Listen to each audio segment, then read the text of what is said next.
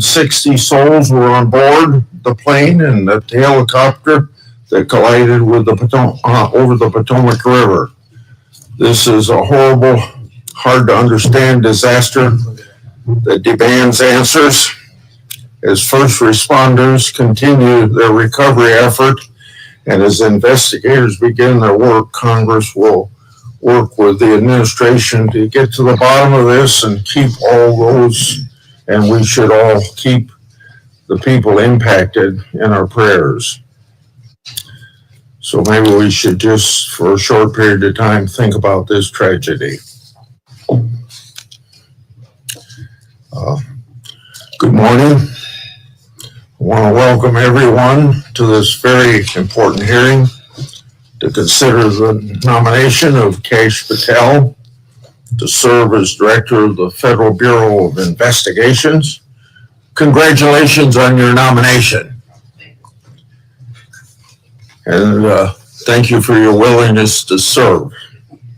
Before we get started, I want to set out a couple of ground rules, kind of ordinary for controversial hearings like this. I want everyone here to be able to watch the hearing without obstruction. If people stand up and block the view of those behind them, or if they speak out of turn, it's quite obvious that it's not fair or considerate to everybody else in this room.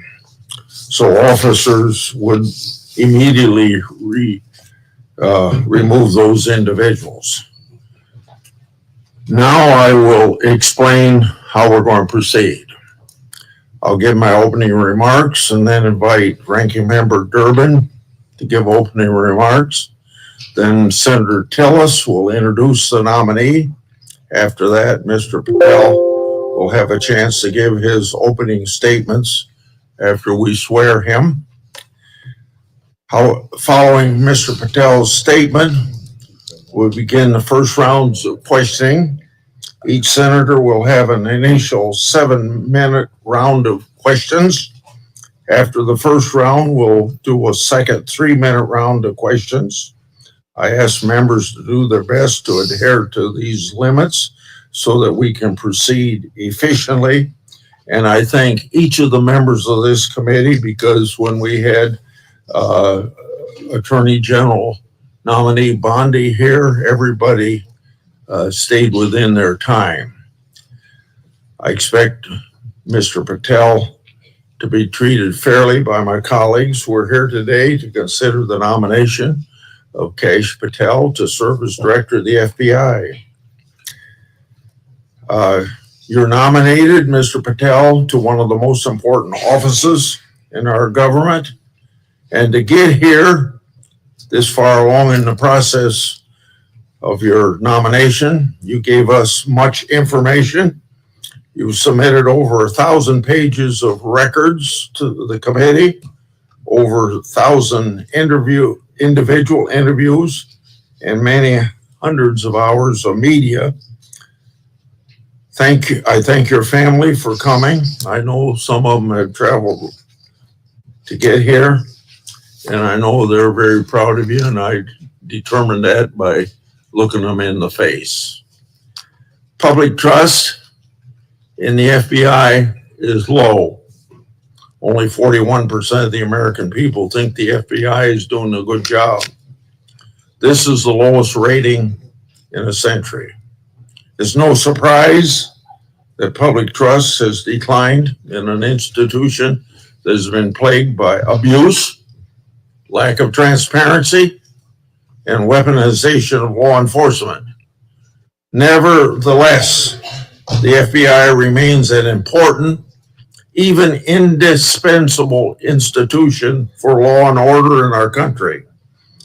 It's the people on the top floor of the J. Edgar Hoover building, not your local FBI agents, that have caused the low approval rating.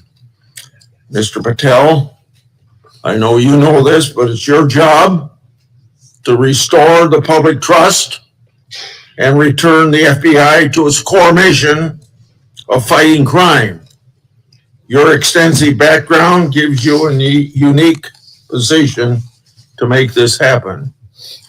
Mr. Patel's career has been a study in fighting unpopular but righteous causes, exposing corruption, and putting America first.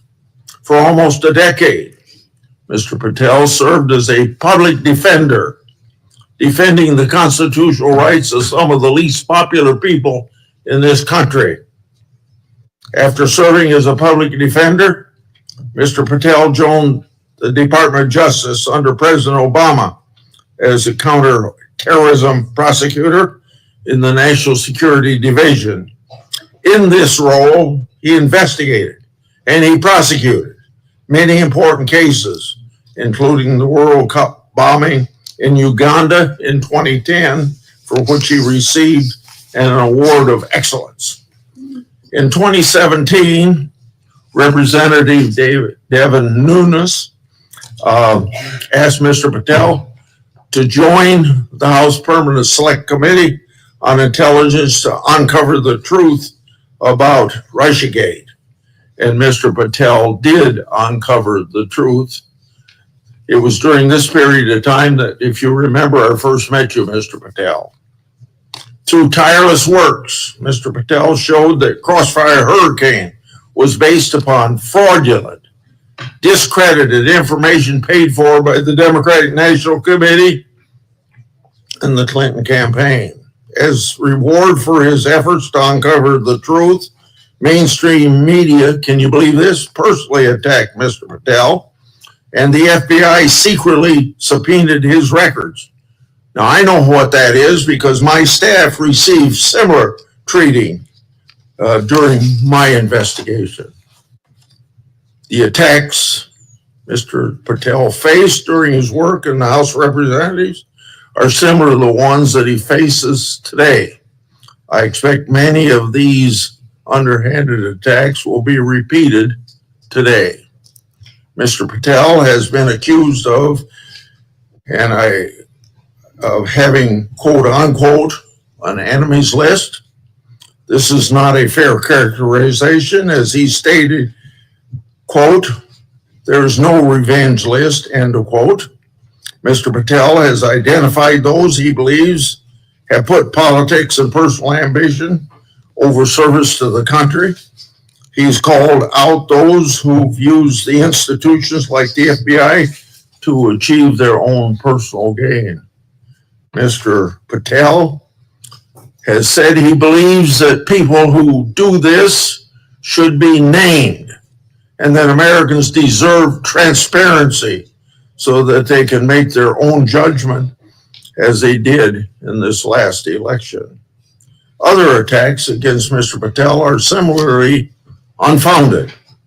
To take just one example, he's been accused of jeopardizing hostage rescues. In fact, those allegations have been repeatedly shown to be false smears. As numerous national security officials have said publicly and on the record, Mr. Patel played a critical role in returning Americans safely home and has done so through hard work and personal cost to him. Mr. Patel has accused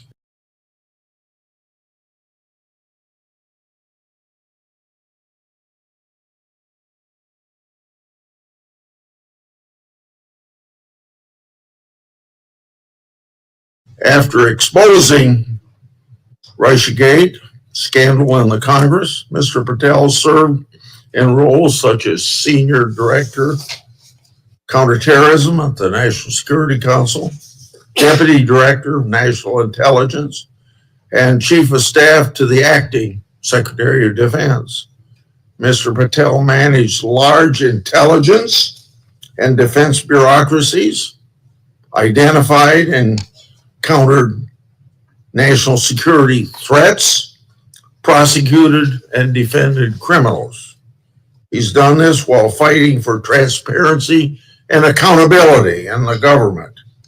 Mr. Patel has precisely the qualifications we need at this time when the FBI is not being respected by our public.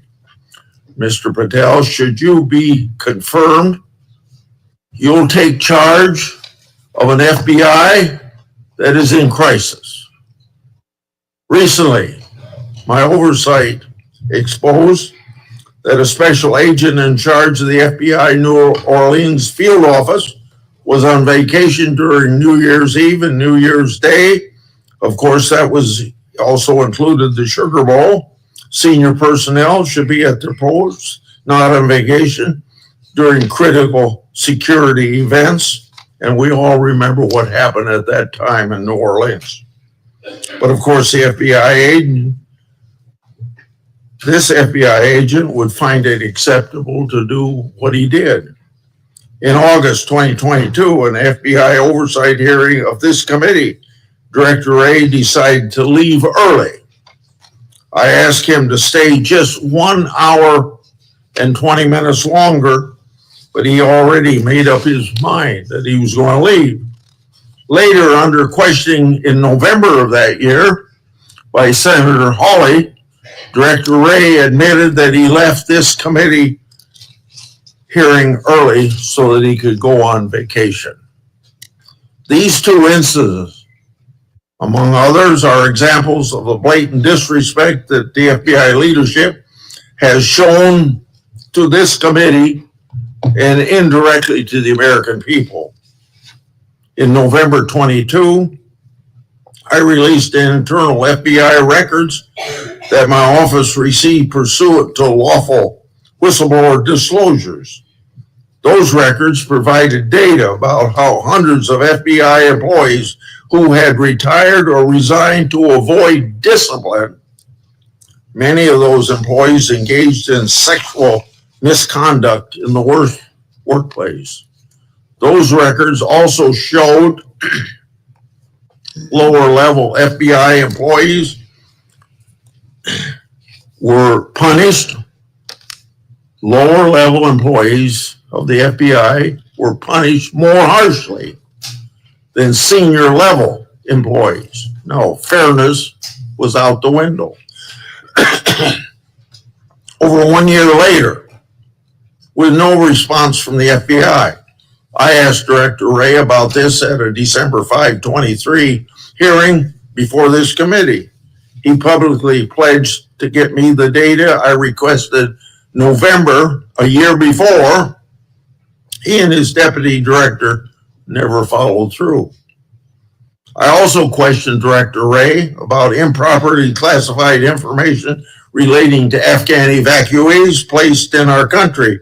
At that time, approximately 50 evacuees were already deemed potential national security concerns. So what's the number now? The public has a right to know. I've also raised concerns about whistleblower disclosure, saying that the FBI moved agents from child sex abuse cases to those January 6 cases. The FBI under Director Ray never got his priorities straight.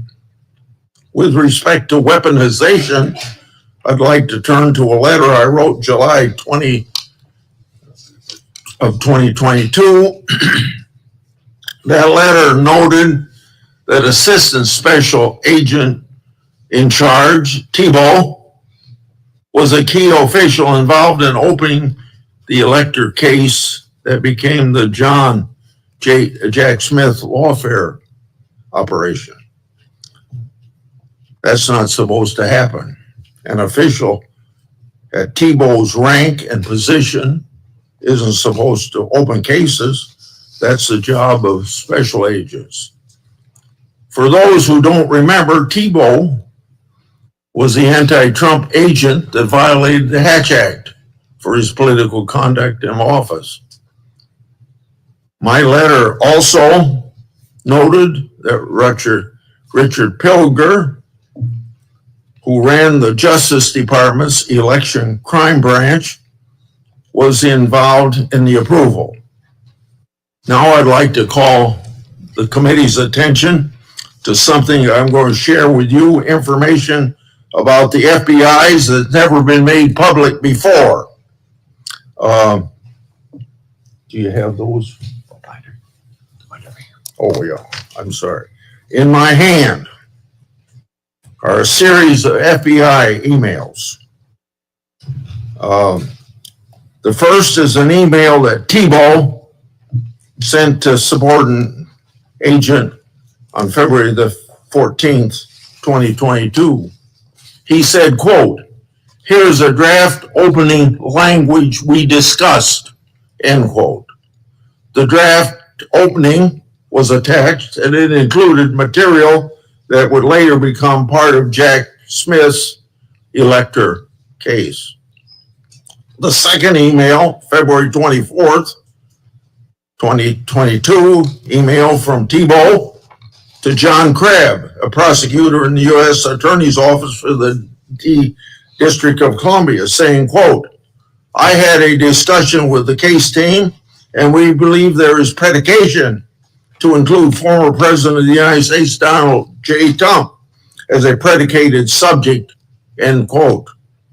This FBI case would later be codenamed Arctic Frost. The third email, February 24th, 2022, email from Thibault to John Crabb, noting that the Attorney General and the FBI approval will be sought to open the case. The fourth email, February 25th, 2022, email from Thibault, subordinate agent, saying they added Trump and others as a criminal subject to the case. Thibault responded, quote unquote, "perfect."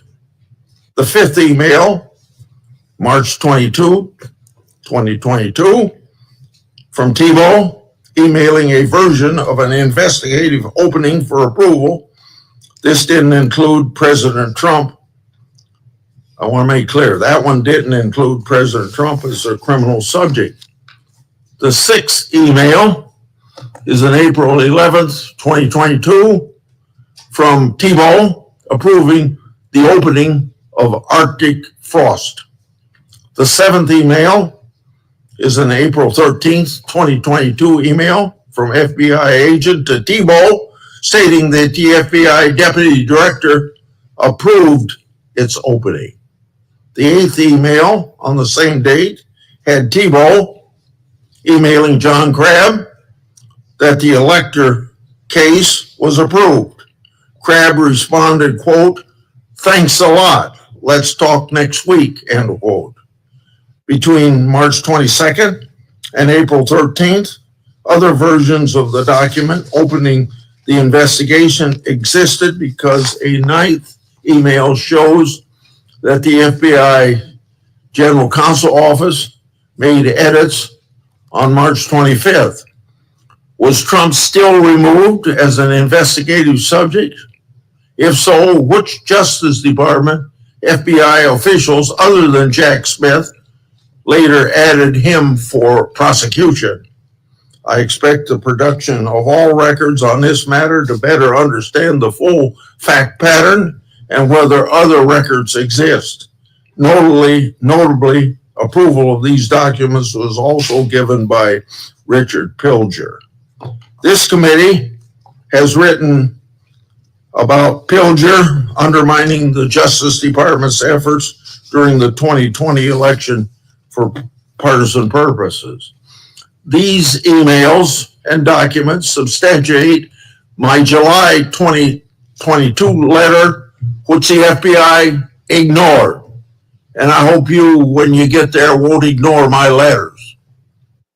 Partisan FBI agents and DOJ officials tried and ultimately succeeded in launching a full field criminal investigation and prosecution of the President of the United States. Justice Department and FBI leadership acted in concert to further a political scheme to take down Trump, just like they did with Crossfire Hurricane. They have yet to learn a lesson, and I hope you'll learn that lesson for them or teach that lesson. And their conduct, yet again, seriously eroded integrity of this once storied institution. As I've said before, if a politically charged investigation is to be open, it must be done the right way. And that didn't happen here. Mr. Patel, in my time, I've never seen our law enforcement intelligence community institution so badly infected with political decision-making. And I say intelligence community because you know what happened when 55 people, former or present intelligence agencies, signed a letter in 2020 that the laptop was a Russian hoax, as an example. So all of this is these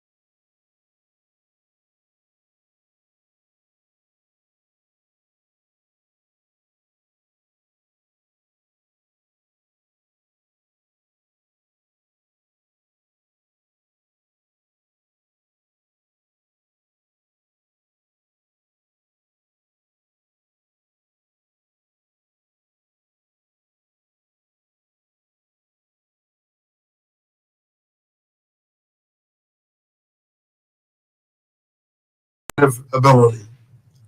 However, with little or no oversight, Hoover also used the Bureau's investigative powers improperly. He infamously directed the FBI to spy on Dr. Martin Luther King Jr., Thurgood Marshall, and other civil rights leaders of the day.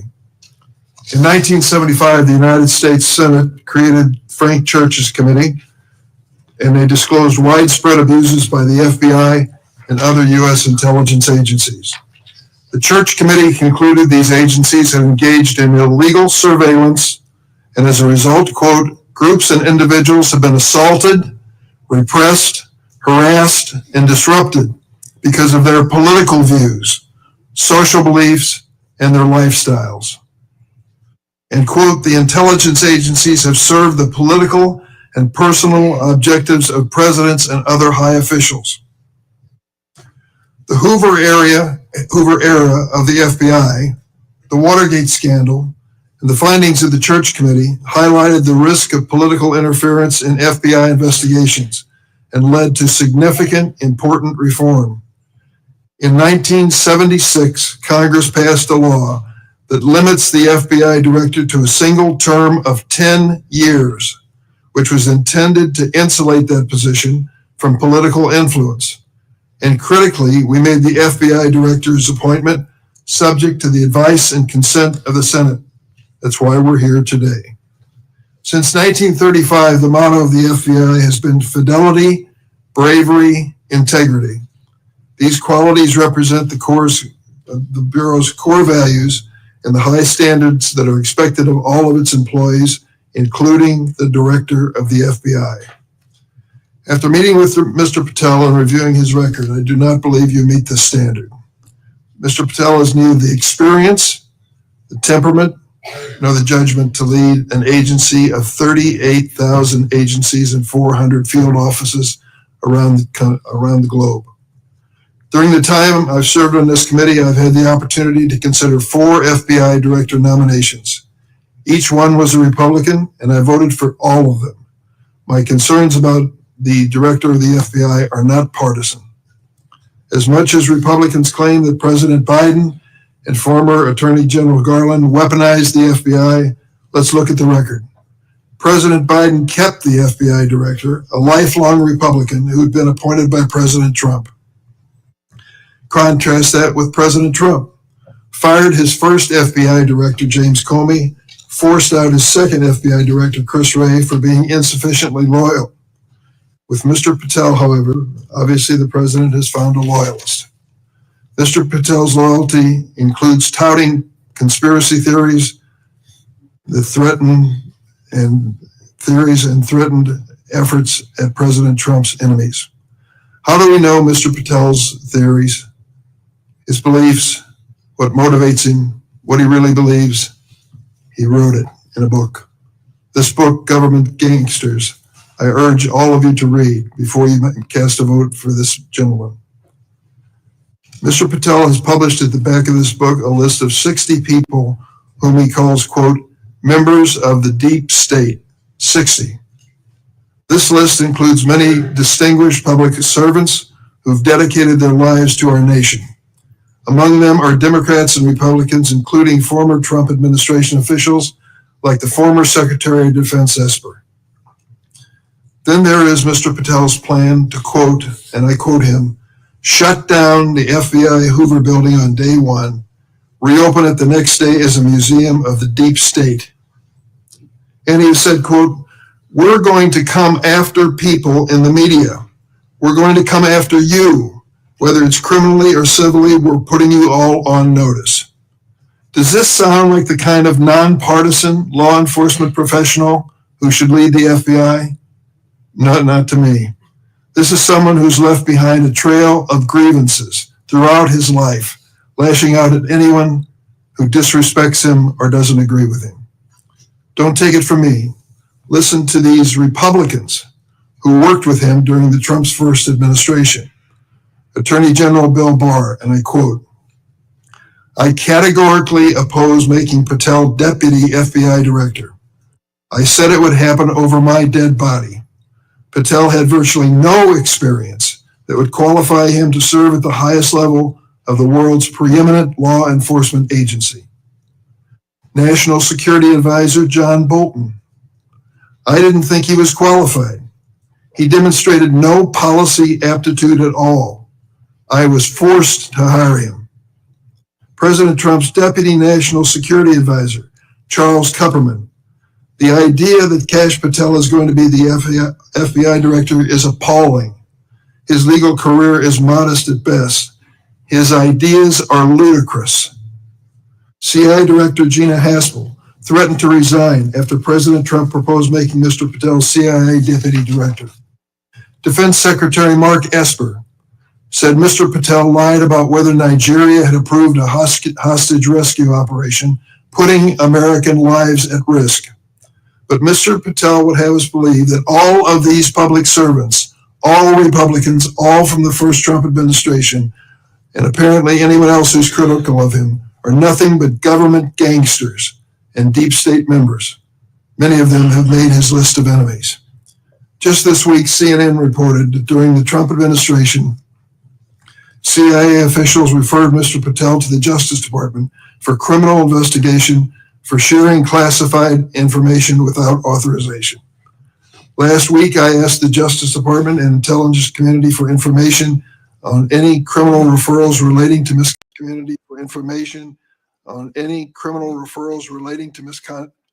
by Mr. Patel. I have yet to receive a response. Mr. Patel's record is clear. He traffics in debunked conspiracy theories that serve or benefit his political beliefs. Let's start with January 6th, and he dedicates a whole chapter in this book on January 6th. That's something that each and every one of us, as witnesses to January 6th, have our own view of. I'll be grateful always to the Capitol Hill police officers who risked their lives defending me, members of Congress, and visitors to the United States Capitol on that day. Mr. Patel posted on social media, quote, January 6th, never an insurrection. Cowards in uniform exposed. End of quote. Let me repeat that. Cowards in uniform exposed. Who was in the Capitol building on January 6th in a uniform? The Capitol Police were. Do you think they were cowards? Many of them risked their lives and some gave their lives in defense of this building. How about the DC police who were here as well? They were in uniform. Cowards risking their lives as well. Some of them being battered and beaten by these mobsters that came into the Capitol. And Mr. Patel claims that the FBI agency aspires to lead. Get this now, was planning January 6th for a year. He says the FBI was planning January 6th for a year. That's a quote. Mr. Patel has gone so far as to co-produce and sell musical recordings of a song performed by January 6 rioters in jail, rioters who violently assaulted police officers. He has described this January 6 choir as, quote, political prisoners. Political prisoners. But at least 6 members pleaded guilty to assaulting law enforcement officers on January 6. All 6 have now been pardoned by President Trump.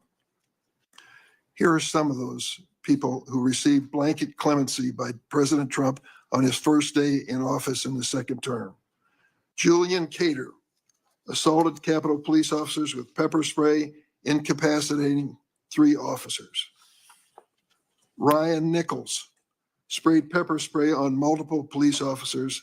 After the attack, Nichols posted on Facebook, and I quote, "So yes, I'm calling for violence and I will be violent." Jordan Mink struck officers, quote, aggressively with a long pole. He spat at officers and threw large items at them. Armed with a knife, Ronald Sandlin shouted at officers, quote, "You're going to die, get out of the way." Sandlin shoved officers when they tried to lock the doors to the Senate gallery. After breaching the Capitol, James McGrew struck an officer and lunged for his baton. McGrew also threw a wooden handrail with metal brackets at officers. I want to read a sentence from this book on the January 6th experience, just to give you an idea of Mr. Patel's take on what he calls a haphazard riot.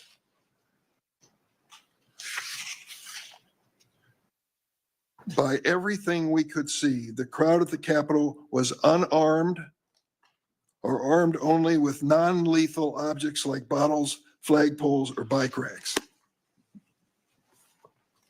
Mr. Patel has also peddled conspiracy theories for his own financial benefit, promoting a line of dietary supplements that claim to help people detox from COVID-19 vaccines. During my time on this committee, I was fortunate to get to know and work with former FBI Director Bob Mueller. I met him a few days after 9/11. That's when he took over the FBI. I trusted him. I worked with him. I did everything I could to help him because I believed that the FBI was a critical central agency in restoring America's confidence that we were safe. Bob Mueller was an extraordinary man. Oh, he was a Republican. Make no bones about it. He said it and admitted it, and I knew it. He comes from the San Francisco area. And when he was in college and graduated, a friend of his a year ahead of him had enlisted in the Marine Corps and was killed in Vietnam. Bob was inspired to do the same thing, join up in the Marine Corps, and he did. And he was a first lieutenant Corps, and he did. And he was a first lieutenant in Vietnam. He received a Bronze Star with a Valor Pin, and he also received a Purple Heart. He was injured in battle. I read about his experience because after he was healed from that wound to his leg, he returned to combat. He was just that kind of fella. Regardless of party, he was a real American. He was a longtime federal prosecutor, a U.S. attorney, the head of the DOJ's criminal division, and acting deputy attorney general before he became head of the FBI. After 9/11, I worked with him, and we had a good relationship, a professional relationship. We didn't always see eye to eye, but I respected him so much for what he had given to this country. In this book, Mr. Patel calls Director Bob Mueller, quote, a swamp creature. With all due respect, Mr. Patel, I've not worn the uniform of this country, and neither have you. To think that you would denigrate Bob Mueller's service to our country and call him a swamp creature is an indication of the depths your political views take you. The FBI plays a critical role in keeping America safe from terrorism, violent crime, and other threats. Our nation needs an FBI director who understands the gravity of this mission and is ready on day one, not someone who is consumed by his own personal political grievances. The American people deserve an FBI director focused on keeping our families safe from terrorism, drug trafficking, and violent crime, not this checklist of grievances we find in this book. Mr. Patel, your record makes it clear you're not that person. I yield. Thank you, Senator Durbin. Before I call on Senator Tillis, I want to clear up something the way I see it, and I think I'm going to invite everybody that it can be cleared up. This business about what Mr. Patel said about cowards in uniform, it's a mischaracterization of what he actually said. So I'm going to invite you to listen to the interview Mr. Patel gave that linked to his post to hear what he actually said. When he said cowards in uniform, he was talking about senior Pentagon leadership failing to mobilize the National Guard to protect the Capitol. His comments had nothing to do with police. Mr. Patel made his comments while discussing an article in the New York Times exposing grave miscommunication between the Department of Defense and the DC National Guard. So I would encourage people to follow up on that. Senator Tillis.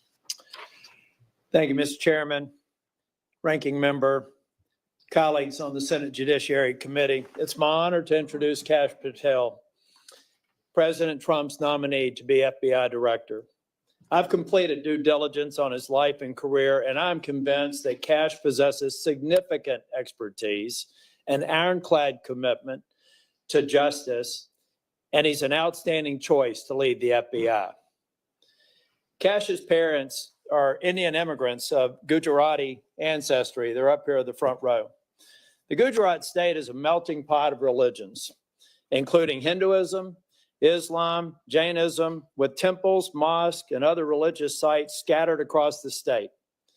His father was raised in Uganda, but his family had to flee the country to escape repression under Idi Amin.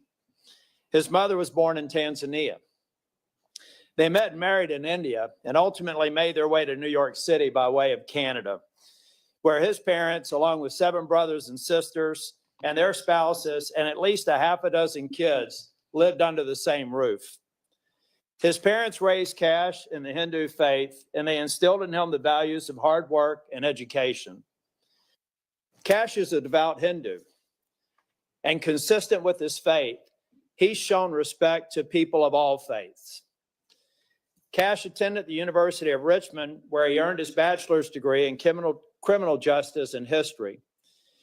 He went to Pace University School of Law, where he earned his JD, and an international law certificate from the University College of London, Faculty of Laws. Kash began his career as a public defender in Florida, where he led or co-led more than 60 jury trials in state and federal court. Kash clearly demonstrated a devotion to upholding the rule of law and defending the rights of individuals. Kash led the defense of Jose Buitrago in United States versus Buitrago, a high-profile case in Florida in 2015. Buitrago was one of the Colombian nationals arrested in a major drug bust involving Operation Backrim. Kash and his co-counsel successfully argued that key evidence was withheld by the prosecution, leading to Buitrago's release. I suspect some of Kash's disdain for prosecutorial misconduct stemmed from this experience. Kash was hired as a senior counsel on the House Permanent Select Subcommittee on Intelligence Committee, I should say, in 2017. He told me he distinctly remembers my friend Trey Gowdy comment shortly after they were introduced. He said in Trey's dialect, "Kash, Congress is where righteous investigations go to die. I hope you're ready. I think Kash was ready, and he went on to establish a solid reputation for pursuing the facts, and from there, he held senior posts at the NSC, the Department of Defense, and the DNI. Since leaving the administration in 2020, Kash has written articles and books on national security, law, and governance. Through his work as an author, Kash continues to advocate for justice and transparency, and to be ever vigilant in defending our great democracy and the rule of law. Colleagues, I created a Kash bingo card that I have available to any of my colleagues who would like it on the other side of the aisle. Some may view this as an unserious caricature and not appropriate for this committee. Sadly, I consider it a serious caricature of what I expect to be witnessed today. I think we'll have words like enemies list and deep state. I've already X'd out 4 boxes in the opening statements alone. The fact of the matter is, some people will be here to simply substantiate a false narrative. At worst, they may be just going through an unfounded litany of quotes and half-truths, some of which have already been dispelled by the chairman after the opening statements. Mr. Chair and Ranking Member, in my 10 years in the Senate, I hope I've established a reputation for being fair, doing my homework, and taking tough positions that have been met with harsh criticism. Heck, I've even been censured by my entire state and 30 counties for taking tough positions. And I stand by those decisions today and my decision to support Kash Patel.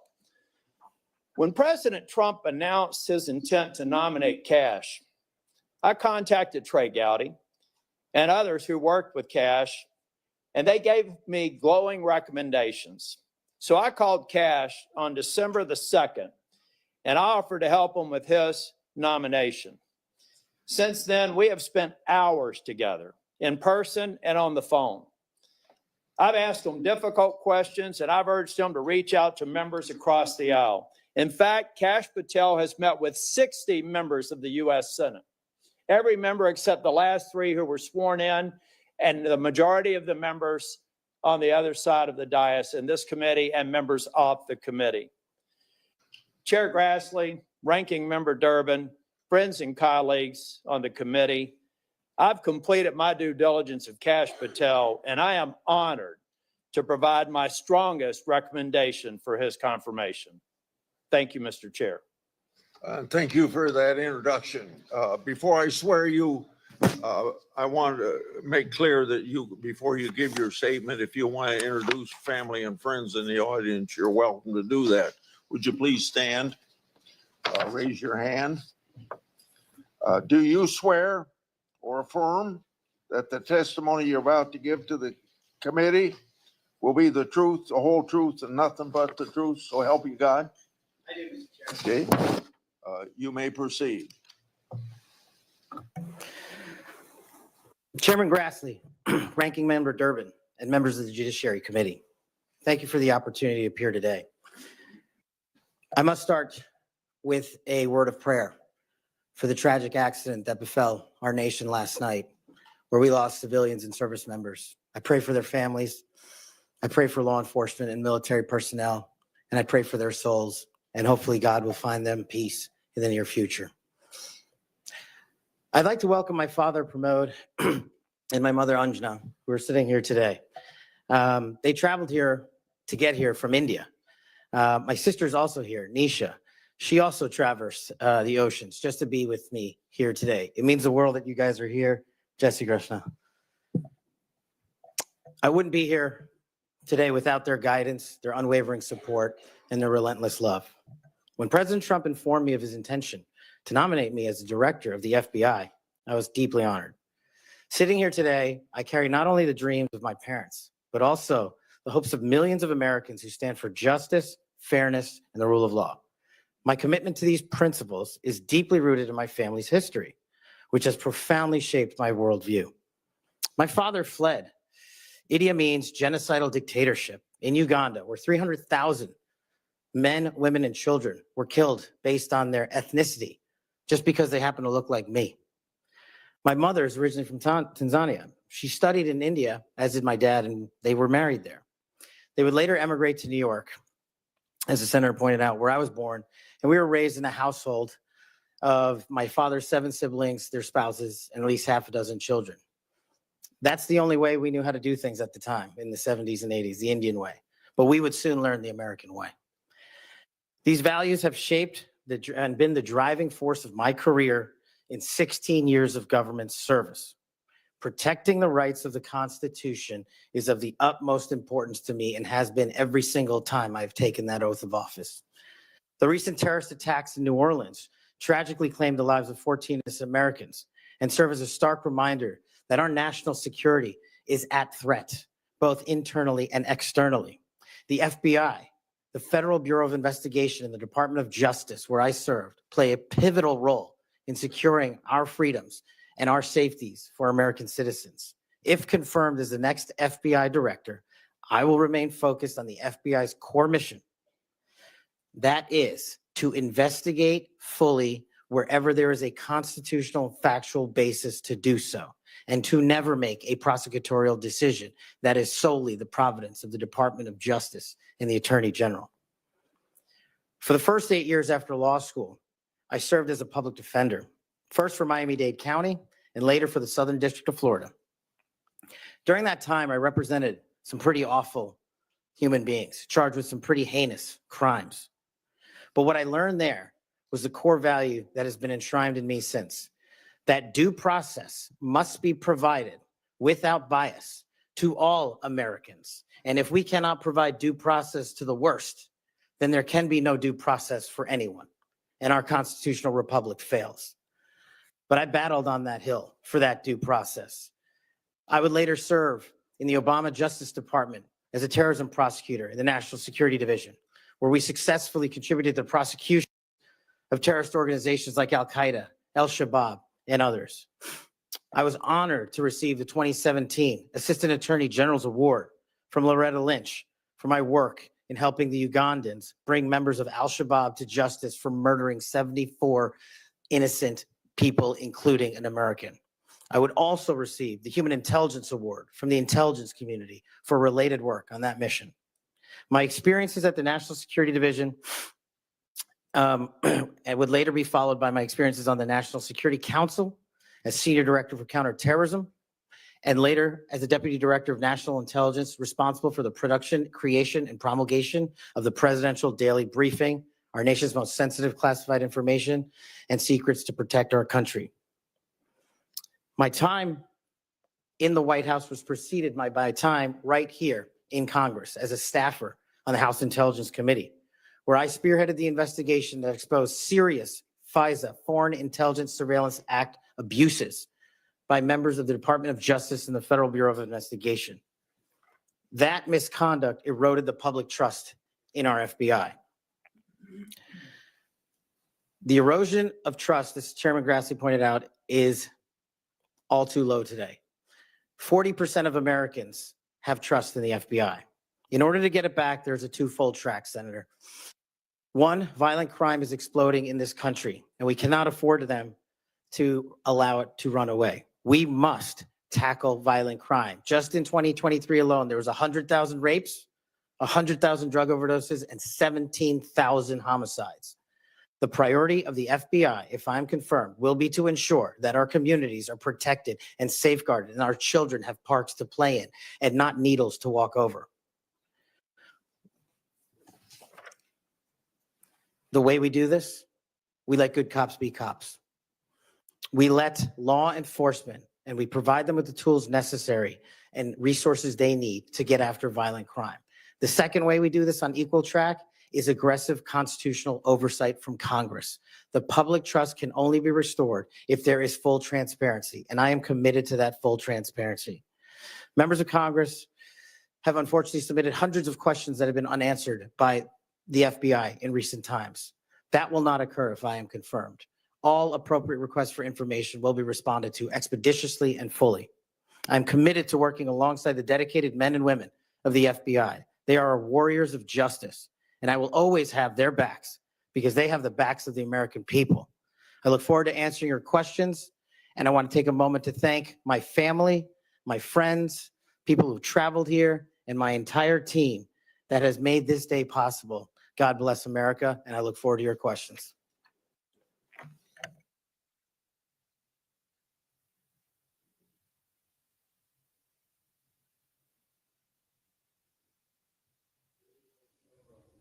Seven minutes, first round, is that right? 7 minutes, 3 minutes, the second round.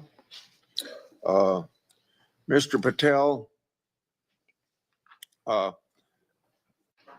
I'm not going to go through all the things that you've done through your career because I said those in my opening statements, but Democrats on the committee say you don't have experience. What are you most proud of from your career in public service? Mr. Chairman, I appreciate the question. It's really humbling to be afforded the opportunity to have served this country for 16 years. But I think what I'm most proud of is my work in national security, protecting the no-fail mission, returning American hostages, killing high-value terrorists that brought hate and destruction to our shores. I've served that mission in Democratic and Republican administrations, and it is the one mission that we cannot fail, and it is the one mission where the FBI must play a critical role. Okay. As you well know, and you and I discussed this in my office, whistleblowers are critical to rooting out waste, fraud, and abuse. Their courage to come forward and make legally protected disclosures about government wrongdoing benefits the country. I think they're politically, they are good American citizens, just want the government to do what it's supposed to do. I think they're treated by bureaucracies, not just in the FBI, but throughout the bureaucracy, like skunks at a picnic. Will you protect whistleblowers from retaliation, unlike former Director Wray, and promote a culture at the FBI that values whistleblowers' important contributions? Absolutely, Mr. Chairman. I share in your beliefs about the importance of whistleblowers. So we've spent a lot of taxpayers' money ruining whistleblowers. Will you commit to ensuring that no taxpayer money will be used to identify and retaliate against whistleblowers? Senator, if I'm confirmed, it will not. Okay. You and I have heard a lot of criticism about various statements about January 6th. You said, quote, "Those who broke actual laws should be prosecuted," end of quote. But you've also called out the partisan nature of prosecutions and compared how the Biden Justice Department treated January 6th defenders with how they ignored many other crimes. Those include crimes related to illegal immigration, as well as riots that took place around the country. So explain your position on January 6th to this committee, and how do you respond to critics who say that you're anti-law enforcement? Mr. Chairman, I greatly appreciate the question, the opportunity to discuss that. If anyone wants to consider me as anti-law enforcement, then look at my 16 years in government service, whether I was trying 60 jury trials in state and federal court upholding the rights of the indigent and breathing life into constitutional due process, or later as a national security prosecutor, where I served this country and overseas, and later when I was a Joint Special Operations Command civilian embedded with SEAL Team 6 and Delta, chasing down some of the most high-value target terrorists there are on this earth and successfully achieving a mission end state.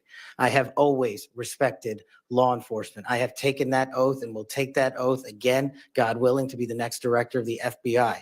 As for January 6th, I have repeatedly, often, publicly, and privately said there can never be a tolerance for violence against law enforcement. And anyone that commits an act of violence against law enforcement must be investigated, prosecuted, and imprisoned.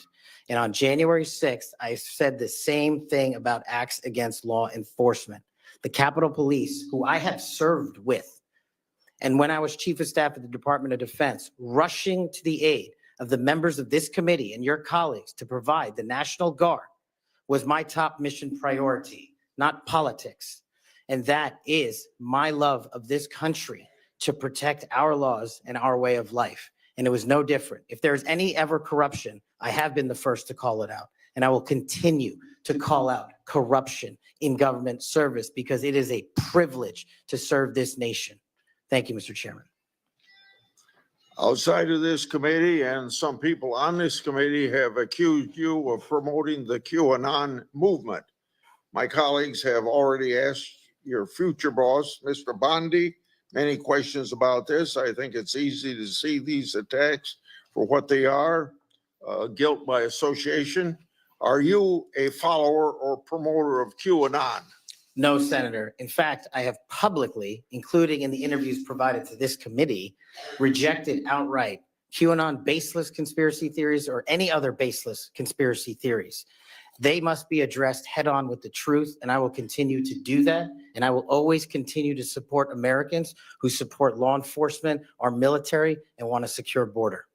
Over the past 4 years, the FBI and Justice Department have weaponized law enforcement towards partisan ends. This has affected you personally. You, along with even members of my staff, were the victims of FBI overreach when they secretly subpoenaed your records during the investigation into Crossfire Hurricane. Inspector General Horowitz of Justice Department was right to say actions like this have a quote, unquote, chilling effect on whistleblowers. How do you intend to make sure that this kind of misconduct never happens again? Senator, this may be one of the scenarios that most uniquely qualifies me to take command at the FBI.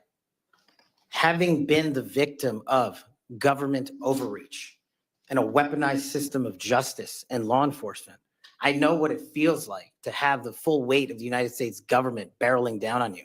And as the Biden Inspector General determined, those activities by the FBI and DOJ were wholly improper and not predicated upon law and facts. I will ensure, if confirmed, that no American is subjected to that kind of torment, to that kind of cost, financially and personally. And most importantly, I will make sure that no American is subjected to death threats like I was, and subjected to moving their residences like I was because of government overreach, because of leaks of information about my personal status. If confirmed as FBI director, Mr. Chairman, you have my commitment that no one in this country will feel that pain. Senator Durbin. Thanks, Mr. Chairman. Mr. Patel, I woke up this morning to National Public Radio, and they had an item on there about what has happened to those who were given blanket clemency by President Trump. One of these individuals was a man named Matthew Huddle. Are you familiar with him? I'm sorry, what was the last name? Matthew Huddle. If you could remind me, Senator. Well, I was reminded again this morning. He's a man who's been found guilty of numerous crimes. The one described this morning was an outrageous situation where he beat his 3-year-old child to a point where the poor kid couldn't even sit down for a week. Mr. Huddle was one of the demonstrators who came to the Capitol on January 6th. He was incarcerated and charged with, and pled guilty to crimes that he had committed, violence against police officers. After he was released by President Trump, he returned to his home state of Indiana. A few days later, he was stopped on the road, pulled a gun on a policeman. The policeman, sheriff's deputy, turned, shot, and killed him. This is not the only instance of a person who received President Trump's clemency committing another crime.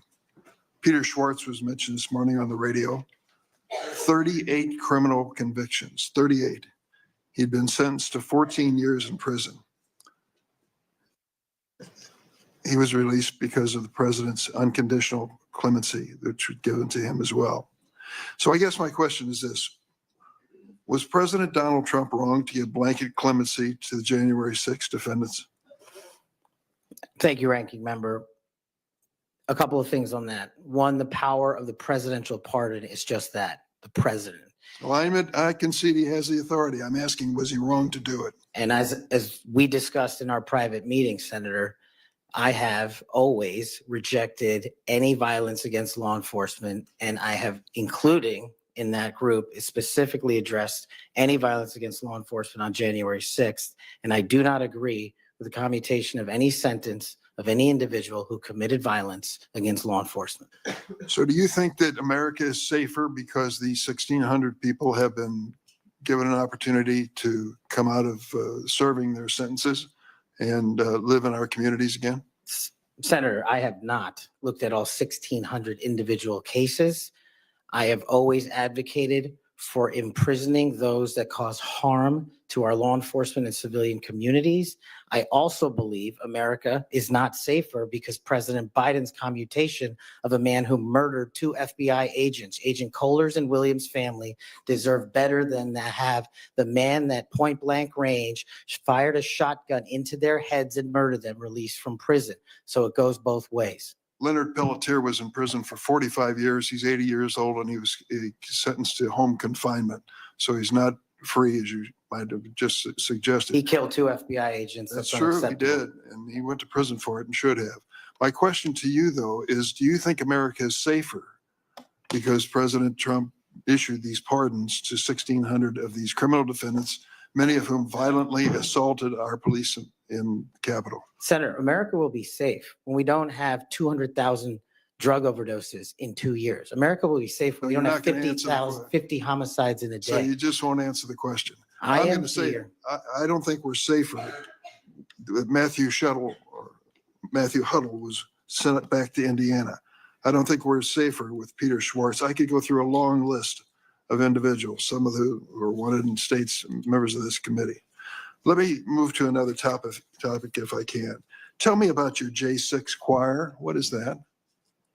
Well, it's not my choir. It's simply a recording that was utilized to raise funds for families in need of nonviolent offenders. Who sings on this recording? I don't know, Senator. What did you have to do with it? Simply to raise funds to assist families of nonviolent offenders whose kids needed college education payments and whose rent needed being paid. My understanding is that the performers on this J6 choir were the rioters who are in prison. I'm not aware of that, sir. I didn't have anything to do with the recording. You weren't aware of who made the recording? No, Senator. That's interesting. Did you receive any money for selling copies of that music or that recording? Absolutely not. Okay. You do have a foundation though, do you not?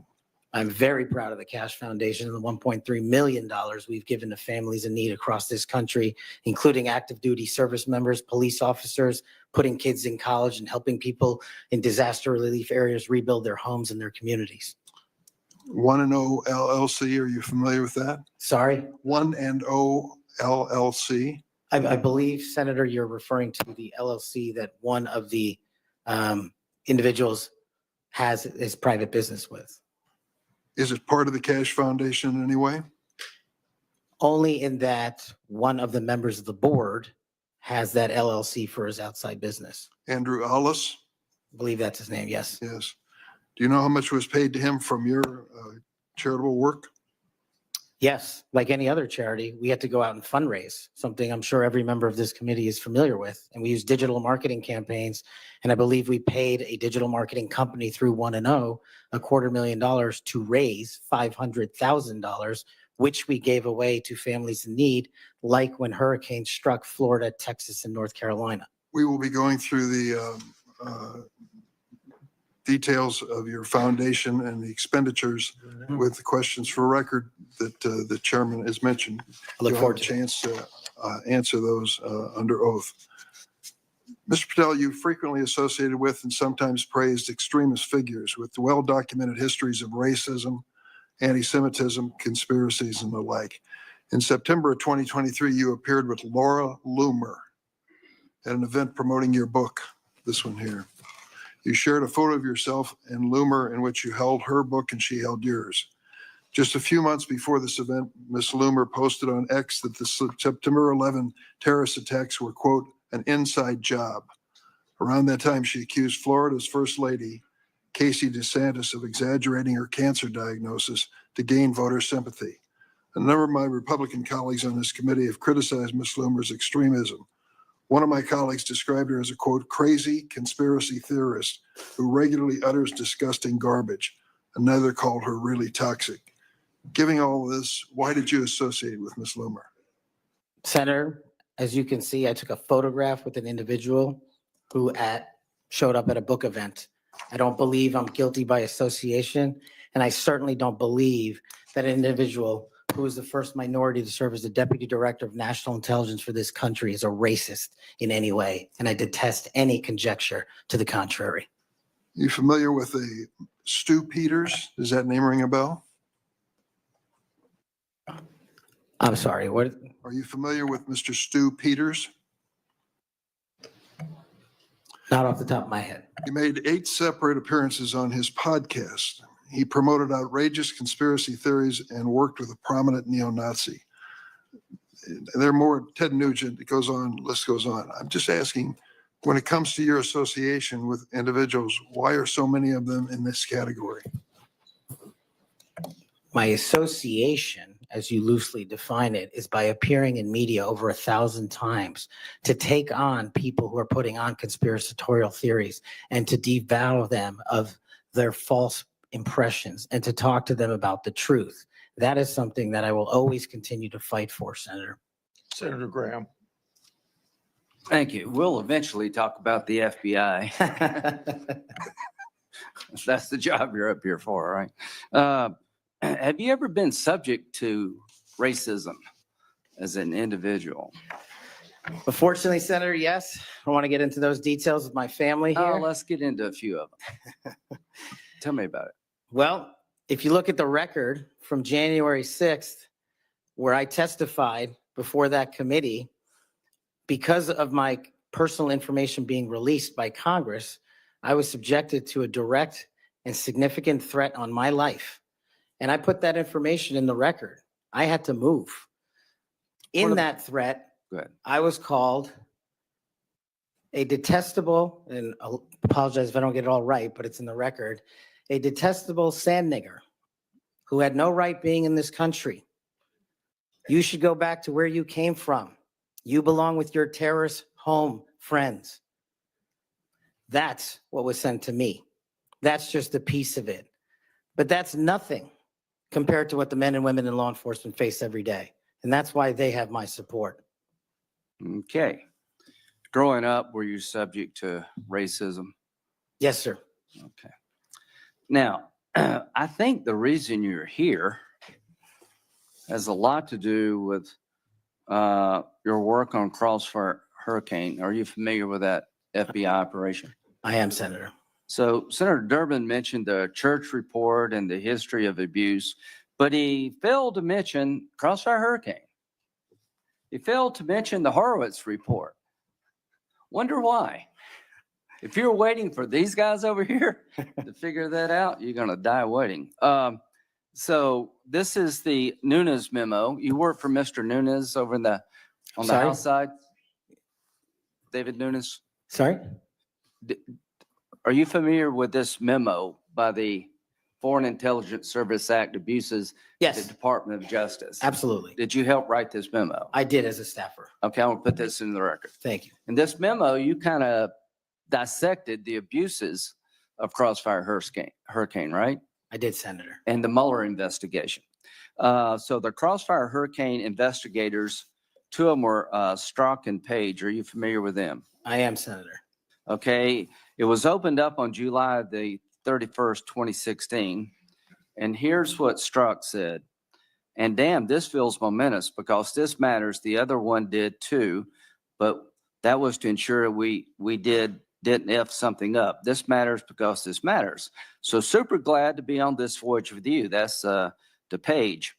And Page responds a couple of months later, he's not ever going to be President, right? Talking about Trump. Strzok, no, he won't. We'll stop it. Is it fair to say that the people in charge of investigating Crossfire Hurricane hated Trump's guts? Well, you don't have to take my word for it. That statement, along with the statements from the sources. Are during that those days operation- over in the FBI, you hope?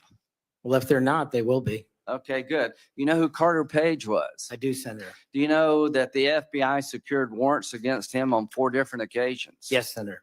Do you know that the information that they relied upon came from the Steele dossier? I do. Was it you that were able to find out that the Steele dossier was a bunch of crap? Yes, Senator, we followed the money and we exposed the fraud that was the Steele dossier. And the primary subsource was Ignor Danchenko, right? That's correct, Senator. And he was actually a Russian analyst. That's right. Are you aware that in January, he told the FBI that, let's see, what did he tell the FBI? Still had no proof to support the statements, then it was just talk. The primary subsource explained to the FBI that his information came from word of mouth and hearsay, conversations he had with friends over beers, and some of the information were statements he heard made in jest. And he told the FBI this in January That's of right. 2017. And they got 2 more warrants after that. That's correct. Are you aware that the FBI had volumes of information that the Steele dossier was a bunch of bullshit and nobody ever told anybody at the top? I am, sir. We exposed. Or they lied about being told? That's correct. So are you aware of the fact that the FISA court rebuked the FBI? Are you aware of the fact that an FBI lawyer went to jail because he misled the court by manipulating a email from the CIA? I am. Do you believe that Crossfire Hurricane was one of the most disgusting episodes in FBI history of a corrupt investigation led by corrupt people who wanted to take Donald Trump down? Yes, sir. You think that's why you're in this chair today, to fix that? I think that's a big. Without part Crossfire Hurricane, this guy wouldn't be here. And my friends on the other side, like pulling teeth, the Horowitz investigation, the Inspector General labeled this fraudulent at its core, mismanaged at its core, running stop signs. At every turn, they went forward when they should have stopped. The Durham report said it was obviously politically motivated. FBI agents were telling anybody and everybody that would listen, this is not reliable, this is not trustworthy, but they plowed on. And because of you and Trey Gowdy and others, we now know about this. Everybody who signed the warrant under questioning by me said if they knew then what they know now, they wouldn't sign the warrant. Comey said that. Yates said that. Rosenstein said that. The reason you're here is because most of the public, almost every Republican believes that the FBI has been used continuously in a political fashion, ignoring evidence, making up evidence, lying to get Donald Trump. And when it came to the Hunter Biden laptop, they told every social media outlet in October 2020, oh, that's Russian disinformation. That was BS too. Right before the election, the FBI intervened to shut reporting on the Hunter laptop down as being Russian misinformation, according to Zuckerberg. Do you promise all of us those days are over at the FBI? Yes, Senator, they are. Are you proud of what you did to find all that? Absolutely. You think that's why you're here today, is to make sure that never happens again? The American people deserve just that. Thank you. Senator Whitehouse. Thanks, Chairman. Welcome, Mr. Patel. I remember January 6th, colleagues running through our halls to flee the mob, colleagues shouting that rioters should be shot, us returning to our constitutional business through hallways cleared for us by automatic weapons carrying SWAT teams. None of you, none of us said those violent rioters should be pardoned. A Republican colleague said such pardons would be hard to believe, even absurd. Your former colleague, J.D. Vance, said the violent rioters should not be pardoned. Even Jim Jordan said pardons would, and I quote, focus on all the people who didn't commit any violence. Well, Trump pardoned all of them. And there's a lesson in that. Every time you think Trump would never go that far, rethink that. We all seem to agree that violence against police is unacceptable, yet more than 600 people who physically attacked Capitol Police officers were just put back on the street, part of a 1,500-person personal Trump army, now out there with people who have proven themselves willing to do violence on Trump's call. In only 10 days, some are already back committing crimes. We've also tried as a committee together to address the dangers of illicit drug sales over the internet, and I assume we're all against murder for hire. But Trump also just pardoned a dark web operator sentenced to life in prison for trafficking illegal drugs online and accused of soliciting murders for hire. Those pardons, as Mr. Patel has said, are a mistake, but they are also a signal that we are entering a strange and dangerous time. That is the context for today's hearing. Warnings that the FBI could become Trump's enforcer, use the powers of law enforcement to stifle speech and dissent, punish political rivals of either party, and hand out free passes, get out of jail free cards to violent supporters are warnings we should heed. Here are some warnings of this nominee's Trump administration colleagues. Former Attorney General Bill Barr said, this nominee has virtually no experience that would qualify him to serve at the highest level of the world's preeminent law enforcement agency, end quote. And we would never be able to command the respect necessary to run the day-to-day operations of the Bureau. That's for the deputy position. Former CIA Director Gina Haspel was reported threatening to resign rather than have this nominee serve under her. John Bolton, Trump's former national security advisor, said, I didn't think he was qualified. I was forced to hire him. Trump's deputy national security advisor, the nominee's former supervisor, said, his ideas are ludicrous. He's absolutely unqualified for this job. He's untrustworthy. And it's an absolute disgrace to even consider an individual of this nature. That's from Republican appointees who worked with him. And here's what this nominee himself has said about using his office to prosecute journalists. We will go out and find the conspirators, not just in government, but in the media. We're gonna come after you, whether it's criminally or civilly. Is that a correct quotation, Mr. Patel? Senator, that's a partial quotation, But it's correct. in part. Regarding his publication of his enemies list, Mr. Patel proclaimed, the manhunt starts tomorrow, and reposted a video depicting him taking a chainsaw to his political enemies. Is that you, Kash Patel, reposting that at the top of that page? Senator, I had nothing to do with the creation of that Is that meme, you reposting it was my question. and that's me at the top. You said FBI agents were responsible for the violence on January 6th, and I quote you here, beyond a reasonable doubt. Is that what you said? That's completely incorrect, and I appreciate the opportunity to address that. I'll give you an opportunity in writing, but this is my time now. Have at it. An Inspector Attorney General investigation found that that was false.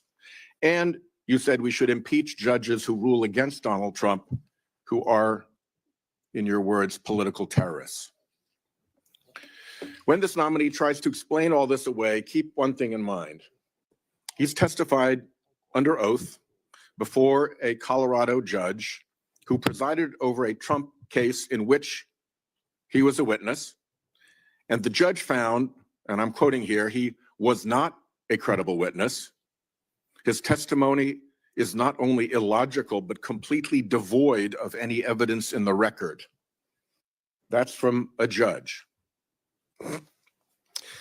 This is a dangerous time, and I ask all my colleagues to consider whether these plain comments by this person and by his own Trump administration colleagues should be given a blind eye, just overlooked, or whether, like the warnings of pardoning violent January 6 offenders, they're warnings to be heeded.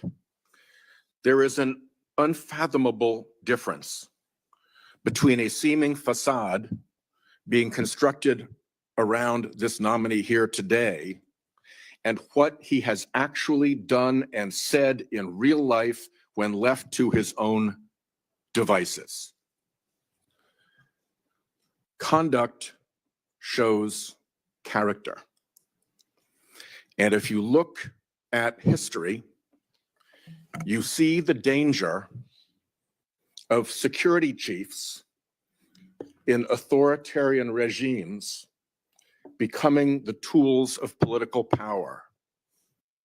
The characteristics that they often show are that they are vengeful, that they are grandiose, that they are intemperate, that they are partisan and blindly loyal, and that they are servile and won't say no. I'm afraid that the history of this nominee's conduct raises those warnings. And I yield my 1 second back. Before Senator Cornyn, you said you'd like to explain something. I forget the point he made. You can do that now if you want to. Simply this, Senator. In the collective, all of those statements are taken out of grotesque context. And anyone that thinks my 16 years of service isn't exemplary on how I would proceed if confirmed as FBI is intentionally putting false information into the public ether and creating more public discourse. The only thing that will matter if I'm confirmed as a director of the FBI is a de-weaponized, depoliticized system of law enforcement completely devoted to rigorous obedience of the Constitution and a singular standard of justice. Before I call on Senator Cornyn, I'd like to say that we've heard about the January 6th pardons. I think it's important that we remind people at the same time of some pardons by the previous administration. Thomas Sanders, a kidnapper who murdered a 12-year-old girl named Lexus and her mother, Swellen Roberts. Adrian Peeler, a Connecticut drug kingpin who was convicted in the death of an 8-year-old boy and his mother. Leonard Peltier, that's already been referred to, that murdered 2 FBI agents. And even Director Wray, at that time, former Director Wray, said that that shouldn't have happened. And Judge Michael Conahan, who took kickbacks for wrongly sending juveniles for profit detention centers, and Alex Saab, who laundered illicit proceeds for narcotics terrorist Nicholas Madero, and was a key connection between Venezuela and Iran, and 5 family members of his own family. President Biden did that. Senator. Welcome, Mr. Patel. Do you believe America is an exceptional nation? It's the greatest nation. Your family went through a lot to get here, They sure did. and your life story is, I think, a great example of people pursuing the American dream. Do you believe what a large part of what makes America an exceptional nation is the rule of law? It is one of the fundamental precepts that determines that. And why is that? because without a singular application of a rule of law, we go back to the Uganda that my father fled in Idi Amin. I believe that the two most important institutions in America to preserve and protect and enforce the rule of law are the FBI and the Department of Justice. And the sort of politicalization that Senator Graham and others have already talked about during the Crossfire Hurricane investigation or project of James Comey at the FBI and the abuse of intelligence tools like Title I of Section 702 are a betrayal of American values and adherence to the rule of law. And I think your biggest task is going to be, along with Pam Bondi at the Office of the Attorney General, is to restore the rule of law to the Department of Justice and the FBI. Are you willing to do that? Absolutely, Senator. Without regard to partisan affiliation or politics? Absolutely.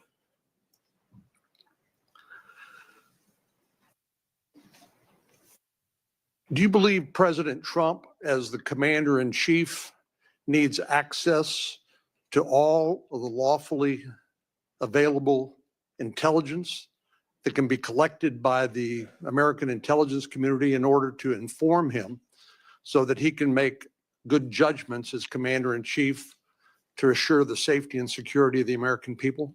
Having been responsible for the collection and predication and promulgation of that intelligence, I firmly believe he and every president must have it.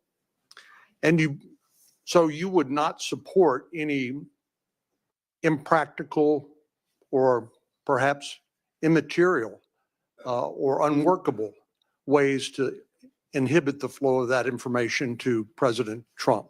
No, I would not. So let me just ask you, you and I have talked about this a number of times, and this has come up before in a number of different contexts. But as I've always said, I think Section 702 of the Foreign Intelligence Surveillance Act is the most important law that most Americans have never heard of. But when I was questioning my fellow Texan, John Ratcliffe, who now has been confirmed as the director of the CIA, about this, we talked about some of the reforms that have been made to Section 702 over the years. This has been an ongoing conversation here in Congress. People like my colleague here, Senator Lee, and others have proposed reforms, which I think have gone a long way to help protect the privacy rights of American citizens.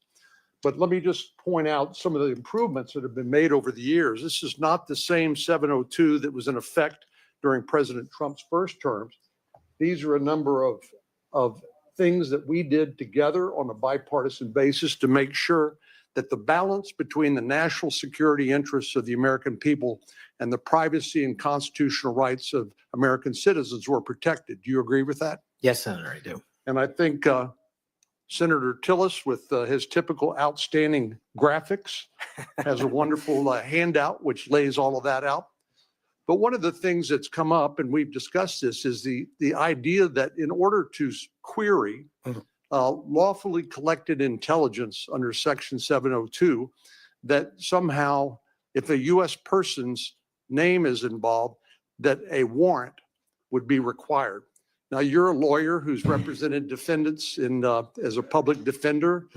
You understand that what probable cause is required, what sort of evidence is required to be produced to a judge in order to get a warrant. Do you believe a warrant requirement is a practical and workable or even a necessary element of 702? If I may just give some context on that, Senator. Having a background not only utilizing FISA and 702 as a national security prosecutor, but as a civilian at JSOC and later as an intelligence official and the Deputy Director of National Intelligence, 702 collection formulates over 45% of the presidential daily briefing that you referred to earlier. I actually have heard it's as high as 60%, but anyway, it's a lot. It's a lot. And the issue for me is not with FISA and 702. The issue has been those that have been in government service and abused it in the past. And so we must work with Congress to provide the protections necessary for American citizens, dealing with these matters, including hostage rescue operations in real time, which we use FISA collection to find and save American hostages, having a warrant requirement to go through that information in real time is just not comportive with the requirement to protect American citizenry. I'm all open to working with Congress on finding a better way forward, but right now, these improvements that you've made go a long way. Well, and Director Ratcliffe said that he did not believe that, given the context of 702 collection, whether a foreign target communicates with a U.S. person, that there'd be sufficient evidence to go to the Foreign Intelligence Surveillance Court or any other court to demonstrate probable cause. Do you agree with that? Yeah, just in real time, Senator, excuse me, it's almost impossible to make that function and serve the national no-fail mission. I think you hit the nail on the head when you point out the lack of trust.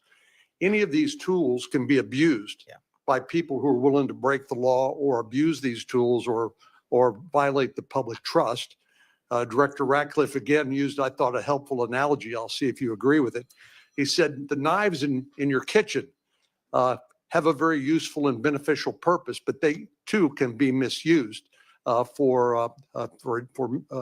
you agree with that? Absolutely, Senator. And similarly, do you agree that tools like Section 702 of the Foreign Intelligence Surveillance Act can be used appropriately to protect national security, but they can also be abused by people who are willing to cross a line they should not cross? They're both true, and that's why we need to work together to make sure Americans have trust again in these surveillance measures that we utilize to protect our country. Thank you. Senator Klobuchar. Thank you very much, Mr. Chairman. Mr. Patel, I think you know that I have great respect for the men and women of the FBI, their mission, fidelity, bravery, integrity. I believe they deserve a director who respects their work and sacrifices, and they deserve a director who's focused on their mission. This is not about bingo cards or games. This is not about revenge. This is about the safety of our country and the people that work in the FBI. And the FBI runs on facts, it runs on truth. Truth matters, and without truth, the whole system breaks down. You said that Donald Trump has every right to tell the world that in 2020, 2016, and every other election in between was rigged by our government because they were. Yes or no, did you say that? I don't have that statement in front of me. But Okay, that was from August 27th, 2023 Thrive Time show. I'll put it on the record. These claims made in that statement were rejected by courts, including by Republican judges. Is that correct? I don't have enough of the facts in front of me to make that assessment. I will put that statement on the record, but I think everyone in this committee, including the Republican members, knows that these statements were rejected by courts.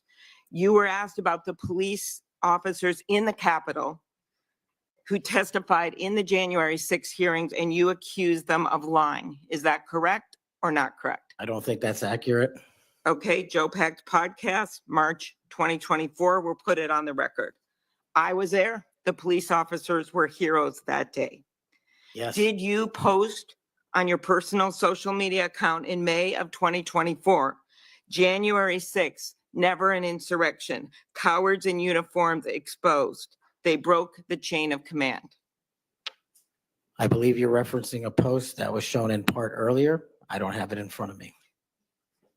You posted it and it was on your account, and we will again put that out there once more as we go on. I don't want to lose any more time on this, but every one of these, there's a record of it and you haven't answered.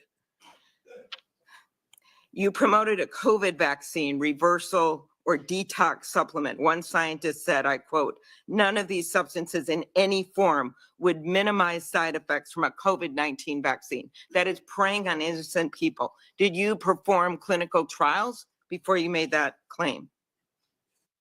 I'm not a doctor, so no. But you did promote this supplement and told people that it would reverse or mitigate the side effects from COVID vaccine. Did I give people an opportunity to make an independent choice for what's best for their families? Yes. You did that last year, correct? I don't have it in front of me again, Senator. Mr. Patel, the FBI tackles some of the most complex threats that we face: terrorists, hostile foreign powers, violent gangs, fentanyl, criminal organizations. Your mission, though, has been to go after people. I've looked at it. I've read the stuff. Yes or no? When Trump wins, did you say this? When Trump wins in 2024 and is in power in 2025, we can prosecute them, referring to Justice Department officials for an actual RICO statute violation for criminally organizing the United States government to break the law to rig presidential elections. Did you say that? Yes or no? Again, Senator, you're reading a partial statement, so I'm unable to fully respond. Okay, again, we'll put it on the record. X22 report podcast 20, that is from, I'll get you the date, about a year ago. One of the names on your list was Bill Barr. Chairman Grassley has called him one of the most capable cabinet officials I've ever been able to vote for. Senator Graham has said, I have nothing but total respect and admiration for the job done by William Barr as Attorney General of the United States. Is Bill Barr on your list of whatever you want to call them, been referred to as an enemies list? You've called them deep state after serving his country as the Attorney General of the United States. Is he on your list because of a personal vendetta? Well, it's not whatever we want to call it, Senator. With all due respect, it's not an enemies list. That is a total mischaracterization. I asked you, And- I actually used the words you used for the list, which was deep state, right? That's what you put at It the is a top. glossary Against in the the Attorney back. General of the United States. Is it because of a personal vendetta that he's on the list? You're under oath. I have no personal vendetta against Bill Okay, Barr. he said about you, you would never be able to command the respect necessary to run the day-to-day operations of the Bureau. That was actually in writing in his book. He had virtually, about you, no experience that would qualify you to serve at the highest level of the world's preeminent law enforcement agency, and that your appointment, as noted by Senator Durbin as Deputy Director to the FBI, would happen over his dead body. Is it, yes or no, why you would put him on the list of deep state as a former Attorney General, Trump Attorney General of the United States, because he wouldn't break the law for Donald Trump? Is that why? Absolutely not. As you know, he repeatedly told the president in no uncertain terms that he did not see evidence of fraud that would have affected the outcome of the election. Did you say in February of 2021 that the election stuff was never my job and I stayed all of it all? I stayed out of that stuff. Again, I don't know what comment you're referring to, but I'm sure you're reading a piece of something. You said it on Pushback on a podcast. Is it true, though, that in December of 2020, you reached out to the Trump acting Deputy Attorney General and asked him to investigate a conspiracy theory claiming that people in Italy had used military technology and satellites to remotely tamper with voting machines in the US and switch votes for Trump from Trump to Biden? Is that true? What was the date? That was out of December of 2020. I was Chief of Staff to the Department of Defense, so I don't believe that's accurate in any Okay, way. that came out of testimony before Congress. I will give it to you. Have you referred to the media as the most powerful enemy of the United States that they have ever seen? Is that right? Again, you're reading a quote. I take that Speech you're to reading it accurately. CPAC 223-24. You said we're going to come after the people in the media who lied about American citizens who helped Joe Biden rig the elections. We're going to come after you, whether it's criminally or civilly. Is that something you said? That's a partial statement of what I said. Steve Bannon's podcast. You also said you would put the entire fake news mafia press corps on your list. Is that correct? Is that what you said? I don't have that in front of me. Benny Johnson's podcast, 8/21/23.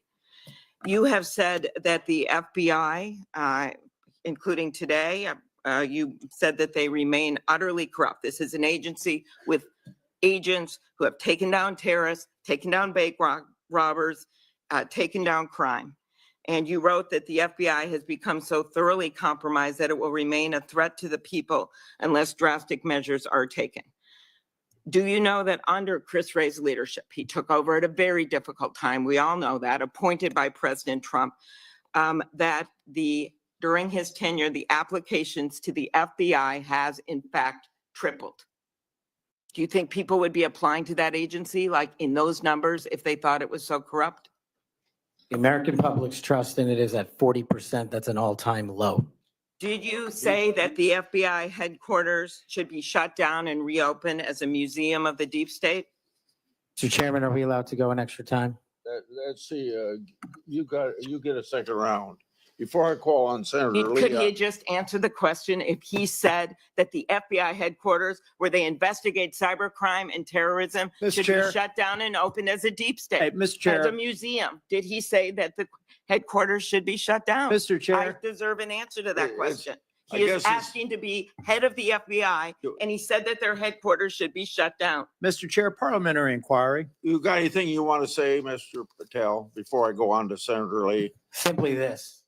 If the best attacks on me are going to be false accusations and grotesque mischaracterizations, the only thing this body is doing is defeating the credibility of the men and women at the FBI. I stood with them here in this country. In every theater of war we have, I was on the ground in service of this nation. And any accusations leveled against me that I would somehow put political bias before the Constitution are grotesquely unfair. And I will have you reminded that I have been endorsed by over 300,000 law enforcement officers to become the next director of the FBI. Let's ask them. Mr. Chair. Mr. Chairman, I am quoting his own words Along- from September of 2024. Along- It is his own words. It is not some conspiracy. It is what Mr. Patel actually said himself. Facts matter. You forget that you had 3 minutes in the next round to say what you just said. Okay, I'll say them again. Okay, before I call Lee. Mr. Chair, just parliamentary inquiry, and it was on time. It wasn't disputing any of the debate, but I intend to keep to my 7 minutes, and I appreciate you keeping everyone to it. If we go over, can we have that decrement against the time in the second round? If a member goes over, I'm not that was actually 10 minutes, Mr. Chair. I'm not sure that I want to, sometimes it's faster to get things done here, just letting people shout and than it does to shut them up. Mr. But Chairman. You're a wise man, Mr. before Chair. we- Thank you. before Mr. we go Chairman. to- Mr. Chairman, Before we go to Lee, Mr. Chairman, yes, what do you want? I love this guy. Mr. Chairman, I'm unlike Senator Tillis. I mean, if we're going to start this, I want an extra 3 minutes. Well. Now, my friend Senator Klobuchar I'm went not- 3 minutes over. So here, what you're saying is the chairman wasn't a very good chairman by not shutting her up. But I've gone through this before, and I think I know how to handle it and get. I this think done. you're a star-spangled awesome chairman. I just want to say that for the record. But if you're going to let somebody over there go 3 minutes over, I want my extra 3 minutes. Well, let's see if it's abused by anybody else before we make that decision. I'm just telling you, I'm going to abuse it. Well, I'm not going to let you abuse it. You're a good man, Mr. Chairman. Before I go to Lee, I want to put a record statement in the record from 56 former FBI agents wrote to this committee to support this nominee. Quote, never has the FBI faced such an urgent and compelling need for comprehensive reform as it does today. Mr. Patel has proven he possesses the breadth of experience required to address these challenges. His leadership, expertise, and vision make him uniquely qualified to guide the FBI through this pivotal moment. For these reasons, we stand in full support of Kash Patel's nomination. Any objection? So ordered. Mr. Lee. Mr. Patel, while we're talking about your awards, let's talk about the cowards in uniform comment for a moment, can we? Please. Would you like to tell us what that was? Put it in context, help the committee understand what that was about. I think it's important. Thank you, Senator. During that time on January 6th, I was serving as Chief of Staff at the Department of Defense. And days prior, we had received the authorization from the President to issue the National Guard to protect you and your colleagues. But as you know, the law requires a request before the deployment of that guard. That request did not come in until the afternoon of January 6th. Once that request came in, this unfortunately, as has been confirmed by his own testimony, I believe, the Secretary of the Army, Ryan McCarthy, failed to immediately deploy the National Guard and instead took a break to speak to media and make personal phone calls. That endangered the safety of you and your colleagues. And if you look at the Biden Inspector General report, we at the Department of Defense authorized the fastest cold start of the National Guard since World War II and the largest occupation since the American Civil War. And the Biden Justice Department said that we, including myself, as Chief of Staff, when it came to the deployment and employment of the National Guard, acted swiftly and without undue delay. So that's what you were talking about. And that's why you had the reference to the UCMJ. Tell us what that means. The Uniform Code of Military Justice is for uniform officers who betray the code of justice and also act inappropriately. And I thought any delay to have the National Guard arrive on scene here must be called out, whether it was a fellow Republican or not, especially someone under my auspices running the Department of Defense. Okay, so moments ago, when Senator Durbin displayed a chart with that quote, there was a reference in part of it to the UCMJ. That's what it was referring to. Yes, sir. Those were the cowards in uniform. Those people who didn't do what they were supposed to do, and a lot of people were put in danger as a result. That's correct, Senator. Okay, thank you. That's very good to know. I do find it significant that we've heard all kinds of aspersions cast in your direction by people who do not know you, by people who do not share your worldview, by people who do not share your commitment to the Constitution or your commitment to public service. I find it astounding that they're willing to say this amidst such great ignorance, and I find it equally heartening that the 56 former FBI officials who know you best, who have worked with you, who actually know who you are, who actually share your view of the Constitution, of the view that you ought to be a law enforcement agency and not a weapon of political warfare. These are the people who stand by you. Those who cast aspersions don't share those views. Would I be correct in surmising that? Yes, sir. Let's talk about the Fourth Amendment for a moment. The Fourth Amendment tells us that in order for the government to breach your expectation of privacy relative to your person, your home, your papers, if they want to search that, if they want to seize you, they've got to get a warrant. And that warrant has to describe with particularity the persons or places to be searched or to be seized and to connect them up with a showing of probable cause.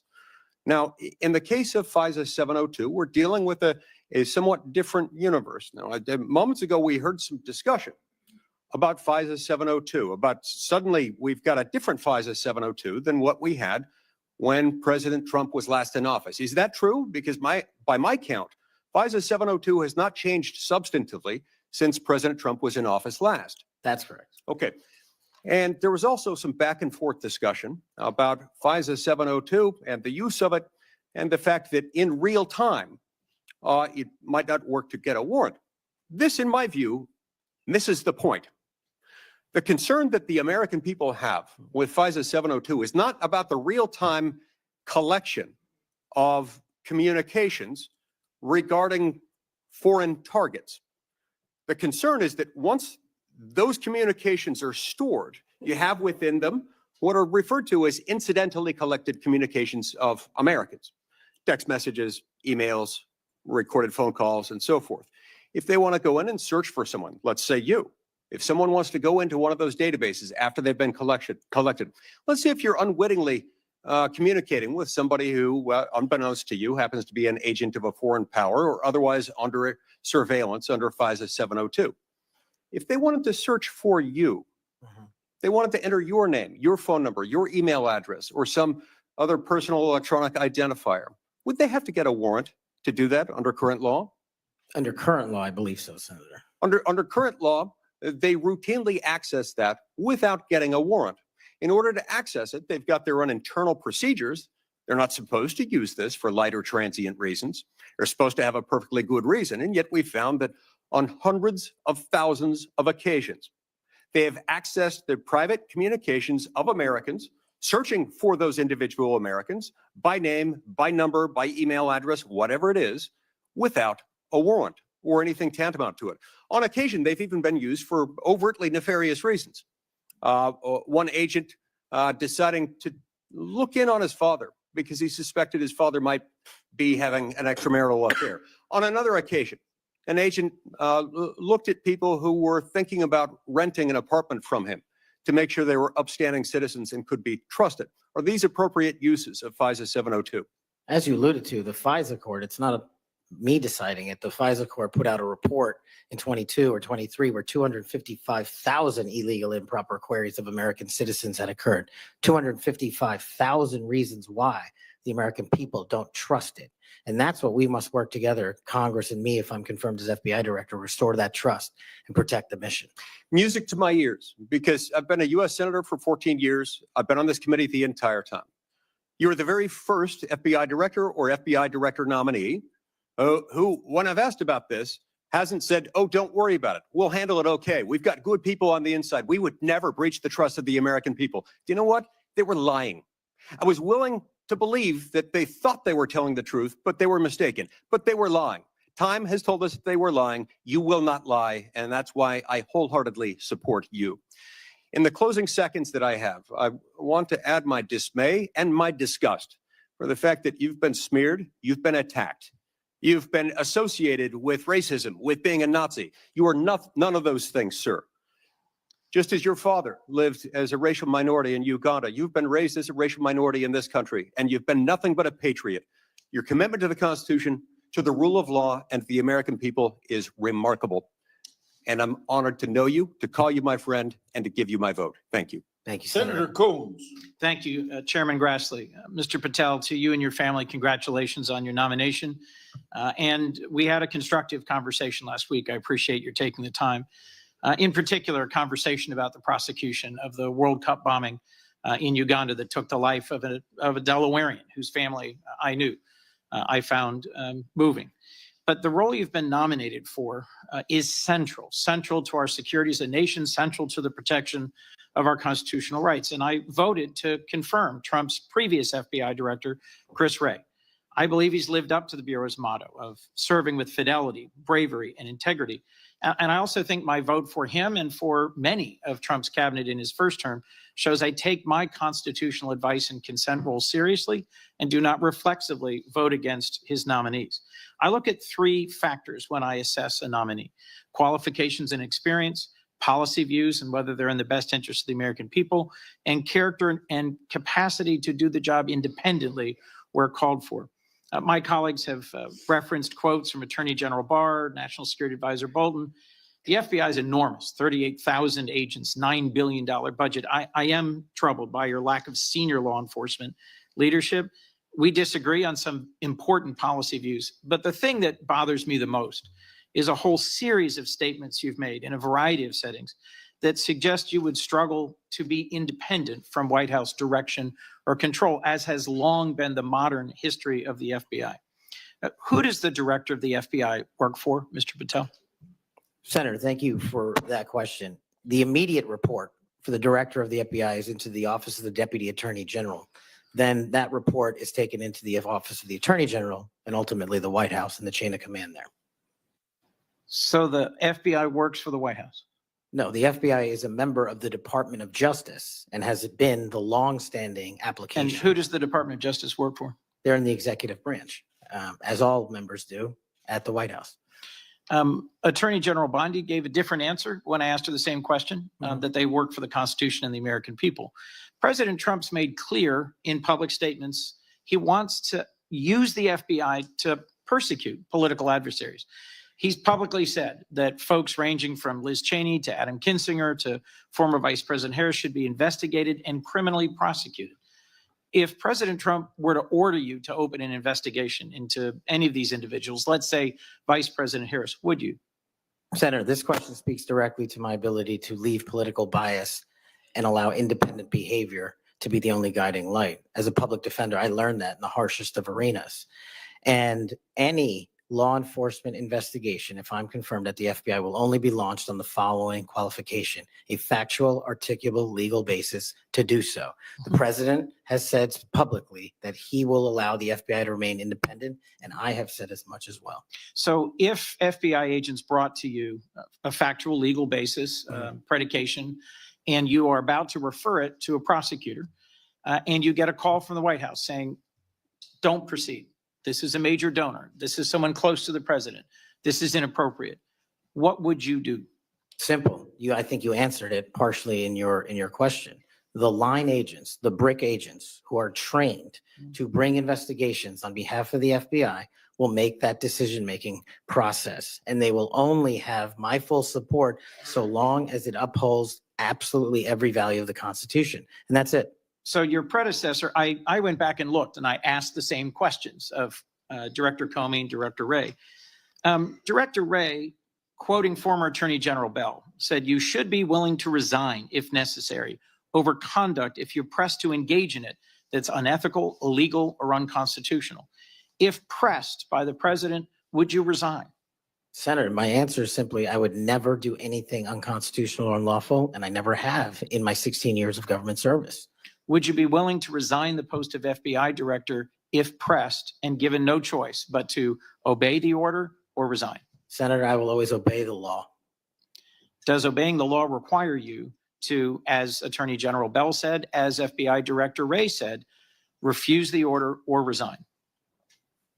I'm not familiar with the extent of the law that you're referring to, but my answer is simple in my 16 years of government service. We will simply follow the law. And I've done that in Obama Justice Department, in Republican Justice Departments, in the Obama military, in Republican civilian capacity. I have never once wavered from my constitutional oath of office. Mr. I'm not Patel, about your to start. predecessors in this role have been clear that they would be willing to resign if forced or directed to do something unethical or illegal. I'll proceed.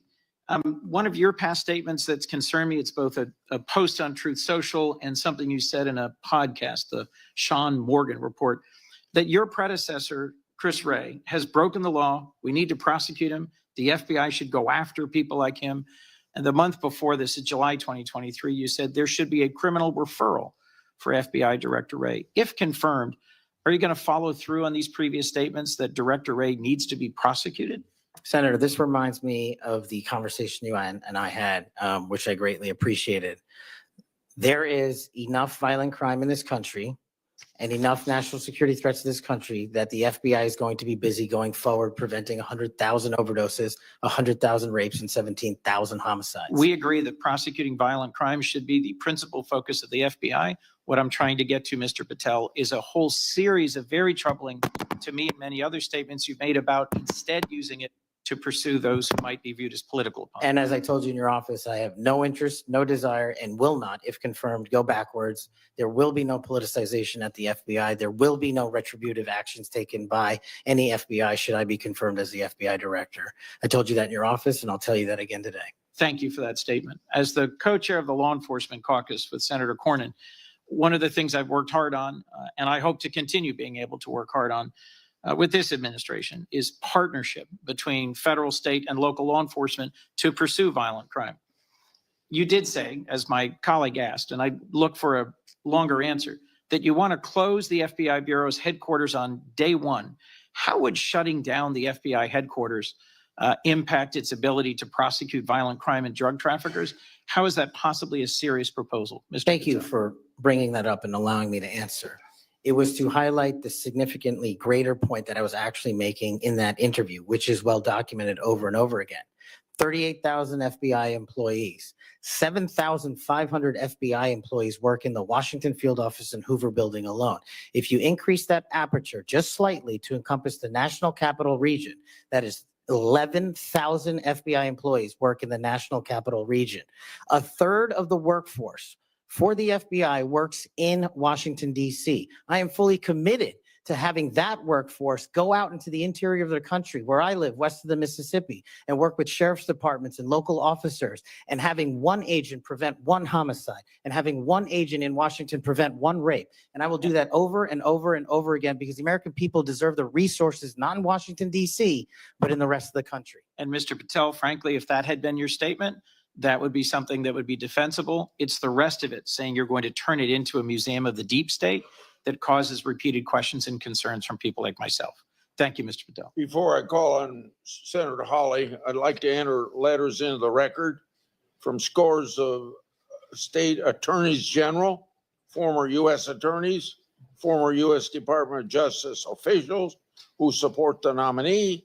They state, quote, Mr. Patel will bring to this critically important office his unique and extensive experience combating terrorism, protecting our national security. We will have no doubt that Kash Patel will serve our nation in this important post with integrity and tireless efforts to protect the American people. Senator Hawley. Thank you very much, Mr. Chairman. Mr. Patel, welcome. It's great to see you again. I enjoyed our conversation in my office a while back. Let me ask you this. Is it appropriate for the Federal Bureau of Investigation to attempt to recruit spies or informants into religious institutions in this country, particularly Catholic parishes? Is that appropriate?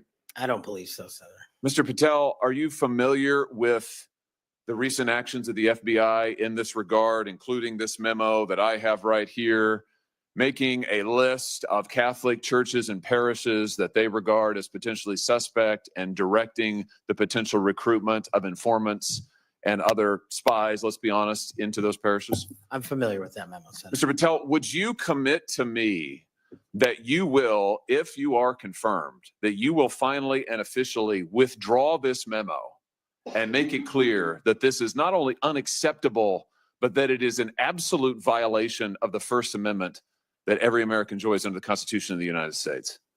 If I'm confirmed, Senator, yes. Will you also commit to me that you will conduct an investigation and find out who wrote this memo, who spread this memo, the field offices involved in this memo? Because I can tell you, we've had your predecessor sit right where you're sitting, and he has repeatedly lied to, there's no other word for it, lied to this committee. He told us initially that it didn't happen, that the FBI didn't make any lists of churches. That's not true. We have it. A whistleblower brought forward the list for us. He said then that only one field office had worked on it. Turns out we know from another whistleblower, multiple field office worked on it. He said that it was never posted on the internal system. It turns out it was. We believe it's still in effect. Will you find out who was involved in this gross abuse of Americans' First Amendment rights? And will you discipline them? And if you possibly can, will you fire them, Mr. Patel, consistent with department policy and law? Senator, you have my commitment to investigate any matters such as this one that are important to Congress. I will fully utilize, if confirmed, the investigative powers of the FBI to give you the information you require and also to hold those accountable who violated the sacred trust placed in them at the FBI. I'm glad to hear you say that, and I'm glad you used the word sacred trust, because that's exactly what it is. The FBI is the most powerful law enforcement body in this nation, arguably the most powerful law enforcement body, at least in a free nation in the world. And to have this body corrupted politically such that it is targeting people of faith in this country and then lying about it to this committee and the American people is unimaginable. I'll be honest with you. I never thought this would happen in the United States of America. I just didn't. If you had told me 5 years ago we'd be reading memos like this, I would have said, no way, that's bad fiction. In fact, it's a horrible reality. The department needs to be cleaned up, the agency does, and rights restored and protected. I'm glad to hear you say that. Let me ask you this. Do you think it is appropriate for the FBI to be sending agents, including counterterrorism agents, to the parents of children who went to school board meetings and asked about critical race theory in their schools, asked about the school's masking policy during COVID? Should those parents be treated as domestic terrorists? Parents who have the courage to ensure their children are taught what they feel is right, and those who have the courage of their convictions to go houses of worship, in my book, will never be domestic terrorists. I'm delighted to hear you say that. You're familiar, I am sure, with this memorandum issued by the Attorney General, the last Attorney General, Merrick Garland, directing the FBI and other law enforcement agencies to look into parents who went to these school board meetings. And we know from whistleblowers who've come forward to this committee and given us the evidence that in fact the FBI opened multiple cases against multiple parents across the nation, I believe including in my home state of Missouri. Another gross abuse, incredible political power brought to bear against everyday citizens. Why? Because they went to a school board meeting that they're paying for and asked about what their kids were being taught. Once again, I can't imagine, I couldn't have ever thought this would happen in the United States of America. Will you find out who was involved in this policy within the FBI, who agreed with it, who implemented it, who encouraged it? Will you find out that, Mr. Patel? Will you do an internal investigation? And will you make clear that those who supported this policy are appropriately disciplined? And will you make clear that the FBI will never do something like this again? If confirmed and pursuant to your congressional request, absolutely, Senator. Thank you. Let me ask you this. Do you think it's appropriate for the FBI to target people of faith particularly those who hold pro-life convictions, do you think it's appropriate for the FBI to single out and target people of faith in order to discourage the exercise of their First Amendment rights? There can never be a targeting by law enforcement just based on their people's faiths. And yet, under this last administration, the FBI and DOJ together brought numerous prosecutions under the FACE Act for nonviolent protests. President Trump has recently pardoned some of these folks, but it also includes individuals like Mark Houck from Philadelphia region, from Pennsylvania, who had an FBI SWAT team arrive at his door in the early hours of the morning, armed, of course, terrorizing him and his children, took him into custody. They charged him with a FACE Act violation. Why? Because he took his young son to a peaceful demonstration outside an abortion clinic. When his young son was shoved to the ground, he defended him. Mark Houck was acquitted by a jury, acquitted. Nevertheless, the FBI used their full resources, including a SWAT team, to try and terrorize him. Meanwhile, how many churches that were firebombed or pregnancy care centers that were firebombed, how many of them were protected by the last administration? Just about zero. It is an unbelievable instance of targeting. Mr. Patel, will you end this targeting? If you get to the FBI, if you are confirmed, will you end it? And will you make clear to all agency personnel that there can be no targeting on the basis of religious belief, and this will never happen again in the United States of America, at least not under your watch? Senator, if confirmed, and it speaks to an issue we were talking about earlier, there will be no such targeting if I'm confirmed as FBI director. And the resources of the FBI, which are funded by the American taxpayer dollars, in the 7 minutes that you and I have been talking about, 2 people have died from fentanyl overdoses. 1 person has been shot to death in this country, and 3 people have been raped.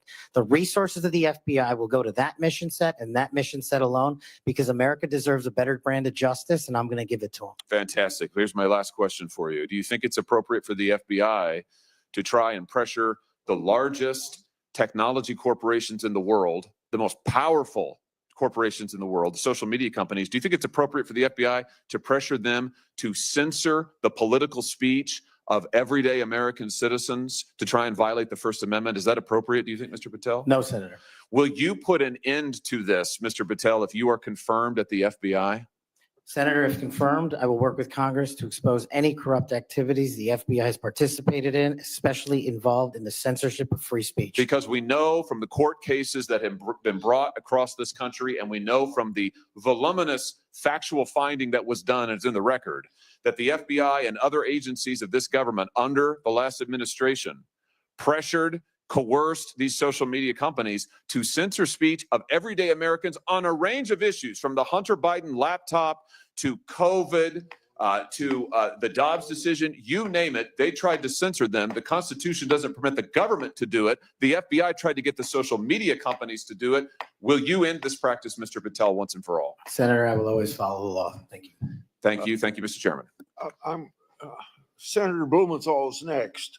I want to say, when he's done, so let's see, the 30-minute break would make it about 12:25 or something. I expect you to be back here on time. And I'm going to have Senator Lee, I'm going to go open the Senate up now. Will you chair for me? Okay, thank you. Senator Blumenthal. Thanks, Mr. Chairman. Welcome, Mr. Patel. Thank you for being here. And thank you for visiting with me in my office at almost exactly the moment that you were talking to me. The Department of Justice was firing more than a dozen lawyers who worked with the special counsel, Jack Schmidt, simply because they were involved in that case. You've committed that the FBI will not be politicized. So here's your first test. Will you commit that you will not tolerate the firing of the FBI agents who worked with the special counsel's office on these investigations?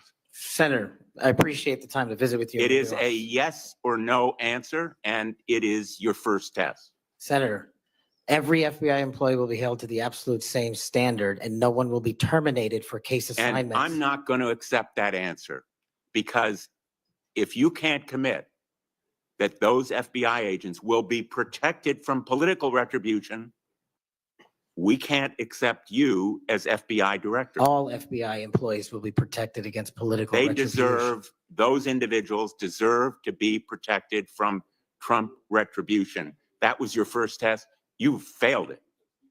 By saying and all that FBI is employees should be a- protected? That is a test of professional diligence because it is the measure of whether you will stand up and say no to the president if he gives you an unlawful or illegal order. Let me turn to the J6 choir.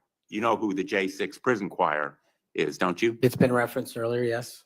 And you know about the song that, in fact, you produced, you promoted, and you used to, as you put it, support, raise awareness and support for the political prisoners still locked in jail. Those J6 choir, were they political prisoners? I don't know everyone in the J6 choir. That's what you said. That's correct? not how I read it, Senator. This is your tweet. That's your whole statement. Well, I'm You reading won't it stand now. behind your own statements made in tweets, countless of them. As a matter of fact, as you put it to Steve Bannon on his show, then we went into a studio and recorded it, mastered it, digitized it, and put it as a song, now releasing it exclusively in the War Room. That was the J6 prison choir song. And all proceeds were given away to charity to help families And you in called need. them political prisoners. Julian Cater, do you know what he did? I don't know who that is, Senator. Well, he's one of the J6 prison choir. You seem to know more about it than I Identified do. in a court filing. And you're saying now you don't know who he is? You glorified him and the rest of that choir? He's the one who sprayed U.S. Capitol Police Officer Brian Sicknick with pepper spray. Officer Sicknick died the next day. Cater admitted his violence. He pleaded guilty to assaulting assaulting a political officer, a police officer. Do you believe that Julian Cater was a political prisoner?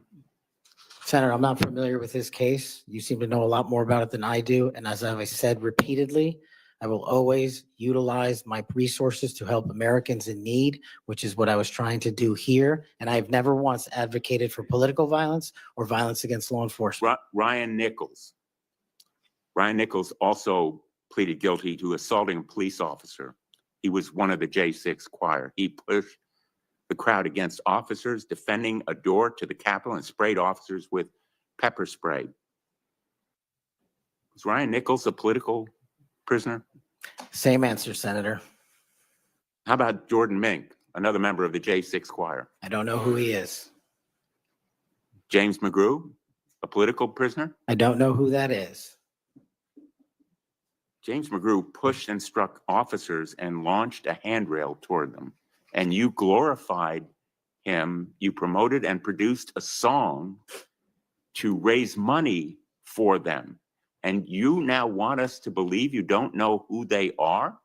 No part of that song or anything I've done in my 16 years of government service glorifies or advocates for violence against law enforcement. And the fact that you would be willing to say that in front of these people in the American audience shows how much of a divide we actually have to restore a law enforcement that is constitutionally based, de-weaponized, and depoliticized. You have my commitment to do that. In your office, we had a lot of common ground. I'm committed to working with you on things like Section 230 and making sure the citizens of Connecticut aren't pillaged by Chinese fentanyl. I welcome your statement, Mr. Patel, but it doesn't answer my question. And it doesn't go to your credibility in denying you know who these people are after. And I have to say, in this tweet and in others, I have a raft of them. I'm going to ask the chairman that they be made a part of the record. If there's no objection. Without objection. You glorified, you promoted, you supported these individuals Ronald Sadlin, he struck an officer in the head, hand, and shoulders and grabbed another officer. Was he a political prisoner? I don't know who that is, Senator. Well,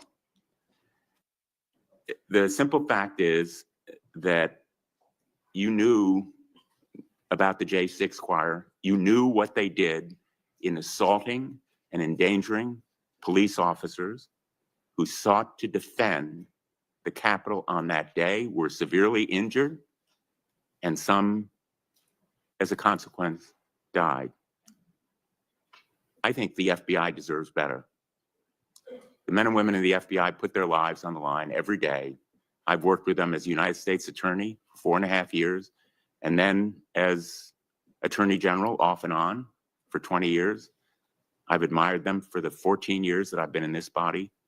I think they deserve better. Thank you. As we turn to Senator Cruz, I'll notice that the statement that he has up does say without trial, and I think that plays some role in the context of that statement. Senator Cruz. Thank you, Mr. Chairman. Mr. Patel, welcome. Let me first of all say thank you. Thank you for saying yes when President Trump asked you to serve in this role. I think there are very few roles in all of government that are more important than director of the FBI. And there are very few roles in all of government that are more in need of a fundamental change. You and I have both spent much of our adult lives working in and around law enforcement. And the loss of respect from the American people of the FBI and of the Department of Justice is one of the most tragic developments of the last 4 years. Both the Department of Justice and the FBI have a long history of being apolitical, outside of politics, of being faithful to and focused on upholding the rule of law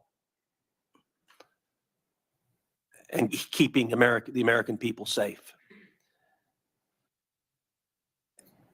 And in many ways, the worst legacy, in my opinion, of the Biden administration was the complete politicization and weaponization of both the Department of Justice and the FBI, turning them into tools to attack the perceived enemies of the Biden White House. Now, you have been charged with going in and restoring integrity of the FBI. That is not going to be an easy task. But before you can carry out that task, and I am confident you will be confirmed and you will be in the position to carry out that task, you've got to make it through the gauntlet of the Senate Judiciary Committee and my colleagues on the Democrat side of the aisle, who I don't know how many spots on Senator Tillis's bingo card have been filled, but it looks like he's playing blackout and they're all filled right now. But you will be and have been accused of just about everything they can. But I want to focus on what several Democrats have done recently, which is trying to blame you for the violence that occurred on January 6th, which even in the annals of ridiculous attacks, this one really takes the cake. So let's just focus on some facts. Let me ask you a question. What role did you occupy in the days immediately before January 6th? Chief of Staff of the Department of Defense. You were the Chief of Staff at the Department of Defense. Yes, sir. So to be clear, you were not rioting at the Capitol. No, sir. Okay. Where were you physically on January 6th? In the Office of the Secretary of Defense in the Pentagon. And what were you doing on that day? On that day specifically, responding to, preparing to mobilize and deploy the National Guard once we got the lawful request from the local governing authority, which was the mayor of DC and the Speaker of the House. Now, how many days in advance were you working to prepare the Department of Defense to help secure the Capitol on January 6th? Days in advance, Senator, we were in the Oval Office on an unrelated national security matter with the President of the United States, the Secretary of Defense, the Chairman of the Joint Chiefs of Staff, and myself.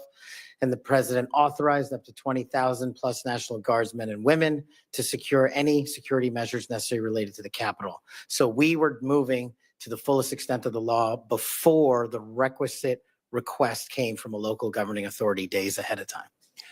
And while you were chief of staff at DOD, how many times did DOD approach Capitol Police and ask if they needed National Guard assistance? I believe those letters are well documented, numerous instances, and numerous of those instances, those requests were shut down. Now, am I correct that the Capitol Sergeant at Arms said assistance was unnecessary? That's correct, Senator. Who did the Sergeant at Arms report to? The Speaker of the House. That would have been Nancy Pelosi at the time. Is that correct? Yes, Senator. And would that also be Chuck Schumer, then the Senate Majority Leader? The Sergeant at Arms, yes, Senator, reports up there.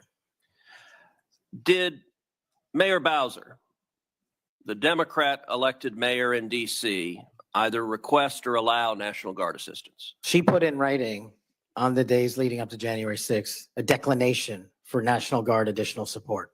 And that letter is available publicly to the world. And just to speak English for folks at home, a declination meant she said, no, don't send National Guard. Is that right? Yes, sir.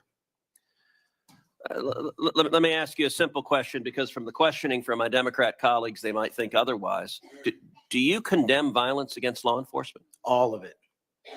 And by the way, is that true whether the violence is right wing or left wing or anywhere else? There is no discriminating between types of violence against law enforcement.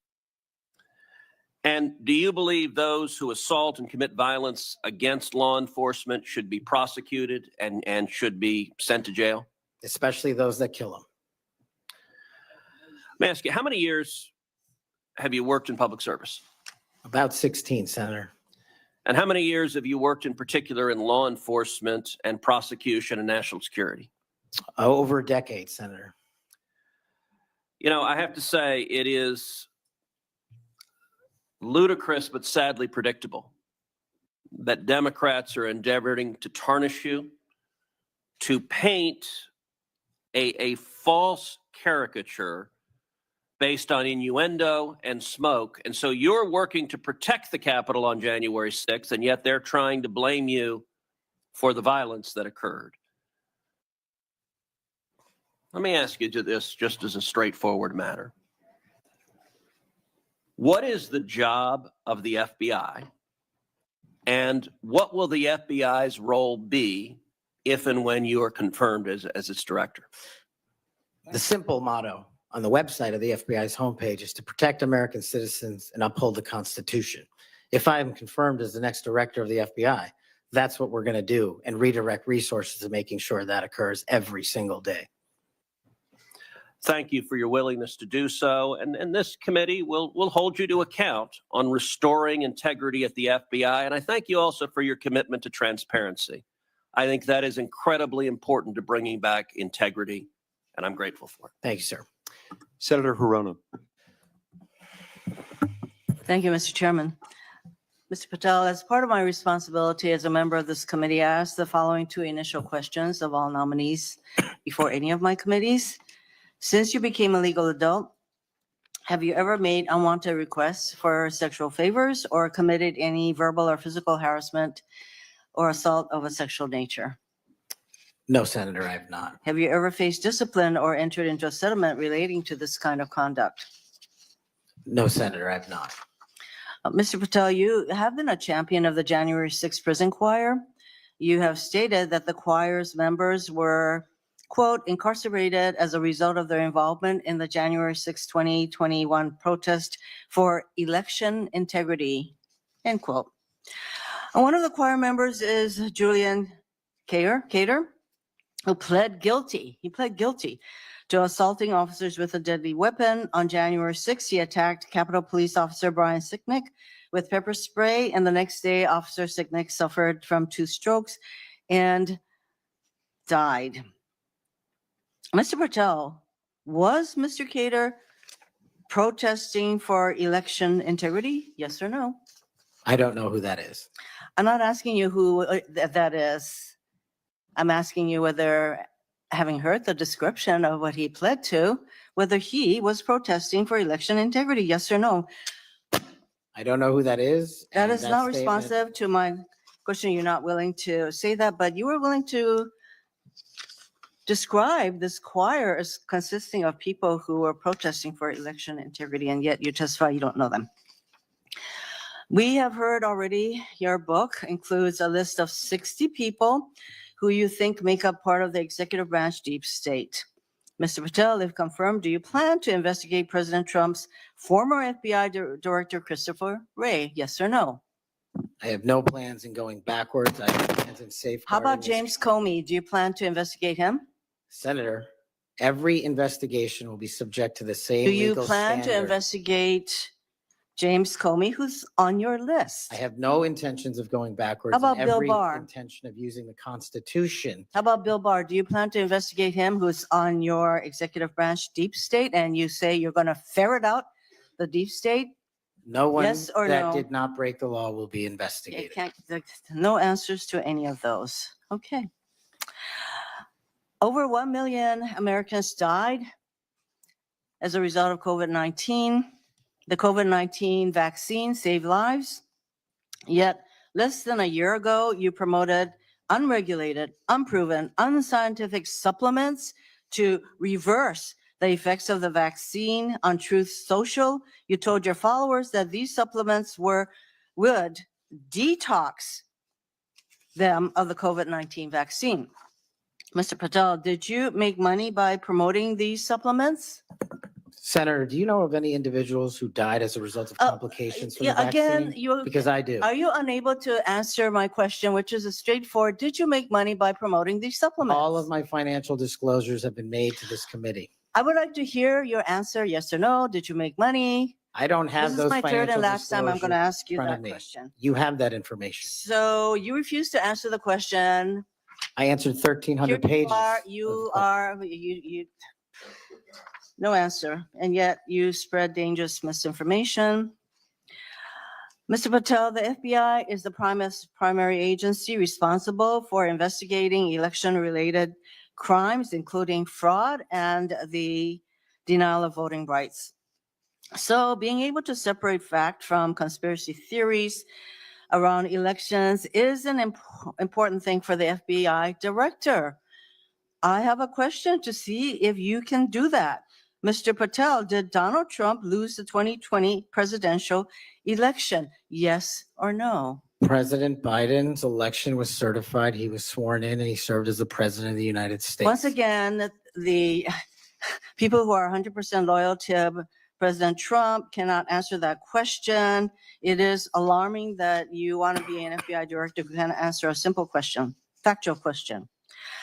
During a 2023 interview with Steve Bannon, you said, quote, "We will go out and find the conspirators, not just in government, but in the media. Yes, we're going to come after the people in the media who lied about the American citizens, who helped Joe Biden rig presidential elections." There's your quote.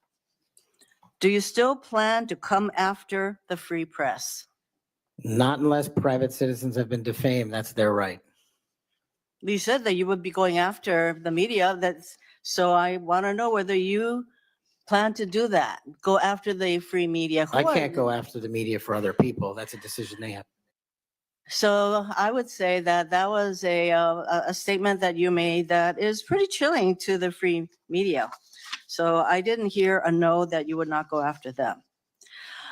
You currently serve on the board of directors for the Trump Media Technology Group, which owns the social media platform Truth Social.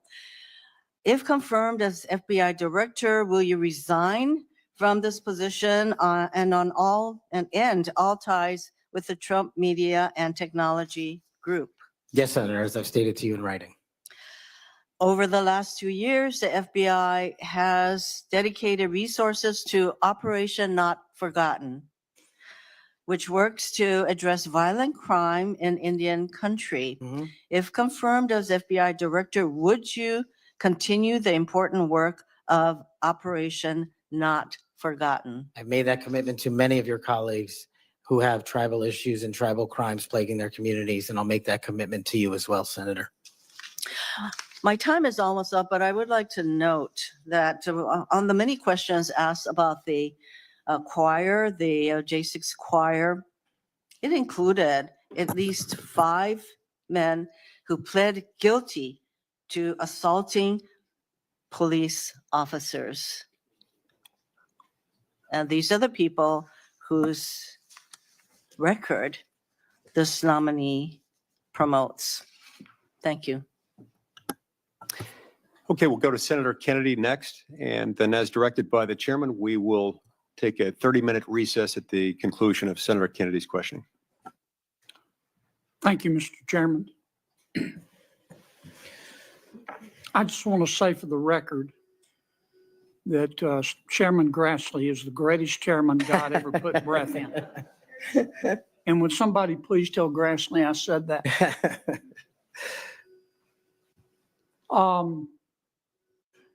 You've made a lot of people mad, haven't you, Mr. Patel? Seems so, Senator. Think maybe you've made the right people mad? As my FBI agents, the BRIC agents told me when I was running cases with them across this country and around the world, if you're not ticking off some people, you're not doing your job right.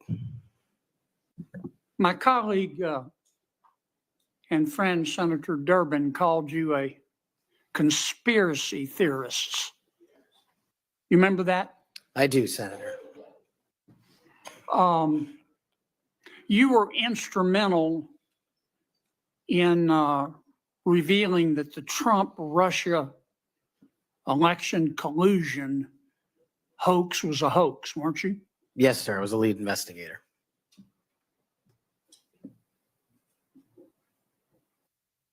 Sounds to me like we need to get some new conspiracy theories because all the old ones turned out to be true.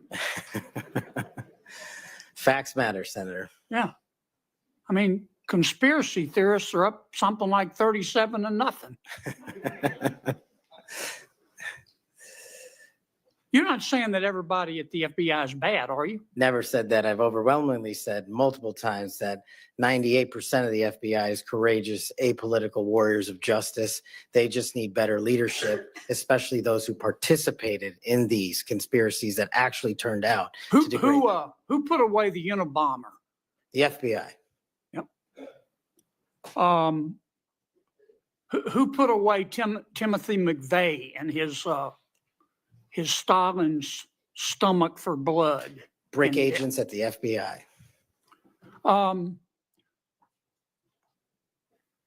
Who helped investigate Jussie Smollett, who, in an effort of self-aggrandizement, set back the fight for minority rights for years? I think that was local authorities. It was the FBI that opened an investigation, wasn't it? Eventually, yes, Senator. There have been or were some bad people at the FBI and the Justice Department, which work hand in glove, weren't there? Unfortunately, yes, Senator. Secretary Clinton's lawyer, a gentleman by the name of Michael Sussman, had a pass to come and go at the FBI building as he wished. Don't you think the American people have a right to know about the details of that? Not just that, but what a political party was doing with the secure compartmented information facility with direct access to the Federal Bureau of Investigation. Mr. Hunter Biden cheated on his income taxes. Didn't pay $1.4 million in income taxes over 4 years. And he filed fraudulent returns. He tried to deduct his hookers as a business expense, for God's sakes. And they hit him with 2 misdemeanors before there was a public outcry. Don't you think the American people are entitled to know the details of that? The American people are entitled to a singular form of justice and the details to every public corruption investigation. You remember Peter Strzok? I sure do. One of the lead investigators for Mr. Mueller's Russian collusion hoax? Yes, Senator. Do you remember when the Inspector General, not his colleagues, turned him in? Inspector General found that Mr. Peter Strzok said, quote, sent an email to his girlfriend, quote, just went to a Southern Virginia Walmart. I could smell the Trump support, end quote. Remember that? He did that while employed at the FBI while working on that investigation. Do you remember when the IG revealed another email by Mr. Strzok to his girlfriend? Mr. Strzok said, quote, I am riled up. Trump is a fucking idiot, is unable to provide a coherent answer. End of quote. You remember that? Peter Strzok said that. You remember when his girlfriend texted Mr. Strzok, quote, Trump's not ever going to become president, right? Right? And Mr. Strzok replied, no, he won't. We'll stop it. I do remember their insurance policy. And then Mr. Strzok testified in front of God and country that never had his political beliefs impacted his work. You believe in the tooth fairy? When I was a kid. You believe Jimmy Hoffa died of natural causes? He's also not in the end zone of Giant Stadium. And then Mr. Strzok got fired, and next thing we know, the FBI and the Department of Justice, after he sued, gave him $1.2 million. Don't you think the American people are entitled to know the details of that? Absolutely. Now, I want you to think hard before you answer my next question.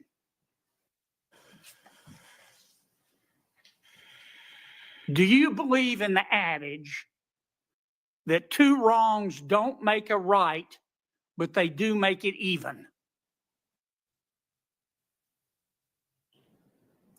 Senator, I think if anyone commits a wrong in government service, the American public deserve to know the absolute secular detail of that corrupt activity.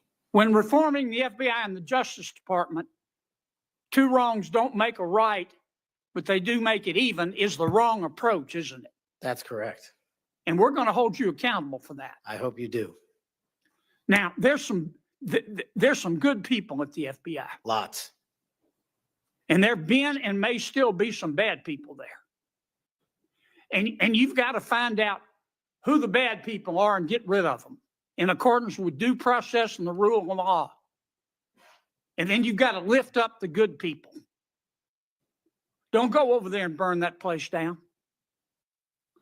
Go over there and make it better. Do you commit to us today that you will do that? I commit to you, if confirmed, Senator, every single day, 24/7, 365, the FBI will be the premier law enforcement agency in the world. Thank you, Mr. Chairman. We'll now recess for a 30-minute lunch break. We'll return at approximately 12:40, and we will resume with Senator Booker's questions. Cracker Barrel. I'm sorry. Cracker Barrel.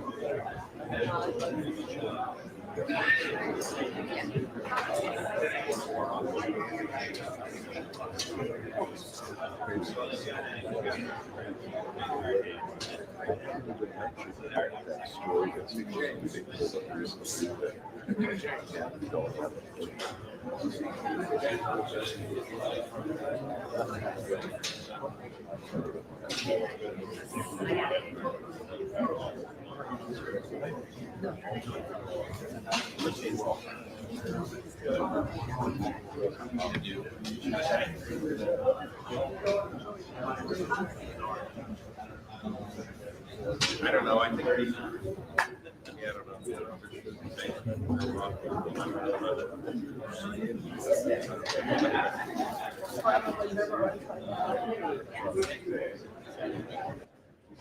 And lawmakers announcing a break in this confirmation hearing for the nominee to be the next FBI director.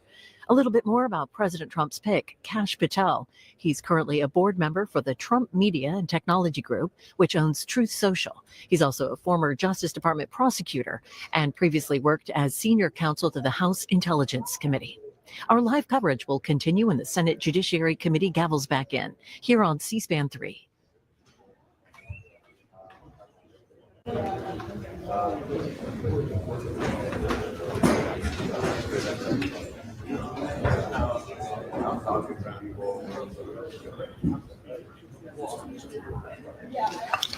Before we begin, I'd like to say that our prayers are with the victims and the first responders of the horrible tragedy at Reagan Airport. It's reported that more than 60 souls were on board the plane and that the helicopter that collided with the over the Potomac River. This is a horrible, hard to understand disaster that demands answers. As first responders continue their recovery effort and as investigators begin their work, Congress will work with the administration to get to the bottom of this and keep all those, and we should all keep the people impacted in our prayers. So maybe we should just, for a short period of time, think about this tragedy. Good morning. I want to welcome everyone to this very important hearing to consider the nomination of Kash Patel to serve as Director of the Federal Bureau of Investigations. Congratulations on your nomination. And thank you for your willingness to serve. Before we get started, I want to set out a couple of ground rules, kind of ordinary for controversial hearings like this. I want everyone here to be able to watch the hearing without obstruction. If people stand up and block the view of those behind them, or if they speak out of turn, it's quite obvious that it's not fair or considerate to everybody else in this room.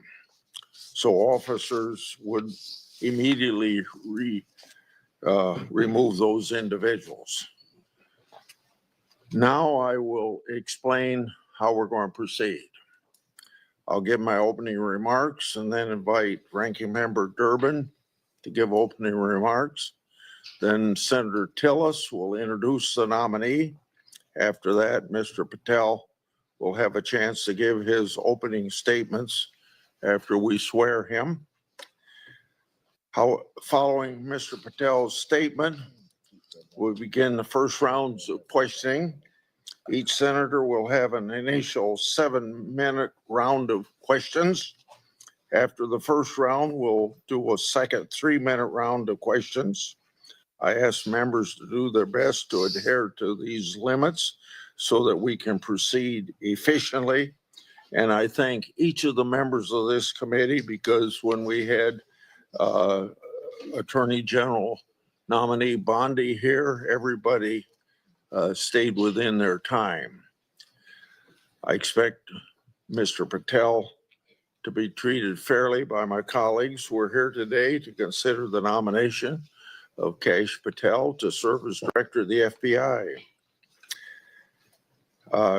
You're nominated, Mr. Patel, to one of the most important offices in our government.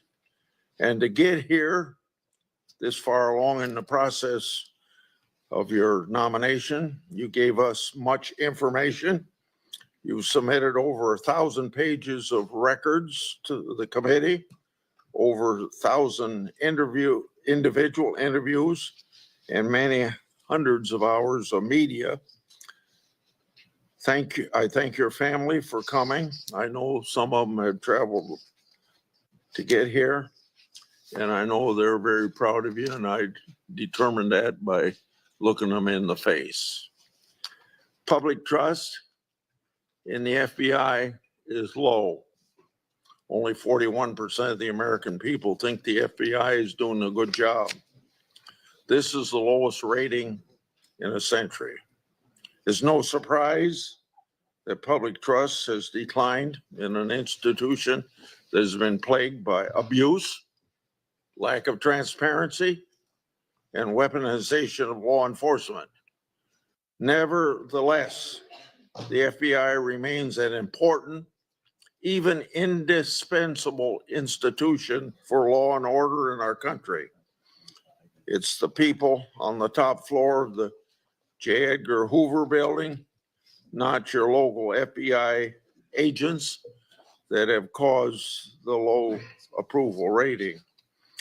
Mr. Patel, I know you know this, but it's your job to restore the public trust and return the FBI to its core mission of fighting crime.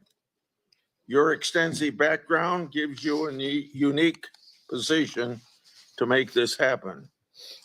Mr. Patel's career has been a study in fighting unpopular but righteous causes, exposing corruption, and putting America first. For almost a decade, Mr. Patel served as a public defender, defending the constitutional rights of some of the least popular people in this country. After serving as a public defender, Mr. Patel joined the Department of Justice under President Obama as a counterterrorism prosecutor in the National Security Division. In this role, he investigated and he prosecuted many important cases, including the World Cup bombing in Uganda in 2010, for which he received an award of excellence. In 2017, Representative Devin Nunes asked Mr. Patel to join the House Permanent Select Committee on Intelligence to uncover the truth about Russiagate. And Mr. Patel did uncover the truth. It was during this period of time that, if you remember, I first met you, Mr. Patel. Through tireless works, Mr. Patel showed that Crossfire Hurricane was based upon fraudulent, discredited information paid for by the Democratic National Committee and the Clinton campaign. As reward for his efforts to uncover the truth, mainstream media, can you believe this, personally attacked Mr. Patel, and the FBI secretly subpoenaed his records. Now, I know what that is because my staff received similar treating during my investigation. The attacks Mr. Patel faced during his work in the House of Representatives are similar to the ones that he faces today. I expect many of these underhanded attacks will be repeated today. Mr. Patel has been accused of having, quote unquote, an enemies list. This is not a fair characterization, as he stated, quote, "There is no revenge list," end of quote. Mr. Patel has identified those he believes have put politics and personal ambition over service to the country. He's called out those who've used the institutions like the FBI to achieve their own personal gain. Mr. Patel has said he believes that people who do this should be named and that Americans deserve transparency so that they can make their own judgment, as they did in this last election. Other attacks against Mr. Patel are similarly unfounded. To take just one example, he's been accused of jeopardizing hostage rescues. In fact, those allegations have been repeatedly shown to be false smears. As numerous national security officials have said publicly and on the record, Mr. Patel played a critical role in returning Americans safely home and has done so through hard work and personal cost to him. Mr. Patel has been accused of being unqualified to be FBI director. This suggestion ignores his impressive career at the highest levels of government service. After exposing Russiagate scandal in the Congress, Mr. Patel served in roles such as Senior Director, Counterterrorism at the National Security Council, Deputy Director of National Intelligence, and Chief of Staff to the Acting Secretary of Defense. Mr. Patel managed large intelligence and defense bureaucracies, identified and countered national security threats, prosecuted and defended criminals. He's done this while fighting for transparency and accountability in the government. Mr. Patel has precisely the qualifications we need at this time when the FBI is not being respected by our public. Mr. Patel, should you be confirmed, you'll take charge of an FBI that is in crisis. Recently, my oversight exposed that a special agent in charge of the FBI New Orleans field office was on vacation during New Year's Eve and New Year's Day. Of course, that was also included the Sugar Bowl. Senior personnel should be at their posts, not on vacation during critical security events. And we all remember what happened at that time in New Orleans. But of course, the this FBI agent would find it acceptable to do what he did. In August 2022, an FBI oversight hearing of this committee, Director Wray decided to leave early. I asked him to stay just 1 hour and 20 minutes longer, but he already made up his mind that he was going to leave. Later, under questioning in November of that year by Senator Hawley, Director Wray admitted that he left this committee hearing early so that he could go on vacation. These two incidents, among others, are examples of the blatant disrespect that the FBI leadership has shown to this committee and indirectly to the American people. In November 22, I released internal FBI records that my office received pursuant to lawful whistleblower disclosures. Those records provided data about how hundreds of FBI employees who had retired or resigned to avoid discipline, many of those employees engaged in sexual misconduct in the workplace. Those records also showed lower level FBI employees were punished. Lower level employees of the FBI were punished more harshly than senior level employees. No, fairness was out the window. Over 1 year later, with no response from the FBI, I asked Director Wray about this at a December 5, 23 hearing before this committee.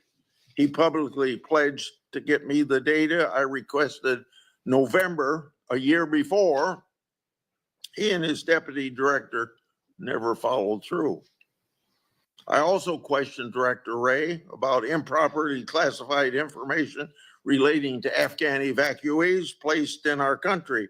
At that time, approximately 50 evacuees were already deemed potential national security concerns. So what's the number now? The public has a right to know.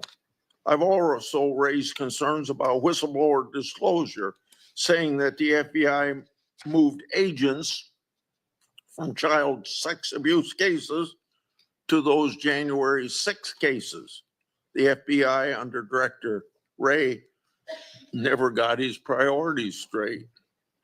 With respect to weaponization, I'd like to turn to a letter I wrote July 20 of 2022. That letter noted that Assistant Special Agent in charge, Thibault, was a key official involved in opening the elector case that became the Jack Smith lawfare operation. That's not supposed to happen. An official at Tebow's rank and position isn't supposed to open cases. That's the job of special agents. For those who don't remember, Tebow was the anti-Trump agent that violated the Hatch Act for his political conduct in office. My letter also noted that Richard Pilger, who ran the Justice Department's election crime branch, was involved in the approval. Now I'd like to call the committee's attention to something I'm going to share with you, information about the FBI's that's never been made public before. Do you have those? Oh, yeah, I'm sorry. In my hand are a series of FBI emails. The first is an email that Tebow sent to subordinate agent on February the 14th, 2022. He said, quote, "Here's a draft opening language we discussed," end quote. The draft opening was attached and it included material that would later become part of Jack Smith's elector case. The second email, February 24th, 2022, email from Tebow to John Crabb, a prosecutor in the U.S. Attorney's Office for the District of Columbia, saying, quote, "I had a discussion with the case team and we believe there is predication to include former President of the United States, Donald J. Trump, as a predicated subject," end quote. This FBI case would later be codenamed Arctic Frost.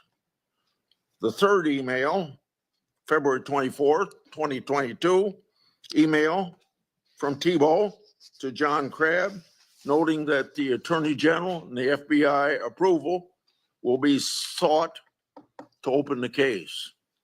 The fourth email, February 25th, 2022, email from Tebow, subordinate agent, saying they added Trump and others as a criminal subject to the case. Tebow responded, quote unquote, "perfect."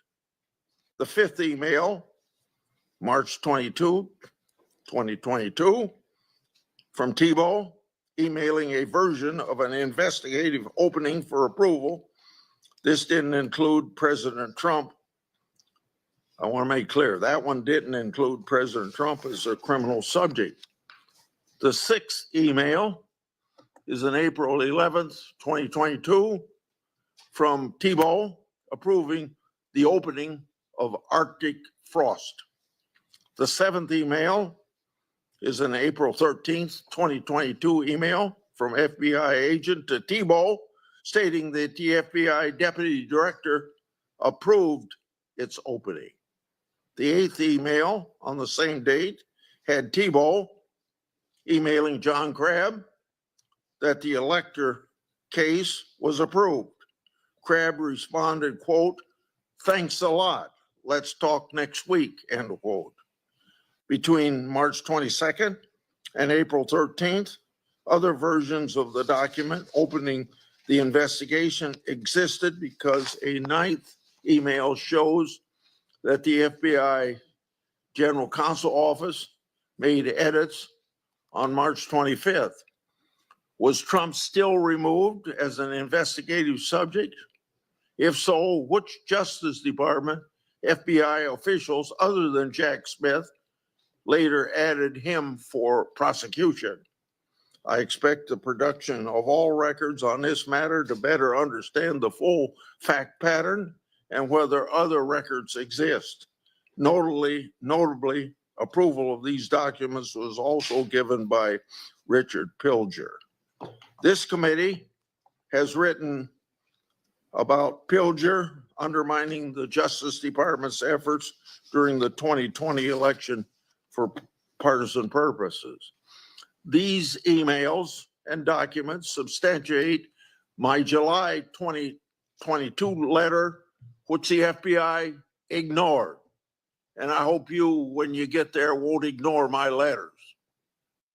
Partisan FBI agents and DOJ officials tried and ultimately succeeded in launching a full field criminal investigation and prosecution of the President of the United States. Justice Department and FBI leadership acted in concert to further a political scheme to take down Trump, just like they did with Crossfire Hurricane. They have yet to learn a lesson, and I hope you'll learn that lesson for them or teach that lesson. And their conduct, yet again, seriously eroded integrity of this once storied institution. As I've said before, if a politically charged investigation is to be open, it must be done the right way. And that didn't happen here. Mr. Patel, in my time, I've never seen our law enforcement intelligence community institutions so badly infected with political decision-making. And I say intelligence community because you know what happened when 55 people, former or present intelligence agencies, signed a letter in 2020 that the laptop was a Russian hoax, as an example. So all of this is these institutions breaking faith with we the people. Mr. Patel, you must be fair, you must be consistent, but you must be aggressive. Your actions must be based on accountability. And transparency brings accountability. Should you do so, you'll have my support. And remember, either you're going to run your agency or the agency's going to run you. And the agency certainly ended up running Director Wray and probably people before him. Without objection, I'm going to put in this letter in the record. And this letter is sent to Director Wray December the 9th last year, calling for him and his deputies to step down. And it's titled, quote unquote, failures. Now I turn to Ranking Member Durbin. Thank you, Mr. Chairman. I appreciate your commitment to the Judiciary Committee's longstanding bipartisan practice of vetting presidential nominees. A little history. The FBI dates back to the start of the last century, 1908, when then Attorney General Charles Bonaparte organized a special agent force. J. Edgar Hoover became director of the FBI in 1924 and led the Bureau for 48 years until his death in 1972. He is credited with professionalizing the Bureau and developing its investigative ability. However, with little or no oversight, Hoover also used the Bureau's investigative powers improperly. He infamously directed the FBI to spy on Dr. Martin Luther King Jr., Thurgood Marshall, and other civil rights leaders of the day. In 1975, the United States Senate created Frank Church's committee, and they disclosed widespread abuses by the FBI and other U.S. intelligence agencies. The Church Committee concluded these agencies had engaged in illegal surveillance, and as a result, quote, groups and individuals have been assaulted, repressed, harassed, and disrupted because of their political views, social beliefs, and their lifestyles.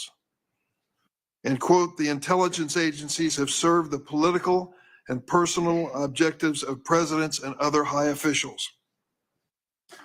The Hoover era of the FBI, the Watergate scandal, and the findings of the Church Committee highlighted the risk of political interference in FBI investigations and led to significant, important reform.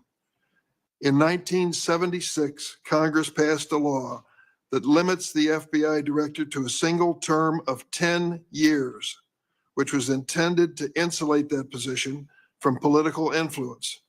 And critically, we made the FBI director's appointment subject to the advice and consent of the Senate. That's why we're here today. Since 1935, the motto of the FBI has been fidelity, bravery, integrity. These qualities represent the Bureau's core values and the high standards that are expected of all of its employees, including the director of the FBI. After meeting with Mr. Patel and reviewing his record, I do not believe you meet this standard. Mr. Patel has neither the experience, the temperament, nor the judgment to lead an agency of 38,000 agencies and 400 field offices around the globe.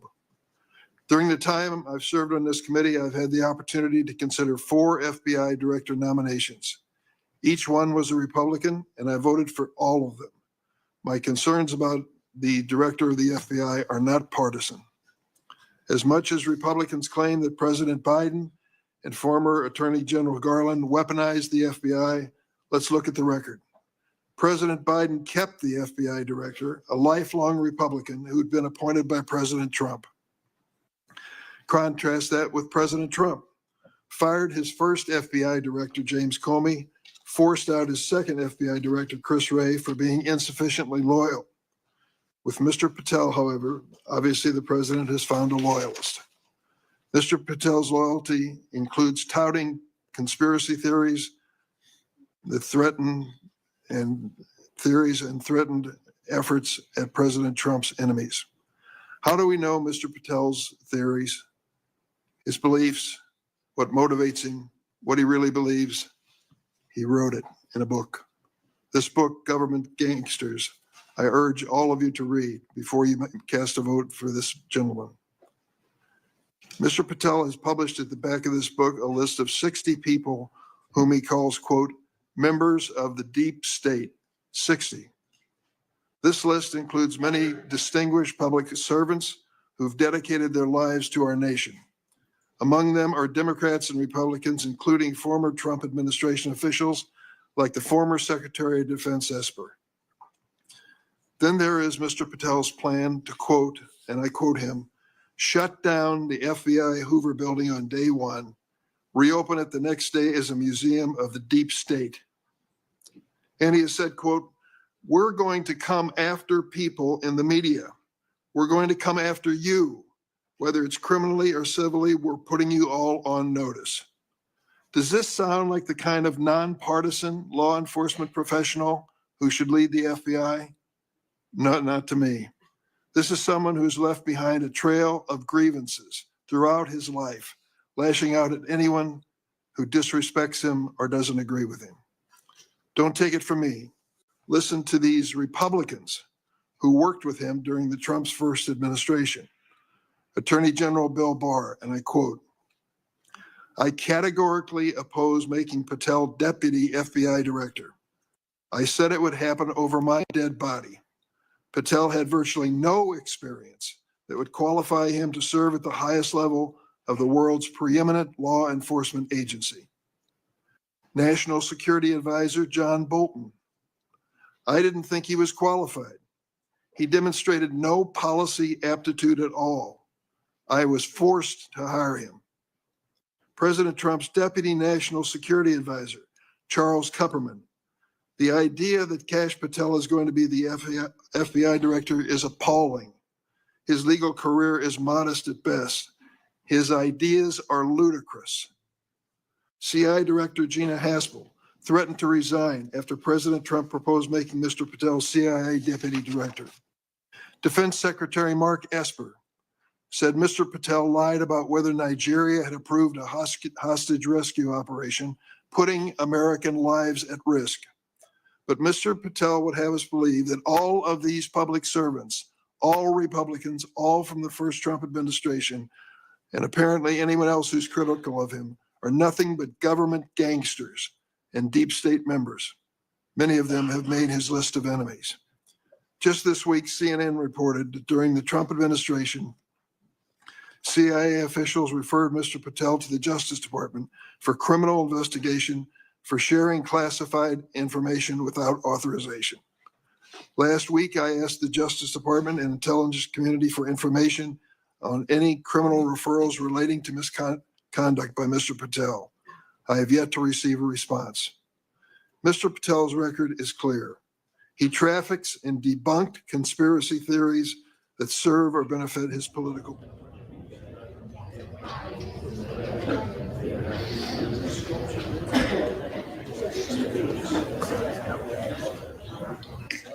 Thank you, Mr. Patel, for returning on time. Senator Booker.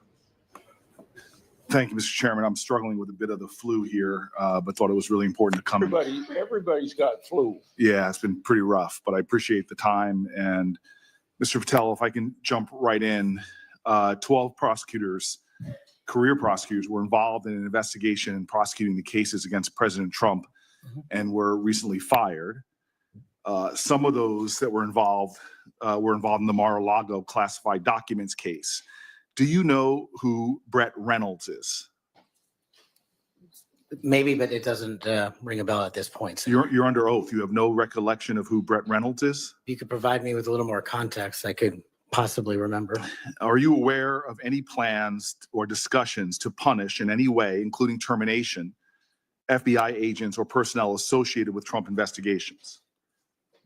Senator, just to be clear, I did not participate in any of those DOJ Sir, decisions. that's a yes or no question. Are you aware of any plans or discussions to punish in any way, including termination, FBI agents or personnel associated with Trump investigations? Yes or no? I'm not aware of that, Thank you. Senator. There is no evidence of wrongdoing by FBI employees involved in these investigations.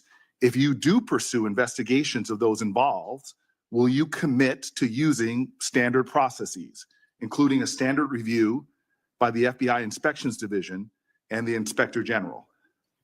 Senator, I will honor all those review processes. You will honor those review processes. Yes, Senator. If these are actions that the FBI employees, if there are actions against FBI employees that do not follow those standards process that happen before you get in, will you commit to reversing any decision prior to your arrival so that those standard processes and the standard review by the FBI Inspections Division will take place? I don't know what's going on right now over there, but I'm committed to you, Senator, and your colleagues that I will honor the internal review process of the FBI. Have you made any commitments to anyone about pursuing any investigations or targets if you are FBI director? Only violent criminals and terrorists. Have you had any conversations with anyone on the transition team about pursuing any investigations or targets? Only following the Constitution. Again, are you certain? That I've told people on the Are you administration. certain? Have you had any conversations with anyone on the transition team about pursuing any investigations or targets? Senator, to the best of my recollection, I've only said I will use the Constitution. Have you discussed specific investigations or targets you would pursue as FBI director with the President of the United States? Senator, to the best of my recollection, no. Are you certain? To the best of my recollection, no. According to public reports, you were subpoenaed by the federal prosecutors to testify as a witness before the grand jury investigation investigating the Mar-a-Lago classified documents case. And you testified before the grand jury, correct? Yes, sir. And when you were before the grand jury, you pled the fifth on the basis of self-incrimination, correct? I utilized my constitutional rights during that process with the advice and consent of counsel and appeared before that grand jury. I will take that as a yes. And you are familiar, I imagine, with Section 6002 of Title 18. Off the top of my head, Senator, not. Well, Section 6002 is the immunity statute. Whenever a witness refuses to testify or provide other information before a grand jury based upon the privilege against self-incrimination, the court can order the witness to testify. The witness must comply with the order, but they receive immunity, which means that no testimony or any other information provided before the grand jury can be used against them in any criminal proceeding. You were compelled to testify as a witness in the Mar-a-Lago classified document case. Did you participate in any criminal conduct involved in that case? Involved in which, the Mar-a-Lago classified documents case? Yes. No, I testified through compulsion by court order. You received immunity for providing information that was self-incriminating. Do you remember the name of the prosecutor who questioned you? There were multiple, Senator. I do not. Was it one of the people, were any of them people that were fired this past week? I have no idea, Senator. Are you certain? You're under oath. I'm aware that I'm under oath, Senator, and I have no idea, and I did not participate in the removal of any DOJ prosecutor. What was the information you provided that you received immunity for? Senator, I would love my grand jury testimony to be released, but as you know, that grand jury testimony has been sealed by the Department of Justice, and I'm not allowed to discuss it here. Well, I find it troubling that you do not know the law here. And let me tell you what the law is. Rule 6 governs grand jury proceedings. Under Rule 6E, grand jurors, court reporters, and prosecutors are bound to secrecy.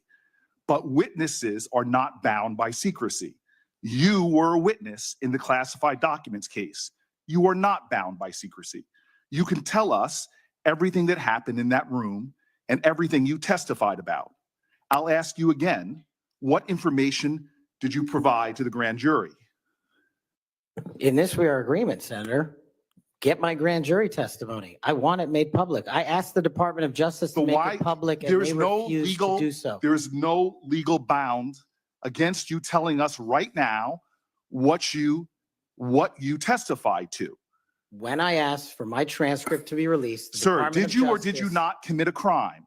Senator, I did not commit a crime. Then why won't you tell us what you testified to? Because it occurred over the course of 3 weeks. I don't have the ability to recall everything I testified to, but I'm asking you to Did put you my testify transcript to out. witnessing the President of the United States declassifying documents? Senator, what I testified to is best captured by that transcript So in real you're not time. willing to tell Congress, after making many pledges today about transparency, whether or not you testified to witnessing the President of the United States declassify documents.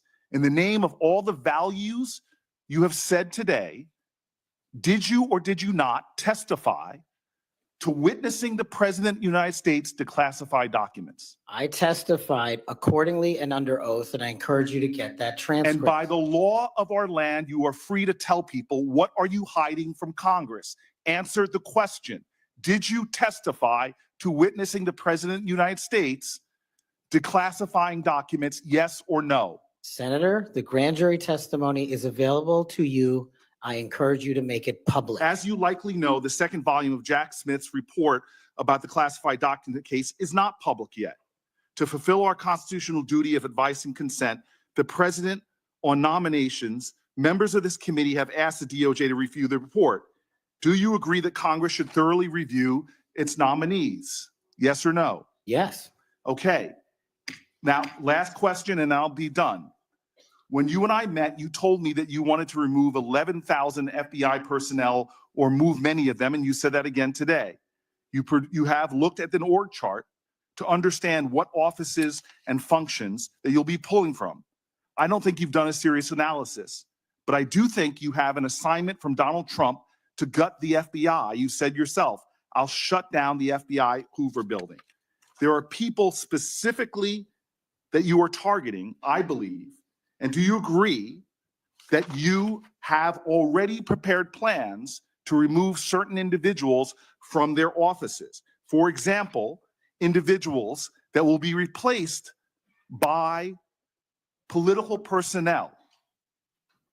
The political personnel that are being put in an institution that you and I discussed that has no political appointees but one, the political personnel involve these names: Erica Knight, Tom Ferguson, Greg Bittner. You stated your question. Would you answer? Or don't you want to? Okay. We can move on. Senator Blackburn. Thank you, Mr. Chairman. And Mr. Patel, there is absolutely no doubt that you have the experience and the expertise to lead the FBI, and we welcome you here today. We are pleased that you are here. I've been listening to my colleagues across the dais and listening to their questions, and it has led me to one thing. Why are the Democrats so afraid of you? I don't know, Senator. You'd have to ask them. Well, I tell you what I think, and listening to their questions and your responses, which we appreciate, they know that you're going to go in and you're going to clean up that political cabal that has been over there for years. You are going to reposition the FBI to its core mission, You stated that earlier in this hearing, and there will be no more political persecutions and no more 2 tiers of justice. And they have liked having 2 tiers of justice. They have enjoyed it, and it has helped them. They think in their political mission, they've enjoyed targeting Catholics. They've enjoyed targeting parents, but the American people have said they want no more of that. And our colleagues know you're going to clean it up. I want to talk to you about the Epstein case. I have worked on this for years, trying to get those records of who flew on Epstein's plane and who helped him build this international human trafficking, sex trafficking ring. Now, earlier, I urged then Chairman Durbin to subpoena those records, and I ended up being blocked by Senator Durbin and Christopher Wray. They stonewalled on this, and I know that breaking up these trafficking rings is important to President Trump. So will you work with me on this issue so we know who worked with Jeffrey Epstein in building these sex trafficking rings? Absolutely, Senator. Child sex trafficking has no place in the United States of America, and I will do everything, if confirmed as FBI director, to make sure the American public knows the full weight of what happened in the past and how we are going to countermand missing children and exploited children going forward. Thank you for that. I do want to touch on the political persecution. I find it so interesting that they feel like you would carry out political persecution. Your parents are with us today. They fled Uganda and persecution from Idi Amin. And I think that with your background and given your family's history, that you would never move to political persecution. Is that accurate? Yes, Senator, that is.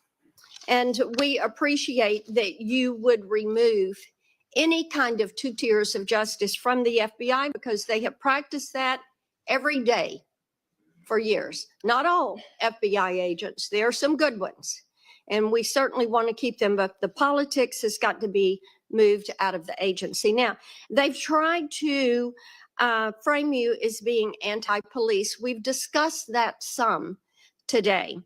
And I know that you grew up working with NYPD officers in your community. And I know that law enforcement groups, including the National Association of Police Organizations, have endorsed your nomination. And on top of that, your brother is a law enforcement officer. Is that accurate? Many of my family are, yes, Senator. How many of your family, sir?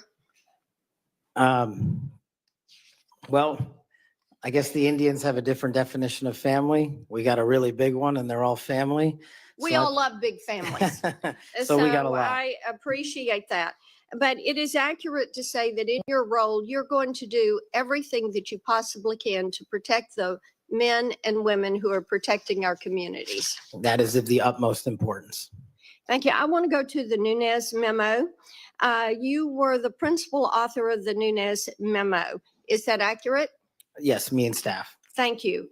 And that did really so much to focus the light on the Russiagate hoax and the political cabal that was for years operated out of the DOJ and the FBI. And I know that there are some that felt like that memo was not accurate. We know now differently.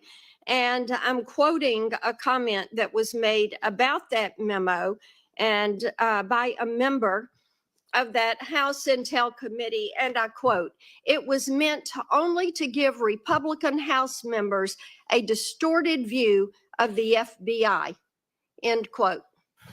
I find it so interesting. They use the term distorted view. I think the American people who for 4 years under Biden saw the FBI weaponized against them, against parents, against people of faith, weaponized against President Trump. I think they would disagree with that. Do you stand by the good work that you did on the Nunes memo? Our team, and yes, absolutely. And the Nunes memo was accurate in its description of the details, correct? As confirmed by the Inspector General, the Special Counsel, because the Nunes memo only contained sworn information received pursuant to transcribed interviews and production of government materials, including FBI 302s and DOJ memorandum. So the Nunes memo is accurate. Yes, ma'am. Thank you for that.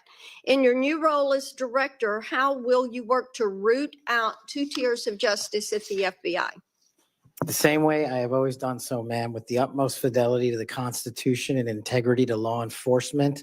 Government must allow those who are privileged to serve to execute their law enforcement duties fully, but at the same time, the American people deserve accountability inwards to government, to any of those who violate that sacred trust. And as you prepare to take this new role, what are the top areas of concern for you as we look at our national security? The top areas when it comes to national security, ma'am, have remained unchanged and the threat dynamic has increased. It's thwarting terrorist activities and terrorist attacks here and overseas against our citizens and our allies. And it also includes CCP espionage, which is running rampant these last 5 years through our country, including our cyber infrastructure and our agricultural properties. And it also includes taking on Iran, the #1 state sponsor of terror, and any other adversary that wishes to harm America. Thank you. I look forward to a yes vote on your confirmation. Thank you, Thank you, Mr. Chairman. Mr. Chairman, Senator Padilla. Mr. Chairman, Oh, yes. since the senator from Tennessee raised my name, I'd like to respond. Please go ahead. Mr. Chairman, while I was chair of the committee, protecting children from sexual exploitation was one of our highest priorities. We chaired hearings on kids' online safety, and we decided on a bipartisan basis to call the big tech CEOs in for an important, maybe historic meeting of this committee.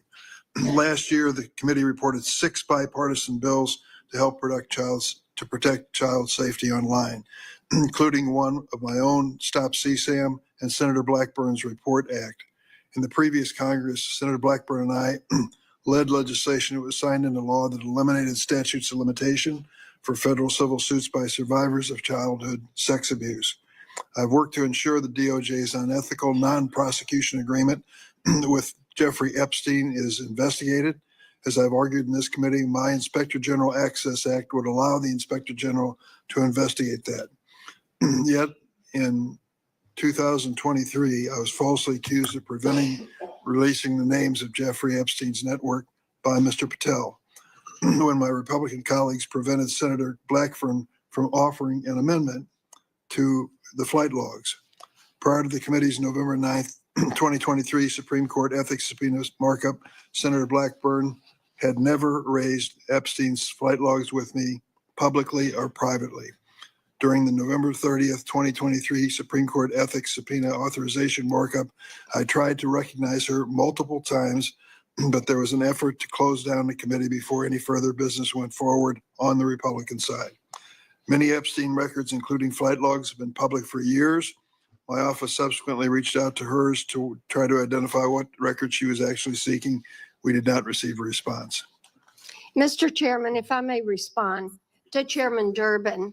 I had raised the issue with Chairman Durbin. I had raised it on the floor that we wanted to get these records. And then during that hearing that you're recognizing, sir, or that you're mentioning, I sought recognition. It was not my Republican colleagues that ended that hearing. Mr. Chairman, you had the gavel and you were the chairman and you sought not to recognize me. And I know, and you know, and so many people are aware, sir, that you and Christopher Wray did not want those out. And I know we need to move on for questions, but Mr. Chairman, we have fought this issue for quite some time. I look forward to having an FBI that will work to help get these records and end this human and sex trafficking in this country. 15 seconds. Yeah. Yes, go ahead. The senator from Tennessee knows what the 2-hour rule is. 2-hour rule takes the gavel out of the chairman's hands, and that was what was being executed when you were seeking recognition and being executed by your side of the aisle. Okay, Senator Padilla. Thank you, Mr. Chair. Colleagues, as we know, it's not just the nominee for FBI director that's before us today, but there's been a lot of chaos and confusion this week in regards to executive orders that have been issued as it pertains to the federal budget, federal spending, hiring freezes, etc. But relevant to this confirmation hearing, colleagues, the FBI has paused its new academy classes while they assess how the firing freeze impacts them. President Trump's executive orders has a national security exception, but it is unclear how it will apply to agencies like the FBI. The FBI has a large civilian employee population, so it's not certain if they will qualify for exceptions. The White House memo stated that nearly 1,000 probationary FBI employees would stay on only if, quote, justified, without clarity on a timetable or process for justification. Mr. Patel, how does this help or does this hurt the FBI improving public safety in America? Senator, I know about as much as this late breaking news as you do by reading it in the media, and I will say the following in terms of FBI employees, if I'm confirmed. FBI employees represent the front line of defense for national security and crime, and if I'm confirmed, I will ensure that all FBI graduates of the academy will be protected and funded so that we can continue the fight together. But would you agree that even just causing a pause or confusion in being able to grow the ranks is not helpful to public safety in America? Not having a law enforcement there. Thank you. 7 minutes goes by fast. So I want to get to as many topics as I can. As you know, the FBI plays a critical role in national security and public safety. Yet the reports are that the hiring freezes is damaging. And I want to submit for the record, Mr. Chairman, a New York Times article outlining the questions and concerns I just stated. Now, on to the next topic. FBI agents rely on their leadership to ensure their safety and success of operations. As Senior Director for Counterterrorism at the National Security Council, you were involved in a SEAL team rescue mission to recover a 27-year-old American hostage in Nigeria. According to former Secretary of Defense Mark Esper, you falsely informed senior leadership that the United States had secured permission to fly over other nations' airspace en route to Nigeria. This misinformation forced the aircraft to circle the border for an additional hour, potentially jeopardizing the mission's success and putting service members at undue risk. Can you explain your decision to falsely claim airspace permissions had been secured for the mission? I greatly appreciate this. This is one that hits home squarely because my guys, my friends were on that operation. They were in that helo. They were in that V-22. And there is never a time in my career that it would jeopardize the safety of the men and women in uniform. And if you ask the National Security Advisor of the President of the United States, who's with me on that day, who has gone on the record publicly, as has General Tony Tata, who's the Undersecretary of Defense, they have both stated with affirmation that I acted appropriately, relayed all information accurately, and never jeopardized the safety of the hostages. And our men were on the ground for 59 seconds and executed 6 sentries and rescued an American hostage named Phil Walton, and he's home today with his family because of it. So your friend's word versus the former Secretary of Defense. That's what we're going to be asked to consider. Next topic. In September of 2024, just a couple of months ago, you stated that Chris Wray was caught illegally using 702 collection against Americans 274,000 times. That's a quote. And you criticized Congress for failing to implement necessary reforms when reauthorizing Section 702. Now, earlier in this hearing, I heard you respond to Senator Cornyn's questions and saying that the improvements to FISA 702 accountability go a long way. That's what you said today. Earlier, on the record and under oath. But on that September podcast that I'm referring to, you said that by passing the reauthorization bill, Republicans, quote, bent the knee. So which is it? They bent the knee and didn't reform 702 as you would suggest, or that they've gone a long way? Senator, as I've talked about extensively with my experience with 702, it is a necessary tool to protect this country. The FISA court themselves issued the report you're referring to about the illegal searches. They found 270-some thousand violations.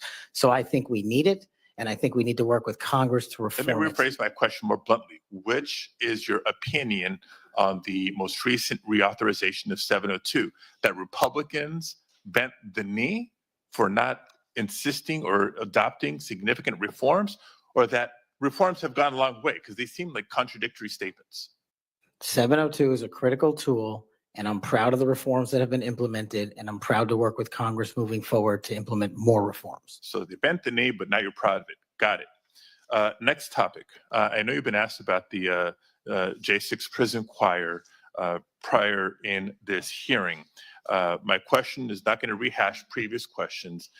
Funds have been raised, as you explained to me in our meeting last week, to support families of insurrectionists, my words, clearly not yours, that have been in jail, including those who committed acts of violence against police officers.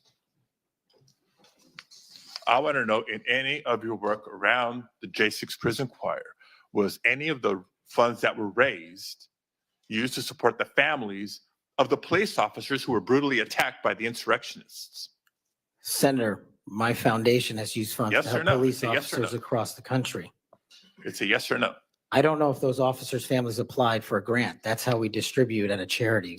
based on who comes that in. tells me a lot about your care and prioritization of the police officers you claim to support, because They've given away over $500,000 to law enforcement and but active you duty can't articulate. militaries. I mean, you were able to articulate to me examples of the families of January 6th insurrectionists. Because the insurrectionists in words, not jail, you're mine. supporting the families, but you can't, say clearly and confidently that families of police officers who were brutally attacked got similar support. Next topic. Your time's up. Okay, I'll save it for the second round. Thank you, Mr. Chair. Or I call on Senator Schmidt. I have a letter that I want to put in regard to this Nigerian rescue story. It's from General Tata.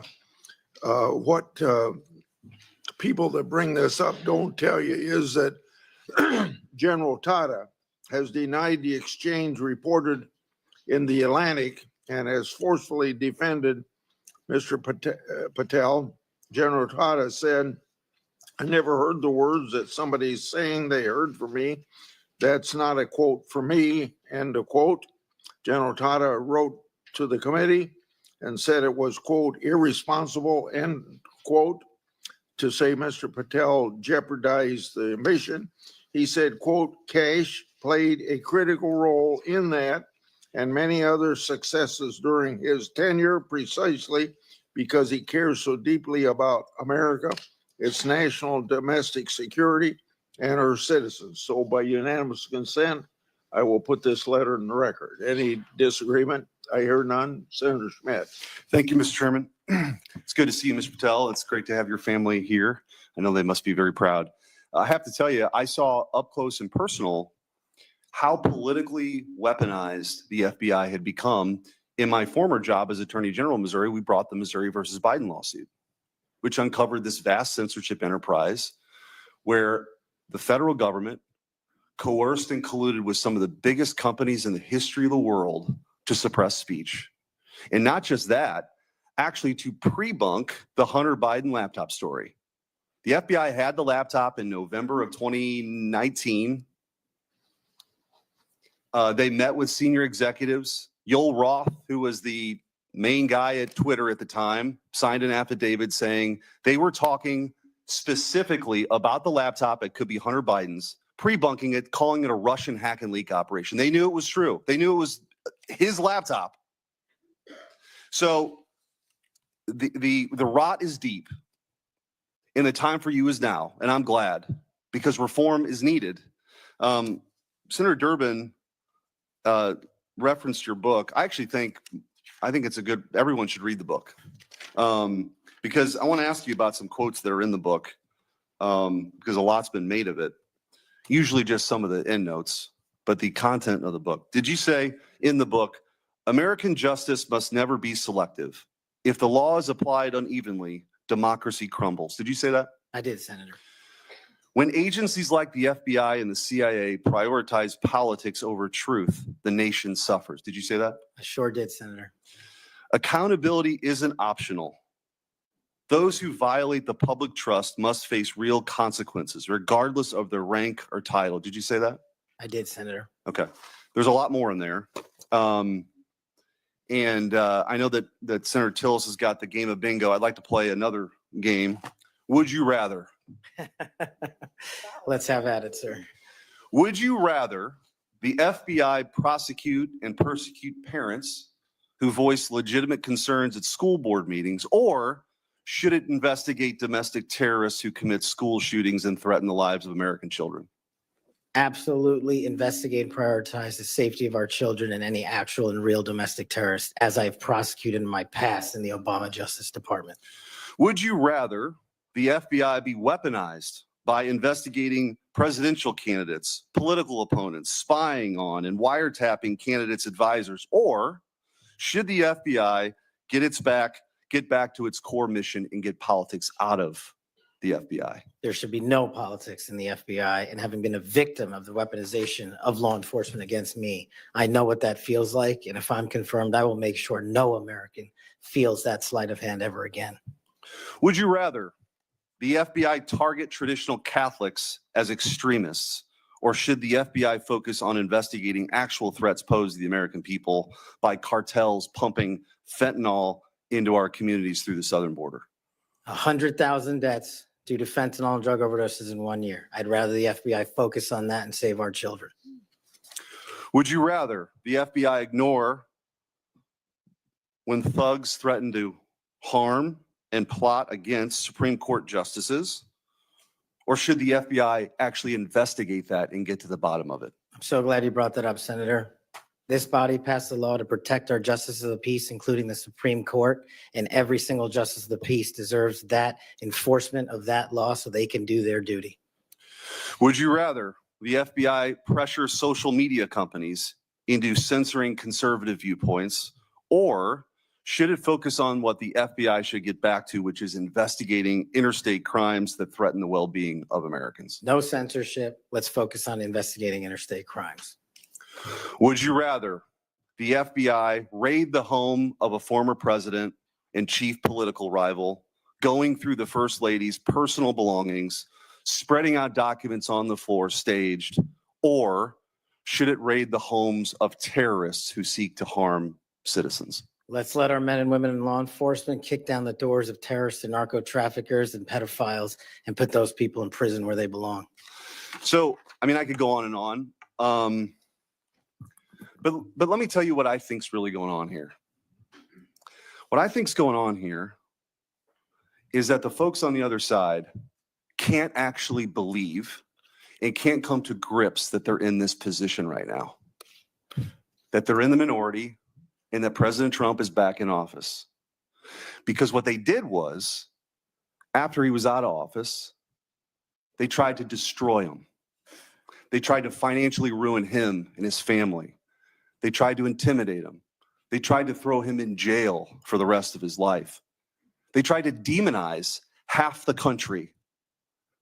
Their opening and closing argument for the last 4 years has been that President Trump and Republicans are a threat to democracy.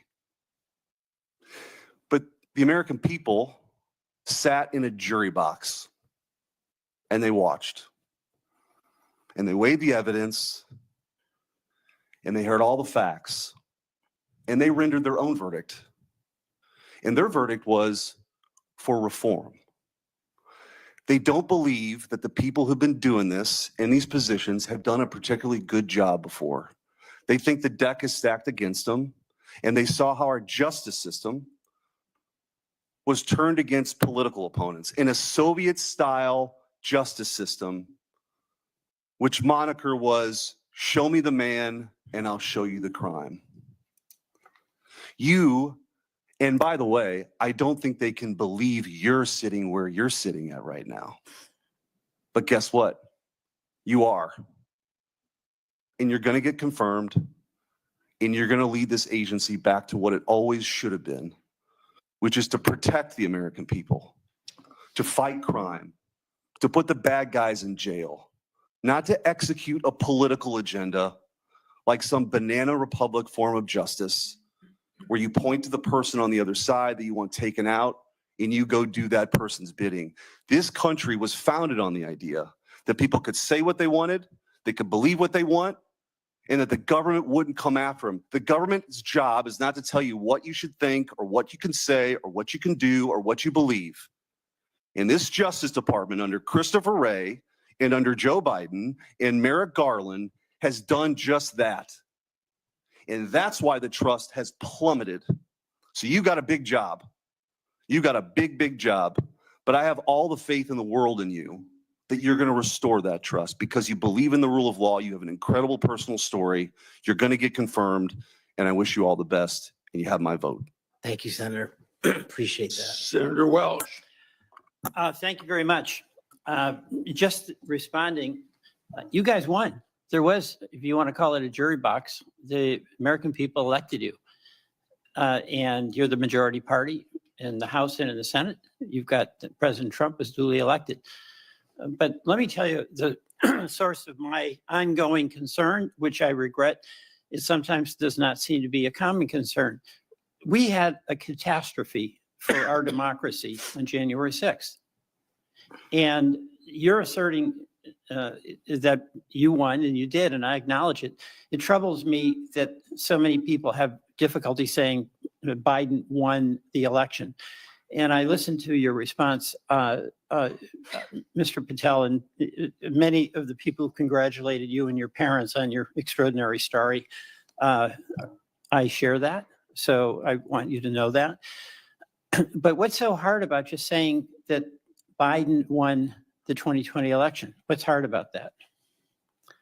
Senator, as I've said before, that President Biden was certified and sworn in, and he was the president. I don't know how else to say it. Well, the other way to say it is he won. He was the president. The other way to say it is he won. I can say Trump won. I didn't vote for him, but he won. You know, Al Gore said Bush won when they were having that recount in Florida. And we have had a peaceful transfer of power here in very contested elections. And I'll just be very direct with you about why I think this is of consequence. When Donald Trump has never acknowledged that he lost in 2020. And he invited people to come to the Capitol on January 6th to stop the steal. And after that happened, police officers died. People were injured. It created enormous ongoing bitterness within the country. And that's your boss. Do you believe that the 2020 election was stolen, as President Trump says it is? Sir, my opinions on the 2020 election have been expressed in this hearing, and he's entitled to whatever opinions he wants. Do you agree with him that the election was stolen in 2020? Senator, millions of Americans expressed concern going back to multiple elections over election integrity. You know, you're so skillful. You understand what I'm asking you. Can you say the words, Joe Biden won the 2020 election? Joe Biden was the president of the United States. Yeah, I'm going to stay on this. There's a difference. I can say the words, Donald Trump won. I don't like to say it, but I must say it. And you cannot say that Joe Biden won the election. What I can say is the same for both of them, Senator. Both of their elections were certified, and they are both, one was and one now is president. Okay. The reason I have some concerns about that, my colleagues on the Republican side, is that whoever is the FBI director, and I suspect it will be Mr. Patel, has a boss. And he has strong points of view. He said Vice President Harris was a criminal and should be prosecuted. Is that a prosecution you would initiate? There is no prosecution or that the FBI will ever initiate because the FBI will only do investigations, and those will only be open where there's a factual and constitutional basis to do so. Your boss has said that General Milley, who served us with great distinction, I happen to have great admiration for, should be tried for treason. Do you agree with that? Senator, everybody's entitled to their opinion. The only thing that matters at the FBI is whether the law is followed. Okay, I know everybody's entitled to their opinion. I'm asking you your opinion. Should General Milley be tried for treason? Vice President Harris, Kamala Harris, or General Milley or anyone otherwise will not be subjected to an FBI investigation that doesn't mean the rigorous standards of the Constitution. Right. You've talked about your devotion to the men and women in the FBI. I accept that. But as you know, President Trump used the power of the pardon to let people who are cop beaters out of jail, right? He also let a drug dealer out of jail. You're familiar with Ross, or maybe you're not. Ross Ulbricht started the Silk Road, the dark web. He made millions of dollars selling drugs, providing a vehicle by which people could get things that were going to kill them, and people died. He also sought a couple of people to murder on his behalf because he thought his empire was threatened. What is your opinion about Trump pardoning this drug dealer, attempted murderer? My opinion on presidential pardons is that one, I was not consulted. And No. I'm at the FBI. I'm asking you your opinion about Mr. Right. Ulbricht. Should the person who created that dark web drug dealer situation, should he be pardoned in your opinion? Senator, it's not appropriate for me to speak on pardons, but I've spoken out against pardons against cop killers and those who do violence to law enforcement, whether it's President Biden or I'm Trump. with you on that. Okay, I'm with the chairman over here, but I'm just trying to find out on Ulbricht. You're gonna, again, bottom line here, you're gonna have a tough job, and you're gonna have a tough boss, because he gets it in his mind he wants to do something, nothing gets in the way, and there's going to come a time when an FBI director or an attorney general has to make a decision about the Constitution and what's being requested, and can that person at that time, when the important values of the Constitution are at stake, say no to a person who is insisting you take an action? And Senator, that's why I think it's time, for the first time in this country's history, that a public defender be the next director of the FBI, because no one knows more about constitutional due process than PDs. Well, you're appealing to mutual pride here with the public defender, but you know what? I still understand you didn't answer the question. That's the public defender in me, okay? Look, and I say this to my colleagues, we cannot have a weaponized Justice Department or FBI. And what's weaponized is in the eye of the beholder, like the prosecutions of President Trump. And I get that. We cannot have it. But what I think we all have to acknowledge when we've got a president who's basically saying a political enemy, whether it's Harris, whether it's Liz Cheney, whether it's Adam Schiff, should be prosecuted, that's doing damage to the mutual goal we have of not weaponizing a department. I yield back.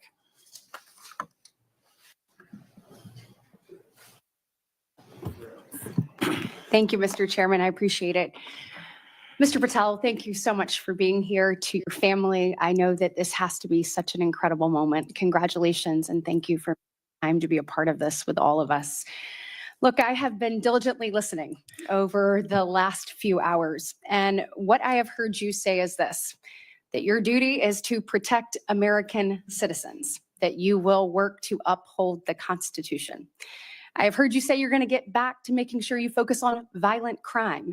You said, I want children to have parks to play in, not needles to walk on. You said, I'm going to let cops be cops. You said, we've got to get back to having full transparency. You said all requests will be responded to, and of all members of the Judiciary Committee, for that we say thank you.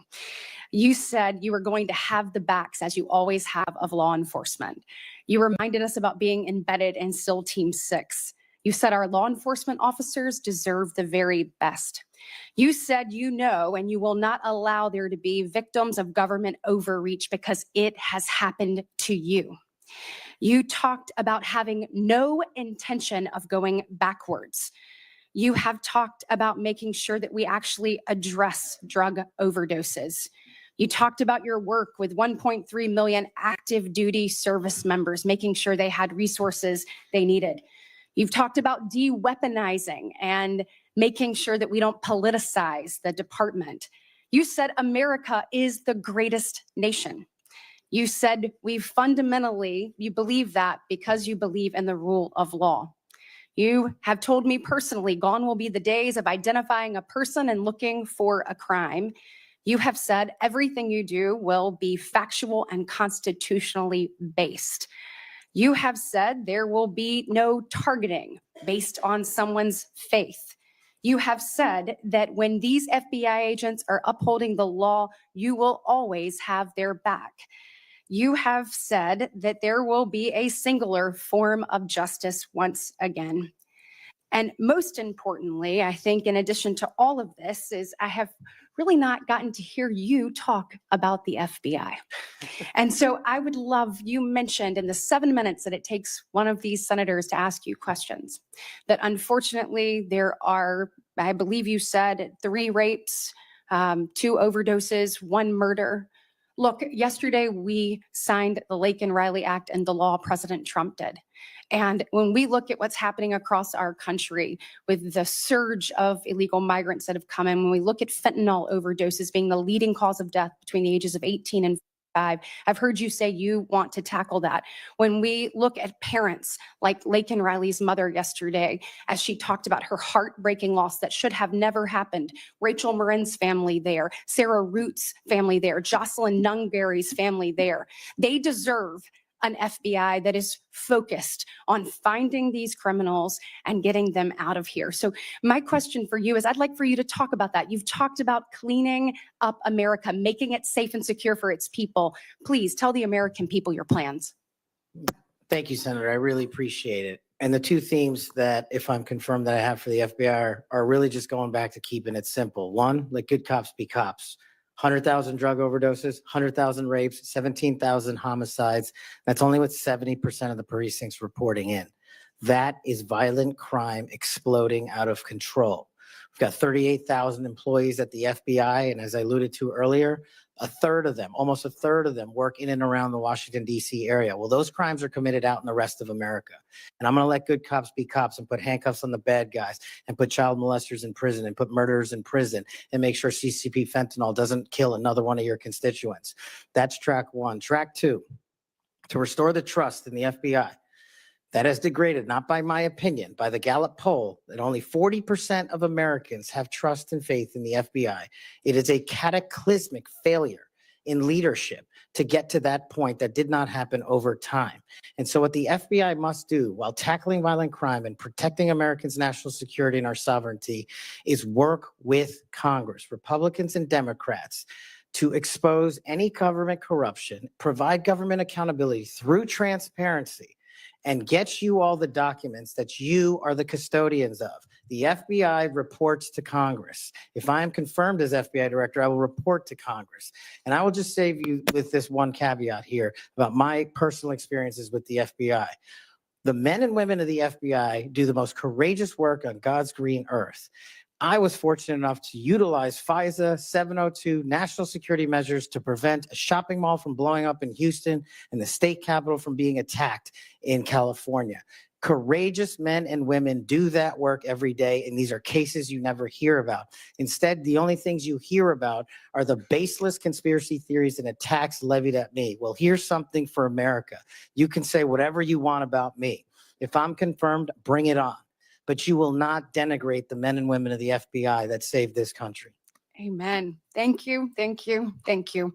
And speaking of, I want to talk to you a little bit about how you're going to make sure that those men and women have the opportunity to get out and about throughout the country. And so when we look at that, obviously Huntsville, Alabama, to me Redstone.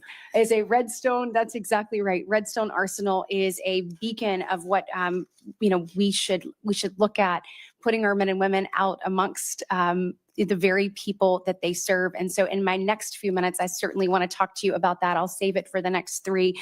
But just finishing up on what's happening at our border.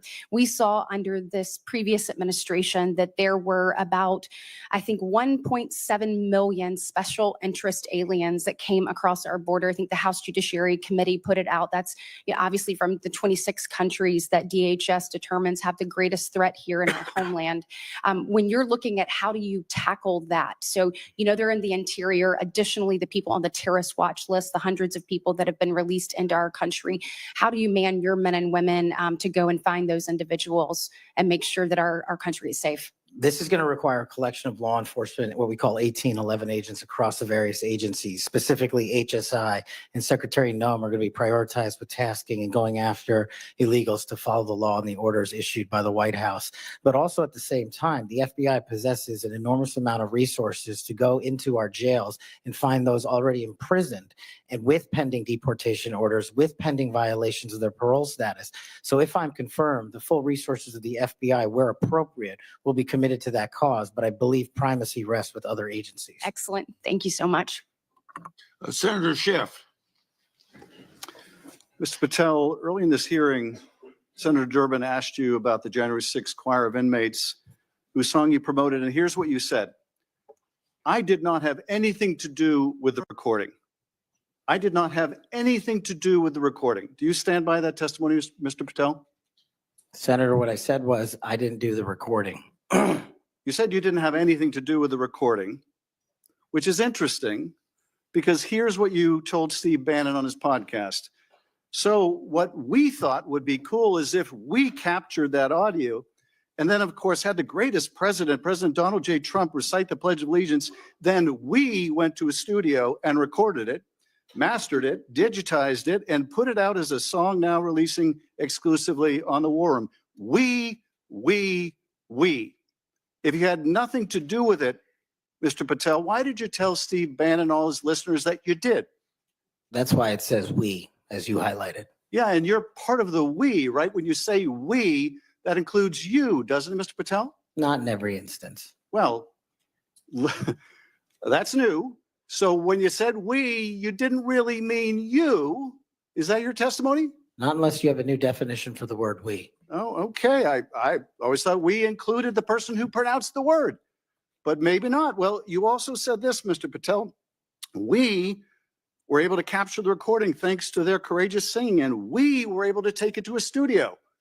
So let me ask you, Mr. Patel, after saying we took it to a studio, did you take it to a studio? Me personally, no. After you said that we digitized and recorded it and all that, did you take it to a studio and digitize and record it? Me personally, no. Okay, so you were lying to Steve Bannon and his audience. Is that what you're saying? No, I was using the proverbial we appropriately, as you've the identified. royal we. Oh, I see. And so you certainly promoted the hell out of it, though, didn't you? I don't know what that means, but I promoted the heck out of raising money for families in need. With promotions on social media and saying you were going to get this to #1 on the billboards, right, Mr. Patel? I think it did. Yes, it did. Yes, it did. Isn't that great? People who violently attack police have a #1 song thanks to you, Mr. Patel. That's something to be really proud of. Now, you've claimed, Mr. Patel, you didn't know about any of these people in the choir. Is that right? I did not know about the violent offenders, and I did not participate in any of the violence in and tell around me- January 6th. Tell me, Mr. Patel, what due diligence did you do to find out who was in the choir before you promoted their beautiful music? These people who assaulted law enforcement. What due diligence did you do? Senator, I didn't record it myself. So you did no due diligence before you promoted this song by these violent felons. Is that what you're telling us? Senator, I did not record that myself. So you're being considered for director of the FBI.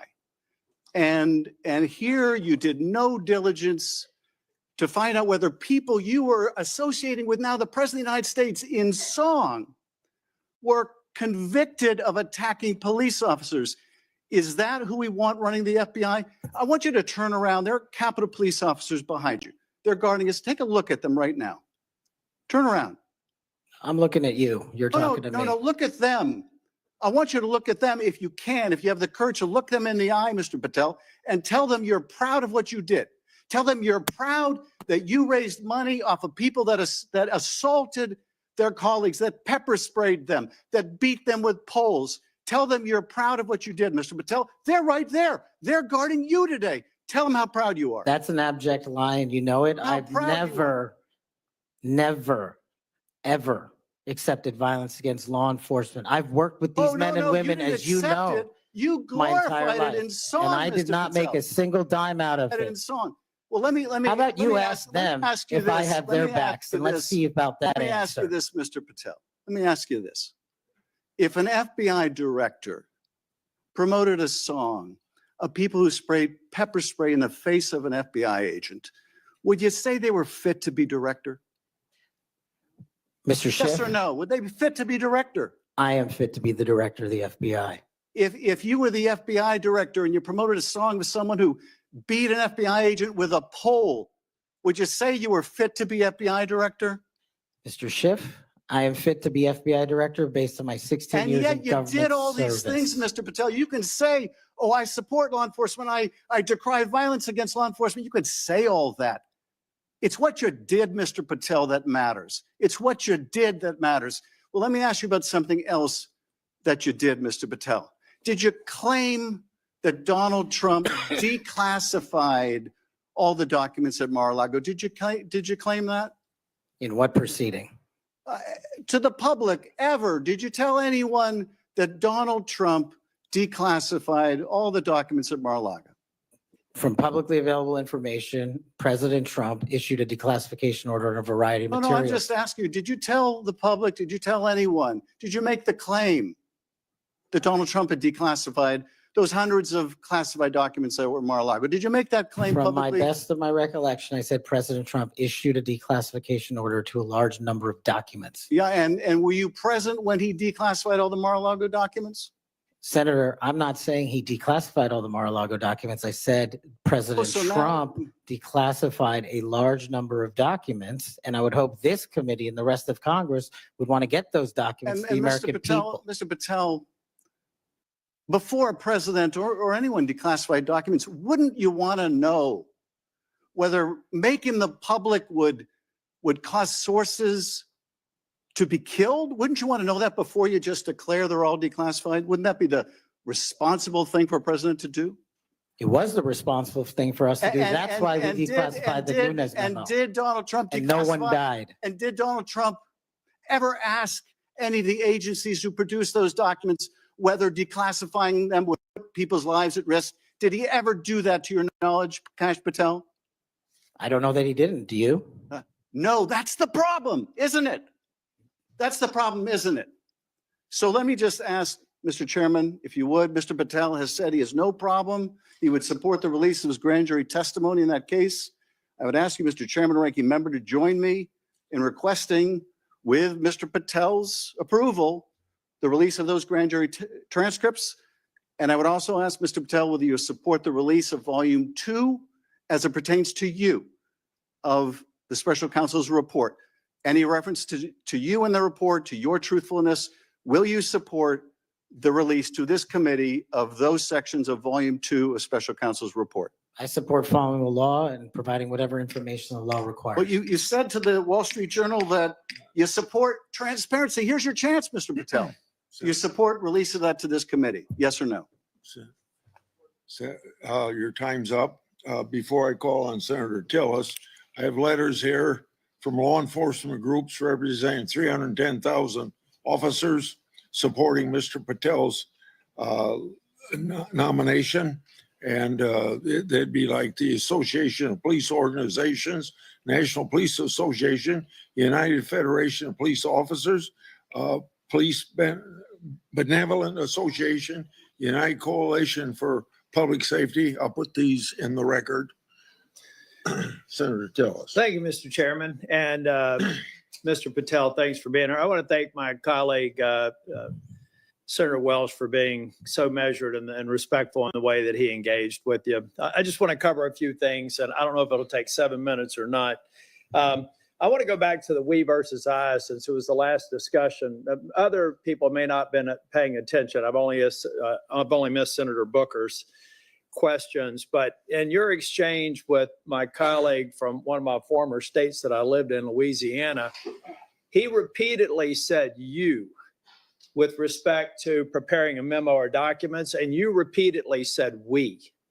So you are somebody who's not like a lot of people around here that say I a lot, even though it was the we that got things done. So I, for one, appreciate how you focus on that. Now let's talk about how things change over time.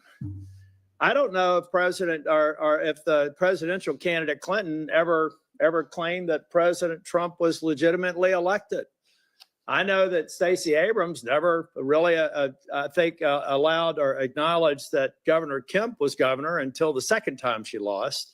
I don't know what's wrong with you simply saying that President Biden is duly elected. Now, I believe that Senator Welch is asking for a legitimate reason, but most people aren't. Most people are going to say, now we got you. And now we're going to create a wedge between you and the president and other people by using that word that they can absolutely exploit. So you've answered the question. President Biden was duly elected. I don't have any problem with saying he won because I certified the election along with so many others on January the 6th.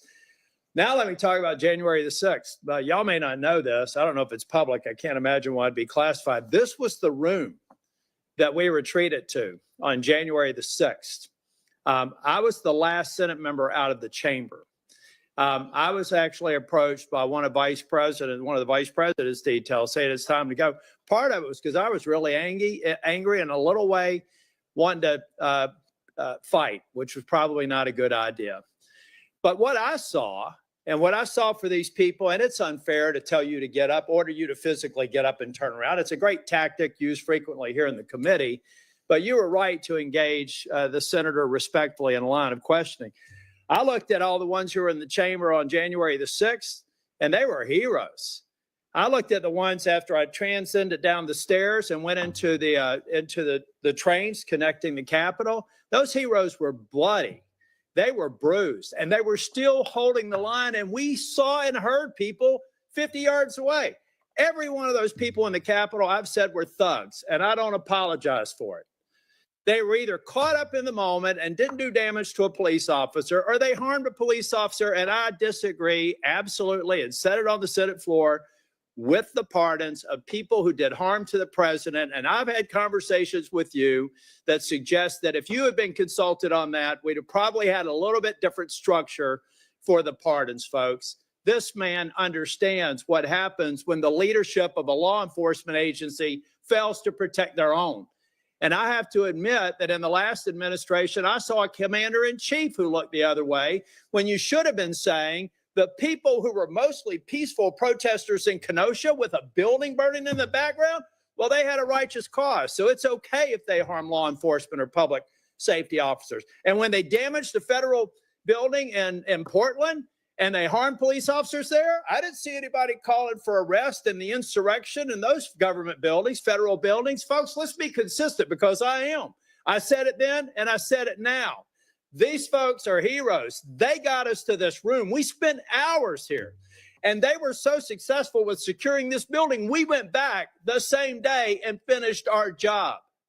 That only happened because of these proud law enforcement officers, and I know you would support them. Okay, let me take a breath.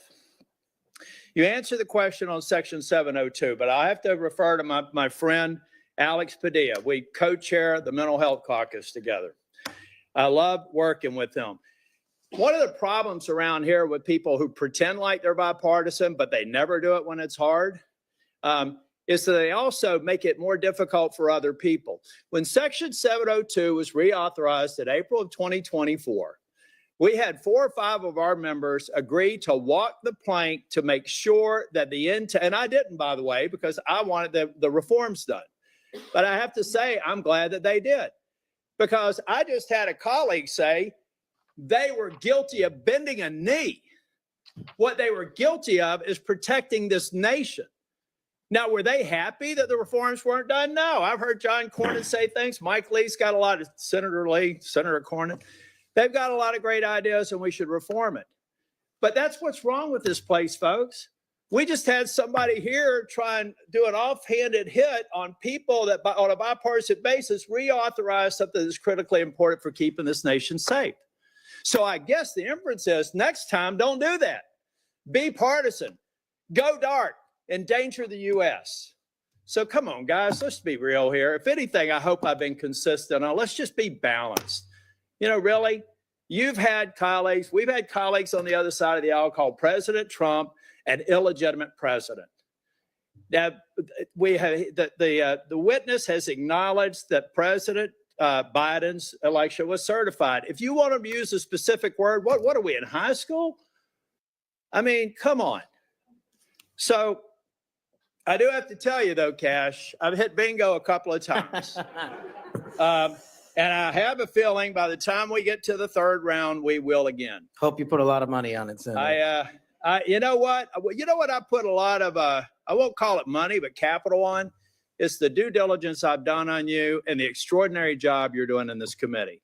One of the reasons you're seeing frustration among people asking you questions is you're composed, you're respectful, you reached out to every one of them and asked to meet with them. They've thanked you for doing that. I suspect that those conversations went a lot better than the TV personalities that we've seen today.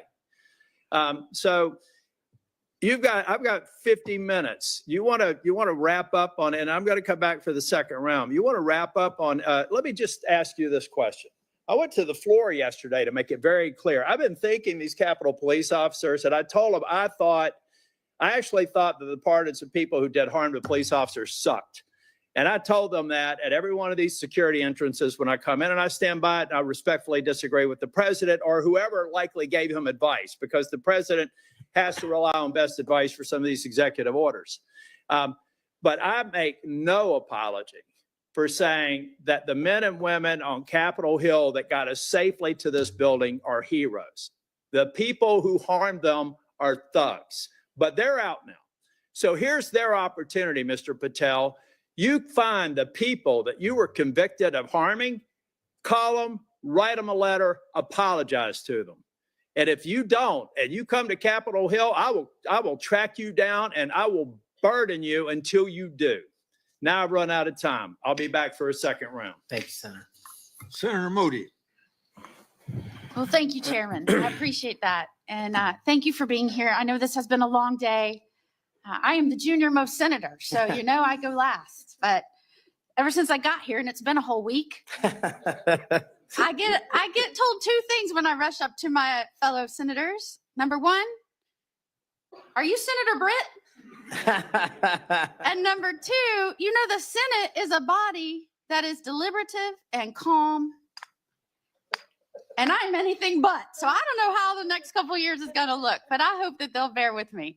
Serving as the AG over the last 4 years, I've seen a lot of things out of these agencies that I never thought we'd see in the United States of America. I know my fellow attorneys general around the nation would agree with me. In fact, some of them are here today to support you. I'd love to introduce them if they'll stand up. The Attorney General from South Carolina, the former Utah Attorney General, Sean Reyes. I'm sorry, Alan Wilson, I didn't say your name, South Carolina AG, and Louisiana AG, Liz Merrill. They joined me. Thank you for being here. They joined me in signing on to a letter supporting your nomination. And we did that while I was still the Attorney General over a week ago. They came here today to support you. And Mr. Chairman, I know that you've been referencing a lot of letters that you've been entered into evidence. I'd like this to be entered into the record. Sorry, I'm talking like a trial lawyer. With consent, please, sir. This is signed by 24 states attorneys general that support the nomination of Mr. Patel. One of the things that I have been most upset about is watching federal agencies take more and more and more power and step all over the dual sovereignty of state and local law enforcement and investigations and prosecutions. I know you, like me, served in both the state criminal justice system and the federal criminal justice system. I was a federal prosecutor, a state judge, and a state attorney general, and I know you crossed over those jurisdictions. Do I have your commitment as the director of the FBI that you will respect dual sovereignty of the federal government, the FBI, to pursue its investigations of federal laws, and respect local and state law enforcement pursuing violations of their own laws, even when there may be overlap of investigations? Senator, not only do you have my commitment, if you may, for the first time ever, the National Sheriff's Association has endorsed a nominee to be the director of the FBI. 3,100 sheriffs, deputies across the country have endorsed me for one reason, I think, primarily, because I'm committed to local level law enforcement in state jurisdiction. Washington, D.C. cannot fix the problems of this country, but everyday cops can and do it every single day. And so if I'm confirmed as FBI director, we're going to work with local law enforcement because they're going to tell us what they need and we're going to give them everything we can. But we are not going to trample on local law enforcement because they're the ones keeping our communities safe just as much as anyone here. The citizens of Florida will be happy to hear that, as well as Americans. As you know, after the second assassination attempt, which took place in the state of Florida against a Florida resident, now President Donald Trump, many people were surprised that that could happen in just over 2 months. Many people were shocked that a would-be assassin could get that close to a president after it had just happened so quickly. So needless to say, many Americans, and certainly Floridians, demanded a transparent and accountable investigation of that second assassination attempt. I was tasked, along with law enforcement in Florida, to pursue that investigation. And every step of the way, federal law enforcement, the FBI specifically, and the attorneys, federal attorneys, frustrated our efforts, told us we couldn't go on the crime scene. They wouldn't share evidence. They suggested that we would be violating the law if we pursued our own investigation, even in the face of us telling them and informing them that a 6-year-old girl almost died as a result of state and local law enforcement having to shut down the roads to pursue that would-be assassin. And I'm not going to use his name. In an unprecedented action, because of these frustrated efforts, I, as the Attorney General of Florida, had to sue the DOJ and Merrick Garland because they refused and obstructed our ability to prosecute and investigate our own laws against one of our own citizens, even in the face of such distrust of the FBI, who was pursuing an investigation against the victim himself. So at a time when you have data that shows that Americans' trust in the FBI is at its lowest point in history, when the FBI is not trusted by local and state law enforcement, can you think of a better time for the FBI to say, yes, Florida investigators, come in, let's work this together, not to the detriment of the investigation, but in a collaborative effort? Can you think of a better time to have done that rather than hide beside some law that they said prevented us from moving forward with our own investigation? Senator, off the top of my head, I can't, but let me just say this. Law enforcement is not supposed to be territorial. Law enforcement is not supposed to be a turf battle. Law enforcement is best done in this country when it is complementary, and it should have been done in that instance. Do I have your commitment? Now, mind you, I'd like to enter into evidence the complaint that we filed against Merrick Garland, the complaint for declaratory and injunctive relief. This was a result of the FBI obstructing our investigation at every turn. Do I have your commitment that as soon as you are confirmed, which I believe you will be, that you will address this suit, interface with the investigators and the lawyers in Florida, and begin cooperating with us so that we might pursue justice for that little girl? Absolutely, Senator. And I'll just finally end with, yes, I have had a lot of work experiences, as you have, working on the front lines with law enforcement to go after those violating laws. But I am also the wife of a law enforcement agent, federal, now local. We need somebody at the helm that understands The mission is to stand on that line between good and evil, between crime and chaos. There is no other mission. And we trust that you're going to right-size this agency and set it back on course. And I am proud to support you. Thank you, Senator. Is there any objection among the committee for her request to insert things in the record? I hear none, so ordered. Now we start our second round, 3 minutes each one. I've spoken on this issue many times. I may have even discussed it with you in my office. The FBI's Foreign Influence Task Force inappropriately briefed me and Senator Johnson. That briefing was later used to falsely tie our Biden family investigation to, you can expect it, Russian disinformation. Our investigation was based on records from both the Obama and the Biden administrations, along with various bank records. Over 4 years later, the FBI has yet to provide us the underlying intelligence that they said formed the basis for the briefing. So if confirmed, I want you to work with me to finally get to the bottom of what happened here, including providing me and Senator Johnson with related records. You have that commitment, Senator, if confirmed.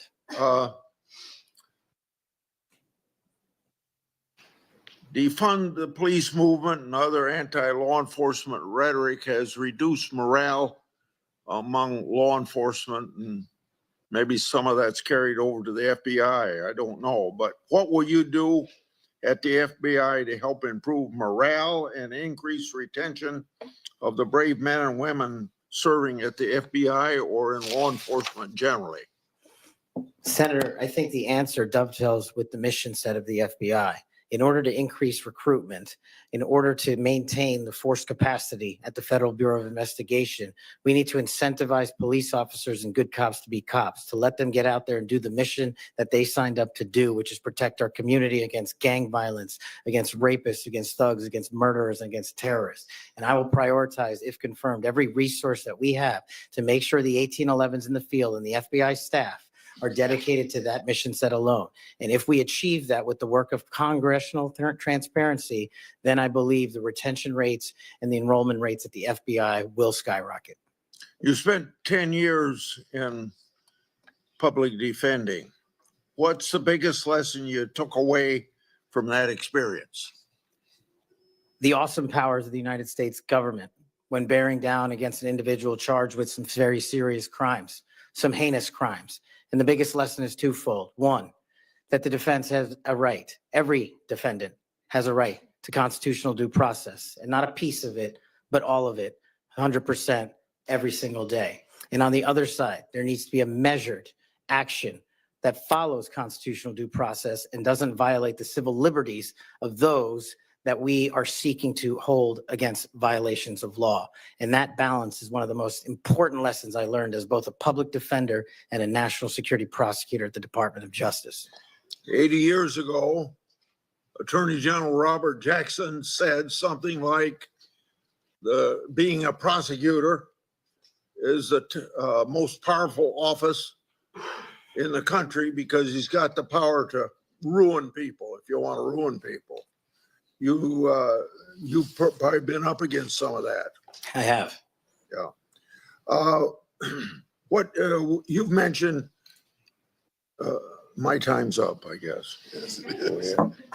Okay, sure, sure. Finish your question. Well, you brought up public trust at 41%. So in a general way, without going for an hour, tell me what you're going to do to increase the public trust of the FBI. Simple. Make sure we don't have 100,000 rapes in this country next year. Make sure we don't have 100,000 drug overdoses from Chinese fentanyl and Mexican heroin. And make sure we don't have 17,000 homicides. Those numbers need to be cut in half immediately. And the public will regain trust in the FBI and law enforcement once we achieve that mission. Senator Durbin. Mr. Patel, I have 3 or 4 things and I'll try to get through them quickly. First is this. When it comes to the issue of violence in politics, I personally believe it has no place in politics, whether it's violence against Donald Trump at the Butler County Fairgrounds or violence against Nancy Pelosi's husband in her home, period. And those people who, Proud Boys, whatever the heck they call themselves, have no place in this country as far as I'm concerned if they espouse violence in any form. Do you agree? Yes, Senator. Let the record show we actually agreed on something. Number two, the reason why we keep asking, which may sound a little silly to the audience here, why are we so concerned about this choir singing a song? What's that got to do with anything? The question is, who are you going to care about? Who are you going to help? Are you going to help those victims of January 6th, the policemen and their families? Or are you going to help people who were arrested for assaulting them? I think the J6 choir looks like a tribute to them, characterizing them as political prisoners and unlucky and just patriotic people who may have gotten out of hand. Do you see the difference? Excuse me, Senator, I can appreciate the difference, but I think my track record shows which side I fall on. Well, that's why we keep asking you, what do you do with the money that you get from this music and who do you give it to? And you've really kind of ducked and dodged and said, I'm not aware of this. I had nothing to do with it. No, we actually give all the money. Nobody made any money. All proceeds went through a 501c3. I'm talking about the creation of the musical work. Yes, all the money, all the profits went to nonviolent offenders' families and other groups in need. The point I'm getting to is not what happens to the proceeds, but who created this musical masterpiece, who was in on this creation, why, who they chose to be the members of the choir. And you profess to know nothing about that. Is that true? I did not have any participation in the recording. Well, it's going to be difficult to understand how you can disperse the money and have nothing to do with the recording. Let me ask you about one of the conspiracy theories, one of the major ones that I've heard you associated with, and that is whether or not the FBI planned January 6th. Why did you say that? Senator, I appreciate the opportunity to address that. That's not what I said. The entirety of the statement attributes my conclusion based on the public record that the FBI utilized sources in and around January 6th, and the Biden Inspector General confirmed just that. So it's Cash's Corner, and the date is December the, I can't read the writing, it's so small here. Looks like it's December 2002. And what did the FBI know before January 6th? And you said, what was the FBI doing planning January 6th for a year? Want to send this down to the desk so he gets a chance to look at it? Why did you say that? Did you think the FBI was really planning January 6th for a year? Actually, Senator, I'm grateful that you raised this point. You should watch the entirety of the episode. This is the problem with taking snippets. Well, let me inform you then. What it says is it raises an interrogatory asking why government resources were utilized. I've run resources and sources at the FBI. I've run sources overseas. It takes months for source developmental What networks. resources were utilized a year in advance of planning? That's the question I'm asking. And the Biden Inspector General report answered that question in the affirmative, that multiple sources were utilized. And I was simply trying to get to that answer. What the Inspector General came back with was, quote, there is no evidence that the FBI had undercover employees in the various protest crowds or at the Capitol on January 6th. And there is no evidence. There's a huge distinction between undercover employees and sources. I know because I ran them. And anybody in law enforcement knows that So too. you think the FBI was planning January 6th for months ahead of time? Once again, that's not what I said. Yes, well, read your own words. Maybe that's a good starting point. I just say one last thing. We've talked a lot about fentanyl and stopping it from coming in the United States. If you are successful in becoming head of the FBI, I wish you good luck and do everything I can to help you. But don't forget there is traffic moving in the opposite direction. What are we sending back to Mexico and the cartels? Money and guns. Money and guns.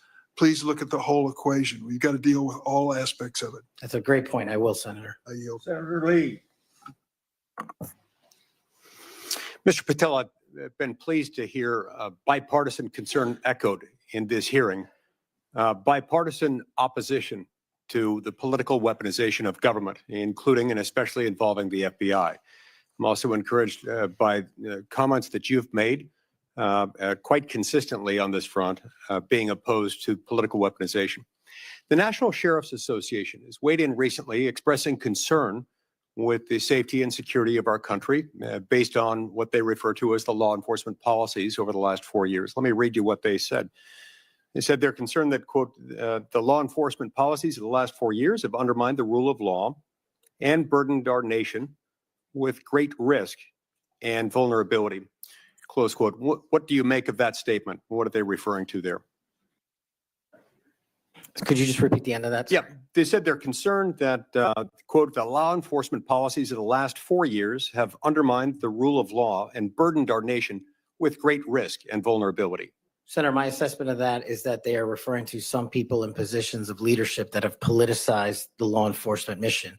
And I have spent a career removing politics from law enforcement. And that's what the National Sheriff's Association is all about. And I believe that's why they endorsed me as a nominee for the first time ever. So that's why they like you. That's why they support you. That's why they've chosen to come out fully again, in support of your nomination, of getting you confirmed, because you share that view, a view that has been expressed by nearly every member of this committee today, I would add. And this group, a very large group of law enforcement officials from throughout the United States of America, has come in support of you because of that. As they do that, they express confidence in you specifically and in your ability in particular to bring back, quote, transparency, integrity, collaboration, and commitment to excellence within the FBI. Tell me what you'll do in order to do that, and how you'll commit to work with other law enforcement, both within the FBI, elsewhere within the federal government, and with state and local law enforcement officials to bring that back. Senator, the only way to truly remove weaponization and politicization from law enforcement is to follow the Constitution. And if you look at the FBI's website and their mission statement and their core values, each has 8. And the 8th and last core value of the mission statement on the FBI's website right now is fighting violent crime. That needs to be number 1. The 8th core value out of all core values on the FBI's website right now is rigorous obedience to the Constitution. That needs to be number 1. Reorienting these policies with an effective leadership in place to follow the law will allow us to achieve a singular standard of constitutional law enforcement. And that is the only way you remove the weaponization from politics and, from law enforcement. And that's what the sheriffs are talking about. And that's what cops are talking about. If men and women were angels, we wouldn't need government. If we had angels to govern us, we wouldn't need a constitution. We're not angels. We don't have access to them. So we got to follow the rules. And that's your top job. I appreciate your support for the Constitution. Senator Whitehouse. Mr. Patel, you supposedly know something about grand juries. I just went to the DOJ website to get language. I'm quoting it. Federal Rule of Criminal Procedure 6E prohibits most persons present during the proceedings from disclosing what transpired inside the grand jury room. However, the proscription does not apply to witnesses. Do you now, as a grand jury witness, authorize this committee access to a transcript of your own testimony? Senator, I authorize this committee to get whatever is appropriate and lawful, as I've said before. Specifically including the transcript of your grand jury testimony, which you have the authority to authorize us to obtain. Well, I don't know if I singularly have that authority. I don't think that's how grand jury testimony works. The Department of Justice. You do, because you are the witness who can do that. There's also a court order on that case, sir. Separately, you can get grand jury testimony by court order. The witnesses can always reveal their grand jury testimony. Do you authorize us to get access to your testimony? I authorize this committee to lawfully obtain any records that they are appropriately allowed to get. And we are only, you're speaking in circles now, because we're only lawfully authorized to get that with your permission as the witness. Do you give us that permission? Senator, I'm not an expert on this constitutional standard. And so I can't commit to something. It's not that I expert. don't It's know. like super simple. Grand jury rule 6E doesn't apply to witnesses. This is not hard. You are a witness. That is a simple fact. I'm just You can relying on my authorize us time to see it. as a prosecutor, where grand jury witnesses were not allowed to share what they were testifying to. And when I was commissioned Grand before jury the judge, witnesses are allowed to speak about what they were told in the, about what they said in the grand jury, unless they're under a specific court order. Are you under a specific court order not to reveal your testimony in the grand jury? Senator, I can't go Here right into now? I can't go into court orders granted by the DC District Chief Judge. If they apply to you, of course you can. You want me to violate a court order? You're saying that there's a secret court order in which you can't tell whether you're subject to a court order or not? I'm telling you that if you find the applicable court order and it permits this I request. don't need a court order if you give authorization. I'm not the one that has the authority to do that. Yes, you are as a witness. You're just wrong on that. Second, the FBI has records related to the criminal investigations of Donald Trump. Will you protect those records in a manner consistent with ordinary FBI document preservation practices as head of the FBI? All records will. No destruction of documents to please Trump? No, I think he put forth a memo saying all records must be preserved. Good. Are you done? Time's up. Senator Kennedy. Thank you, Mr. Chairman.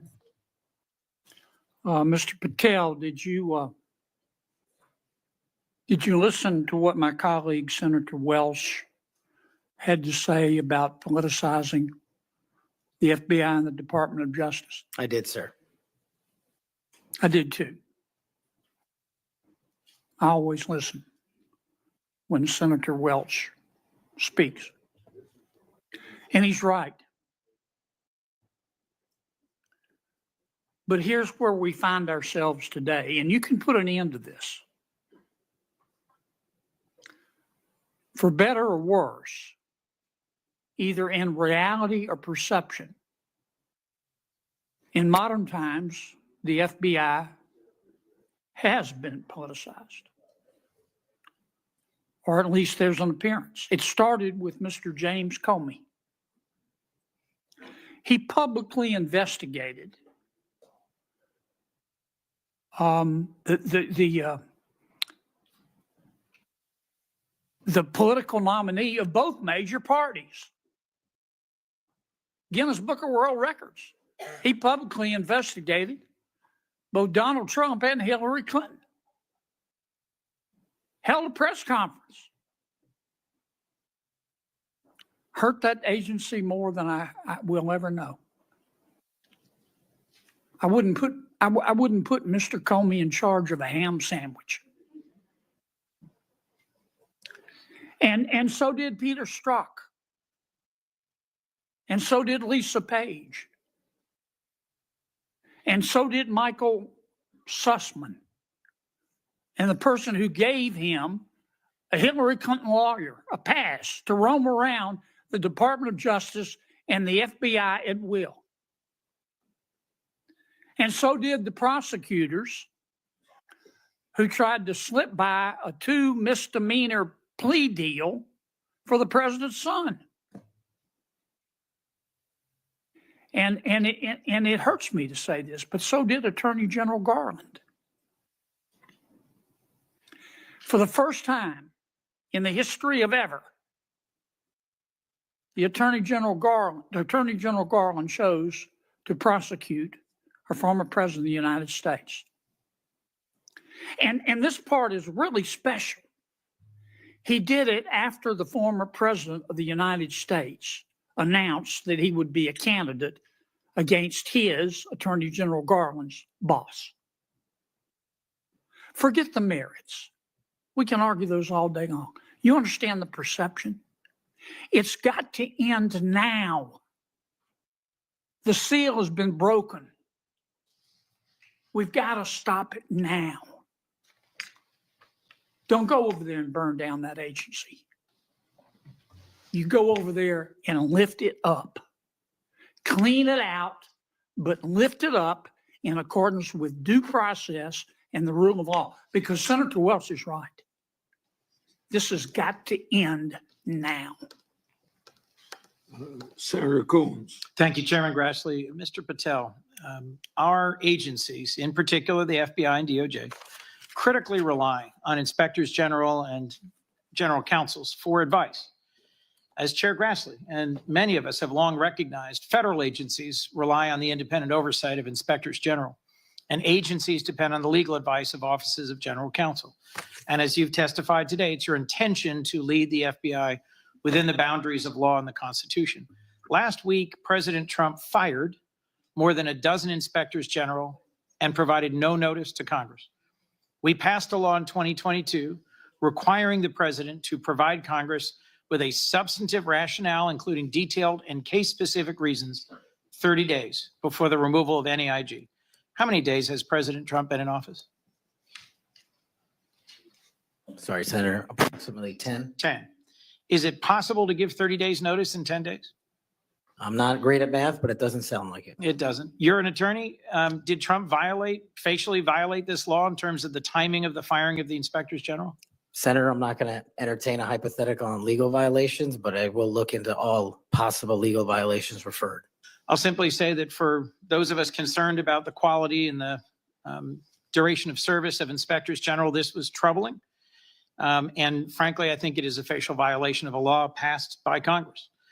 In September 2023, on the Great America Show, a podcast, you said, and I believe I'm quoting accurately, all these general counsel's offices throughout every agency and department need to be slashed in half because these lawyers just come in there and they come in there to slow down and paralyze the movement of the America First agenda. Mr. Patel, does that comment suggest that if confirmed, it would be your intention to fire the career civil servants, the lawyers in the FBI's general counsel office? No. Could you give us any reassurance that it would be your intention to listen to the advice and counsel of the inspector general of the department and the general counsel of the agency? With addressing those in order, Senator, with IGs, as you know, I believe, and I've shown throughout this proceeding that IGs have provided invaluable service in Republican and Democratic administrations. And I think they're critical, and we must have competent IGs going forward. Similarly, with general counsel's offices who are stocked with career employees, those employees must continue their work so long as no employee politicizes the work and mission of the FBI. Thank you. My core concern about these firings of the IGs, about the independence of the agency, have not been fully satisfied. I appreciate your answers here today, but I remain concerned by your previous statements and your answers here today.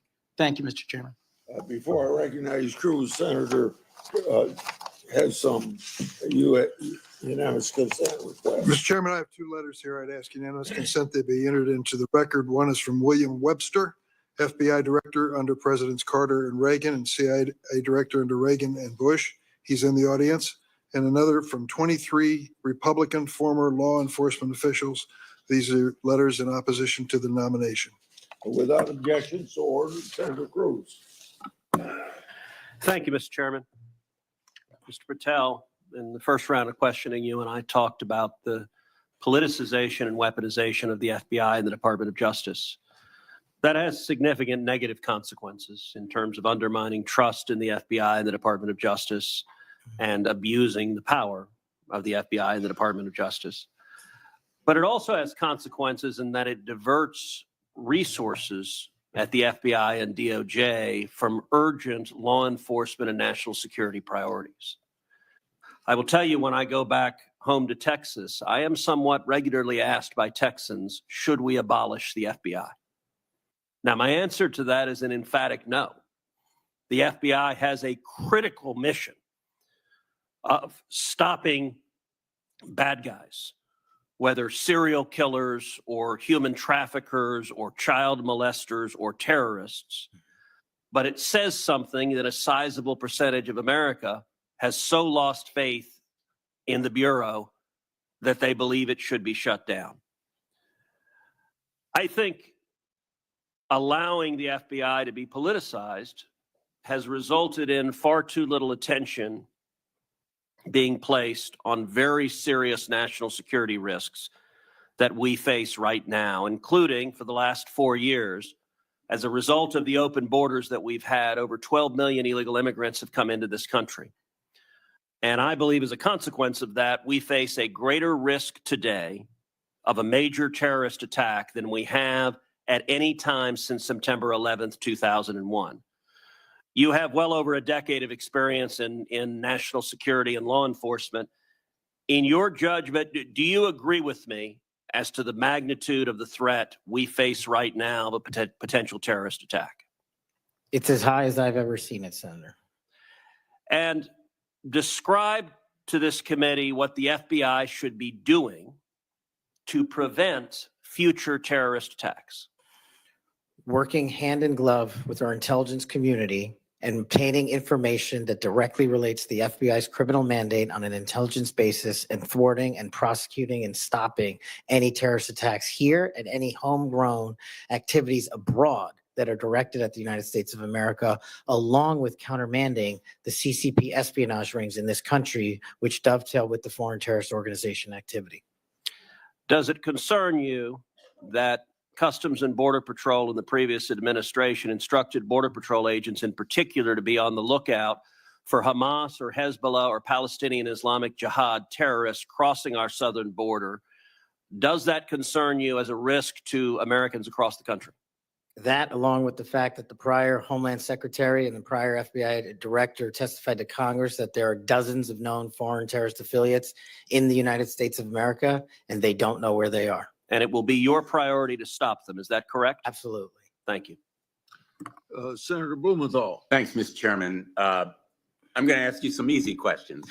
I take it from what you have said to a couple of my colleagues that while we may disagree on the meaning of Rule 6E as to getting the transcript, you would not object to this committee seeking access to that transcript. No. And you're aware that Rule 6E permits you to talk about your own testimony.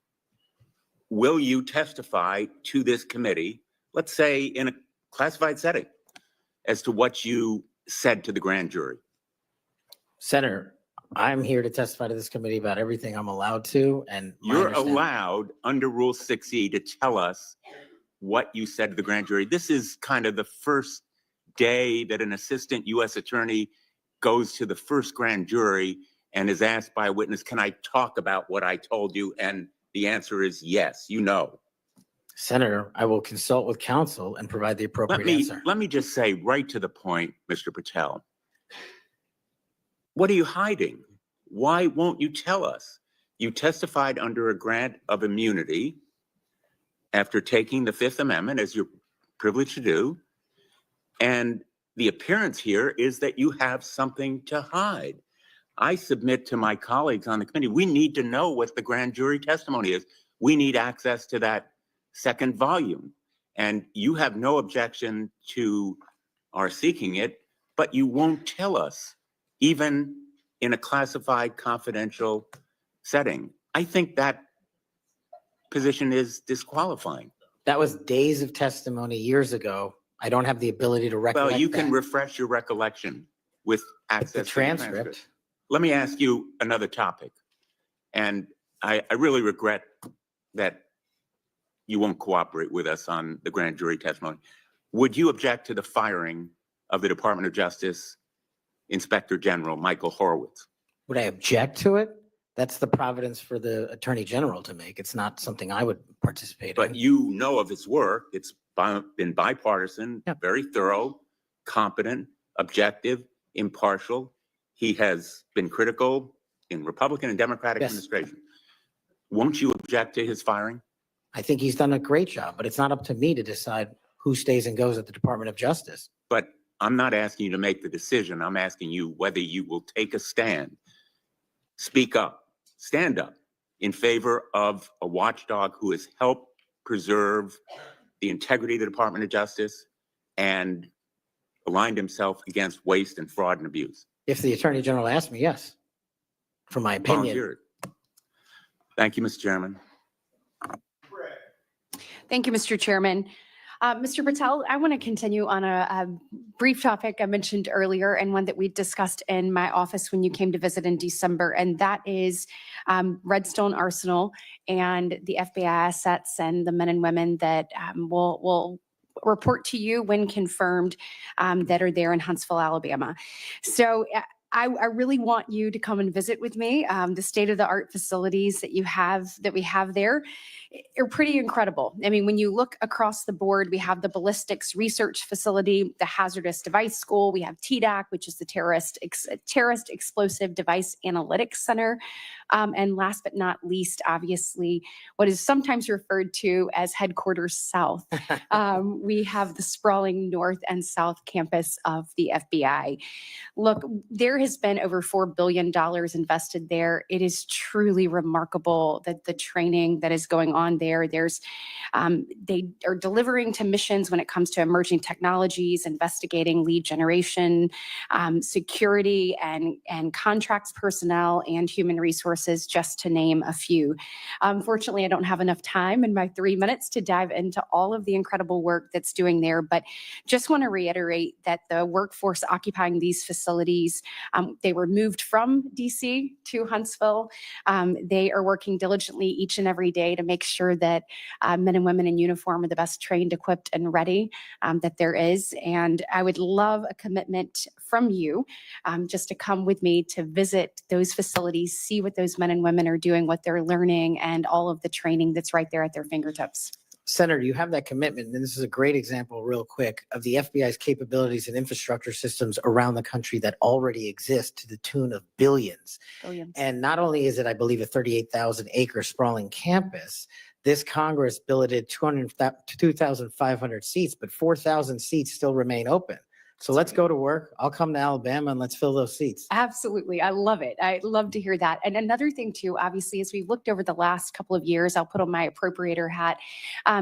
The budget, obviously, for the FBI has been decreased.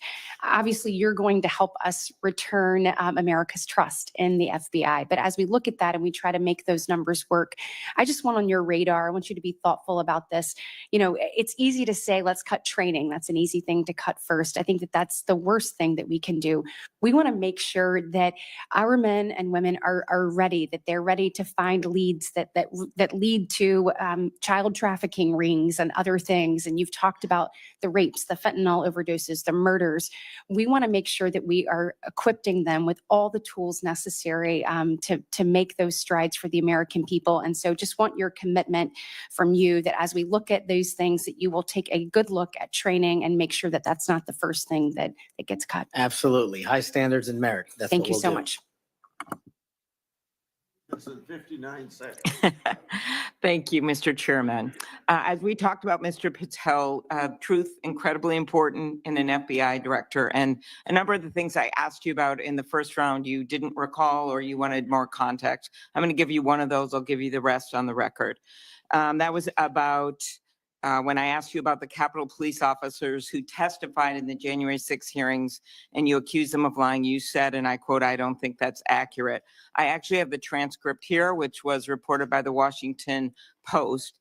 And that was in March of 2024 on Joe Pack's podcast. He asked you, the Capitol Police in that fake January 6 committee, they didn't tell the truth, did they? Patel, no. Not just them, many others. And lying under oath is a federal offense and they should be investigated for it.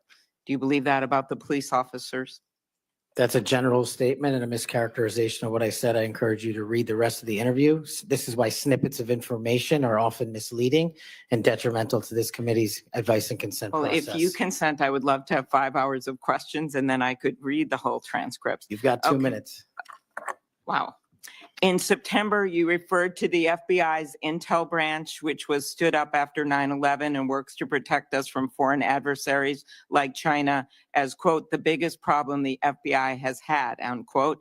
And you said you wanted to, quote, break that component out of the FBI. It was the same sentence where you said about turning the FBI headquarters into a museum.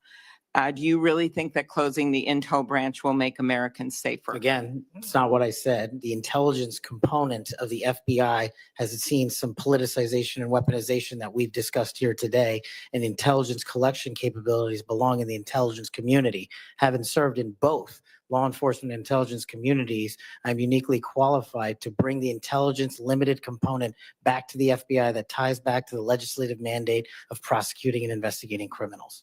Okay, last, I will end early, Mr. Chairman. You said in May of 2023, this is important to all of us because Elon Musk is playing such a major role in the government right now. You said Elon Musk cares about two things, your data and his money. Do you still stand by those words? I don't have that entire quote, but that's what it says. It was in you were angry because of endorsement of Governor DeSantis in Florida. And so you were defending Donald Trump. And so you criticized Elon Musk. And that's what's the context for it. And you said, Elon Musk cares about two things, your data and his money. And it matters to us because he's playing such a major role in the government. And so I just wonder if you think that's true.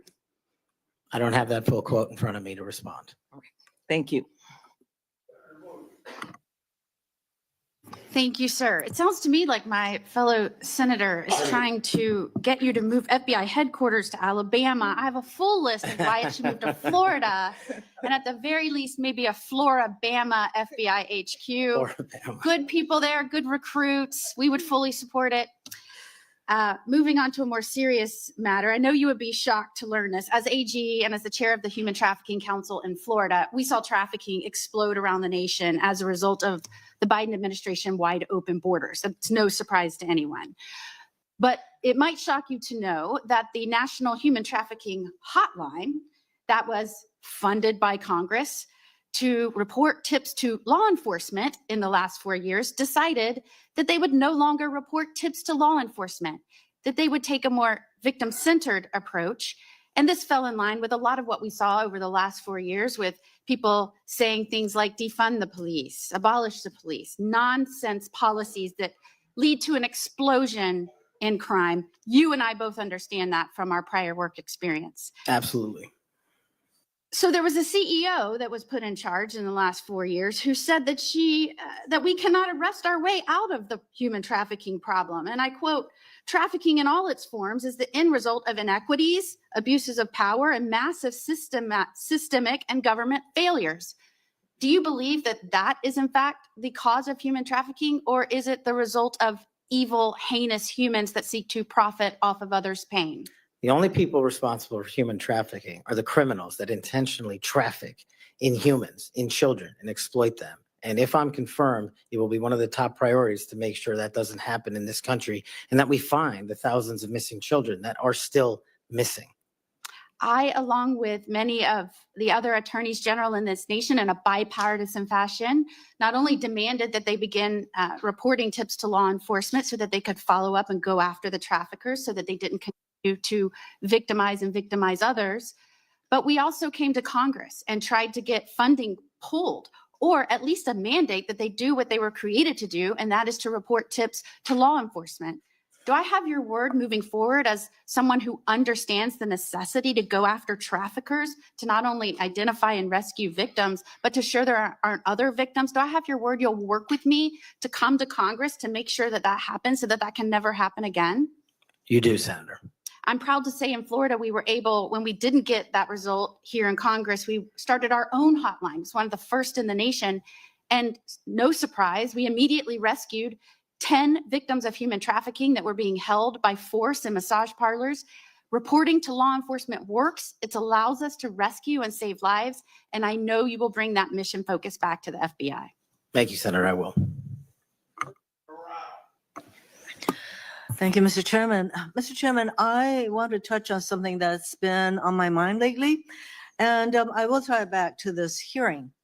We have seen a wholesale attack and assault in the past 2 weeks by President Trump on the value of diversity. Through his executive orders, he is seeking to dismantle over 60 years of work to promote equal opportunity in the federal government.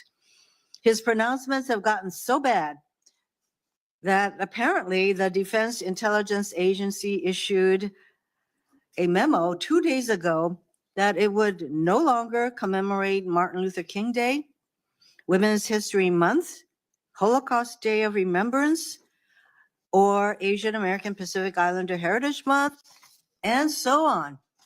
Why is there such a fear of people who are different? In Hawaii, we celebrate diversity and know that it gives us strength. It is part of what makes Hawaii and America great. Mr. Patel, earlier you shared some deplorable racist rhetoric that had been used against you. As someone who has also been the recipient of this sort of hateful language, I am deeply sympathetic. I also note, Mr. Patel, that in the past, you have recognized the value of diversity. Back when you were in law school, you signed on to an amicus brief in the Grither case, supporting consideration of race in law school admissions. I hope that joining the Trump administration will not cause you to change your views on the value of diversity. Reflecting on this hearing, it is sad that we are considering Mr. Patel's nomination despite his gross inadequacy to do the job of FBI director fairly and objectively. Yet there is no question that much pressure has been brought to bear on my Republican colleagues to support this nomination. For example, a man named Mike Davis has been threatening my Republican colleagues. He said that this vote was a red line, that if Senate Republicans don't vote to confirm Mr. Patel, his organization, a group called the Article 3 Project, would make their lives a living hell. I certainly hope that all of us will base our vote on your nomination, on the best interest, who can work in the best interest of our country, and not based on this sort of pressure. Thank you, Mr. Chairman.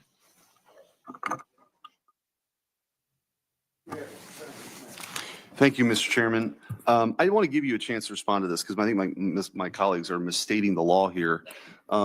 You can't authorize the release of your grand jury testimony. Only a court can do that. Is that right? That's been my understanding. Yeah, and you, I think you've stated that the best reflection and the most accurate version of your testimony is the transcript Yes, in the sir. grand jury question testimony that you're fine to be released, but the court has to go do that, right? Yes, sir. Yeah. Okay. And it lasted like 3 or 4 days. Is that what you were saying? Yes. I also want to, Senator Durbin's talked about, what your priority or your priorities will be. And I think your testimony has been that it'll be adherence to the Constitution and the people of the United States of America, right? You take that very seriously. That's it. That's the only thing that matters. Could you talk about maybe some other priorities? We talked initially in my first round about getting the FBI back to its core mission, which is to fight crime and not, sort of try to do the things that it's been doing the last 4 years. Talk about how you might bring that together. So, Senator, I appreciate the questions. Something I wanted to address maybe 6 hours ago. So I appreciate the opportunity to do it now. Whether we prioritize going after violent crime and national security, we cannot defend against either of those successfully unless we go after the underlying criminal nexus there. And whether it's human trafficking, whether it's terrorism, whether it's opioids, and whether it's just outright gang violence, the intersection there is narco trafficking. It is the underlying underbelly, the evil, illegal underbelly of all those operations. And we have not prioritized, in my opinion, as a law enforcement agency, the collective power we can rain down on criminal narco trafficking networks. And ideally, if I'm confirmed, Senator, I would like to work with Attorney General Pam Bondi, if she can be confirmed, to set up regional drug interdiction task force where our local sheriff's offices, our local PDs, and our local precincts are folded in with the FBI on an information and authority sharing basis to take down the criminal networks.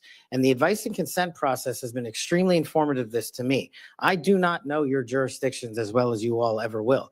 That's what makes this so critically important educational. I did not know that Memphis was the homicide capital of America per capita. I did not know that there was a corridor in Ohio that speaks to the human trafficking volume more so than any intersection in the country. That is what I will rely on your expertise across the aisle to fold in those resources and target those criminal active hotbeds.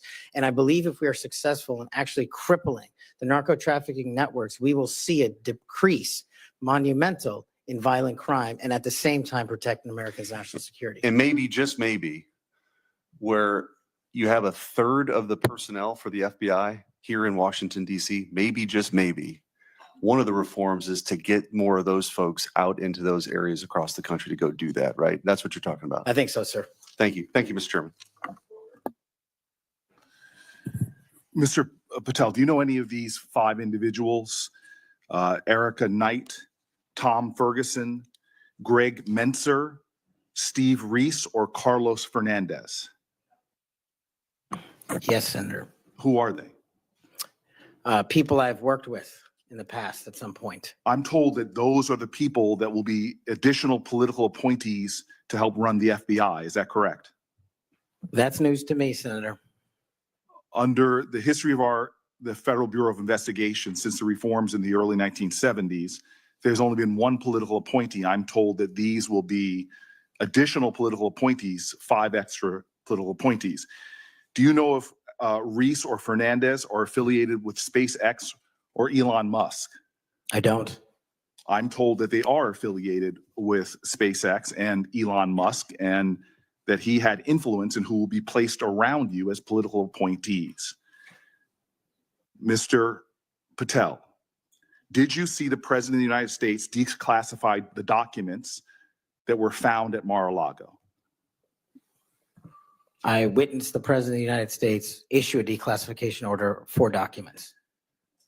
That did not answer my question. Did you or did you not see the President of the United States declassify the documents that he was holding, the classified documents that were at Mar-a-Lago? And did you? I don't know the answer to that question because I don't know what was fully found because the Justice Department hasn't made that public. You claim publicly that you saw President Trump declassify documents. Is that correct? That's correct, Senator.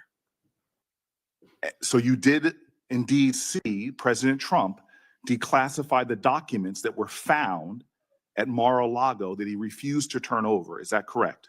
No, what I said, Senator, was I heard and witnessed the president issue a declassification order for a number of documents. For the documents specifically that were at Mar-a-Lago? When he issued that order, there was documents. I don't know what was found and what was not found at Mar-a-Lago. I wasn't there. So this is the issue. The question is will you lie for the President of the United States? Would you lie for Donald Trump? No.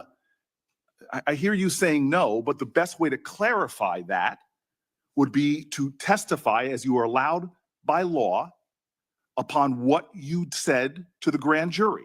Because that grand jury, as you just said to my colleague, 2 or 3 days of it was about this specific issue. And so as my time ends, Mr. Chairman, it would be utterly irresponsible for this committee to move forward with his nomination unless we know factually, which can be proven by looking at the documents that he's refusing to testify towards.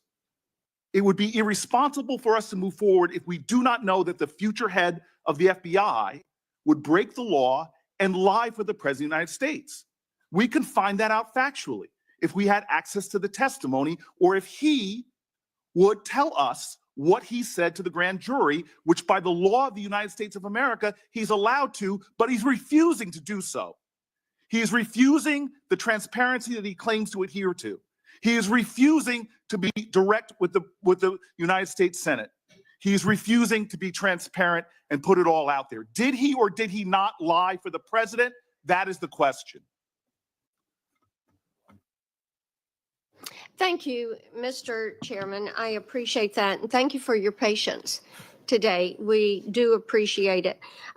Just for the record, Mr. Chairman, I put up the clip that showed me requesting the records for Epstein. That is, I put that up on social media just so we could clarify that issue. Mr. Patel, what I'd like to ask you about, you mentioned that Memphis is the homicide capital of the country. That concerns us. And we've recently had an issue where the FBI wanted to consolidate the Memphis and Knoxville offices into a Nashville office. And of course, this causes us some concern.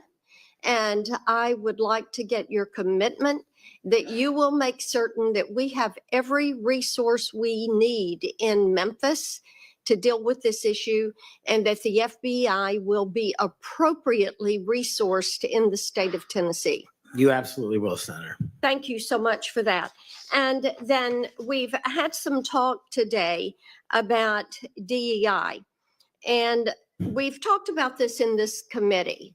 And the emphasis the FBI put on DEI and things like counting Swifty bracelets and things of that nature, and not on investigations. And what we want to make certain is that we have qualified individuals who are going to stick to that core mission. And you have talked about that mission today, and thank you for being able to recite what it is.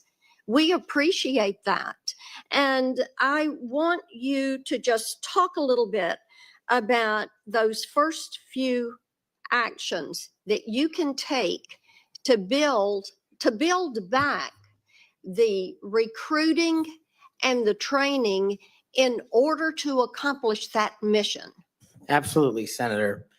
Quite simply, I know we have limited time, is that people who sign up to serve the FBI must meet the rigorous high standards, merits, and physical fitness standards, and those will not be changed. So that will be a priority for you. And I think people who want to join the FBI do so with the dedication to serve this country and an adherence to law enforcement. And we will allow those folks that graduate from the academy and enter the FBI to carry a gun and a badge in representation of this country to protect its citizens. And when we allow the good cops to be cops and put handcuffs on the bad guys, I think you will see an exponential increase in enrollment and how we keep people at the FBI.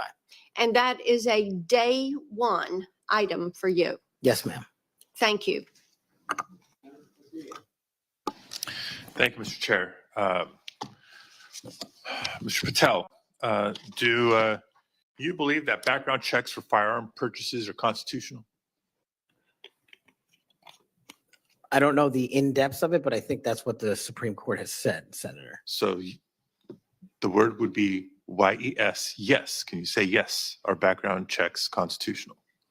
I can say whatever the Constitution and the Supreme Court ruled is the rule of the land. And what is the law of the land at the moment?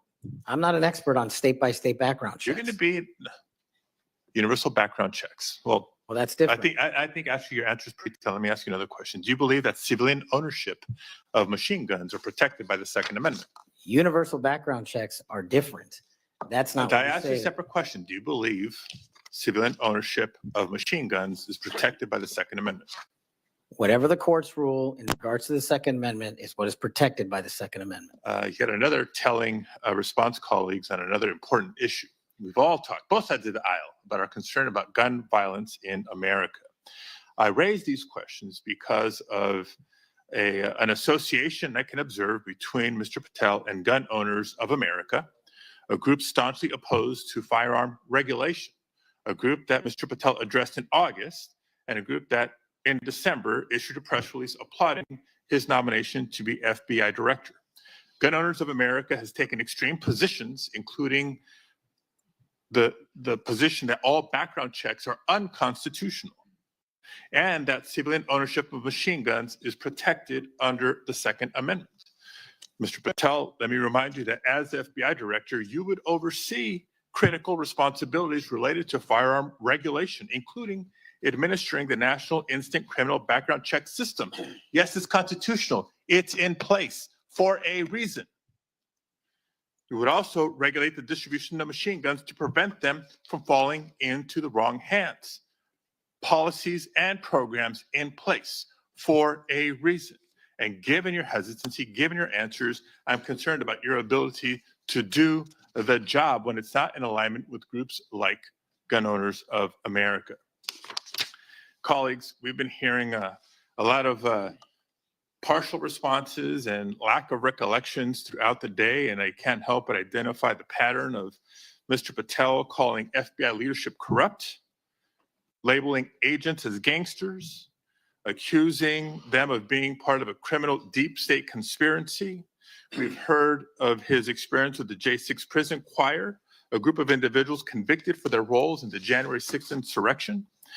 We've heard his false claims that the U.S. had secured airspace permissions during a high-stakes SEAL team hostage rescue mission in Nigeria. I can go on and on. These positions are inconsistent with the role of FBI director, a position that demands independence, professionalism, and unwavering commitment to the rule of law.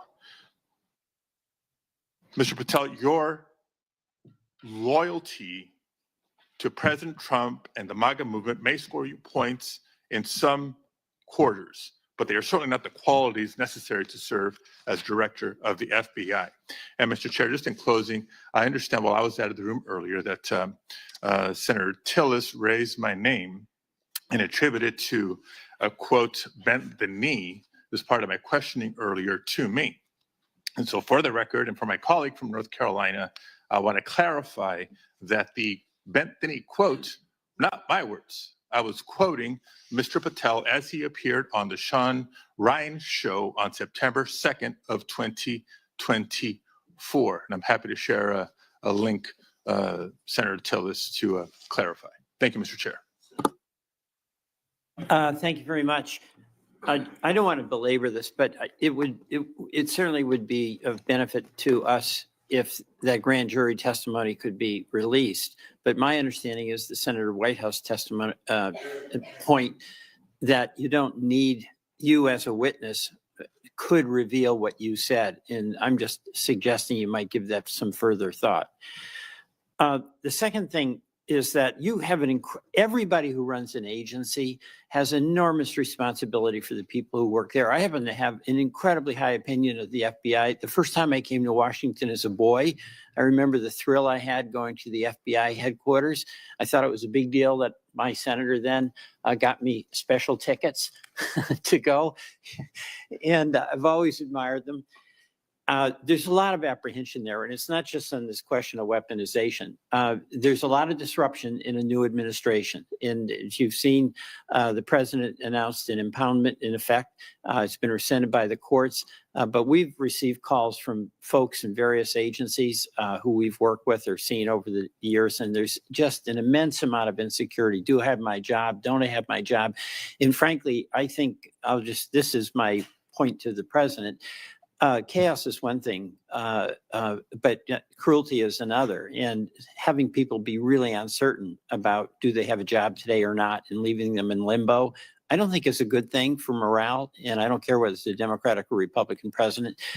I'm just looking to you to assure me that the tradition that we've had anchored in the FBI since 1972, when it was politicized. I mean, J. Edgar Hoover went after Martin Luther King in a disgusting and despicable way. He went after some John Birch Society folks for their political beliefs in a disgusting and horrible way. And we have no political appointees over there. So it's going to be up to you to, I think, strengthen that tradition. And we heard about the political appointees who are over there now, or I guess they're not officially appointees, but they've been sent by the administration. You didn't know about it. But one of them is from SpaceX. And, you know, Elon Musk, he's a rich guy, but he has no authority other than what's delegated by the president, but he has no official authority. And why is it, you can't answer this, but do you want somebody like Elon Musk peering over your shoulder, telling you what to do about personnel? No, the FBI must be independent. Go kick him out.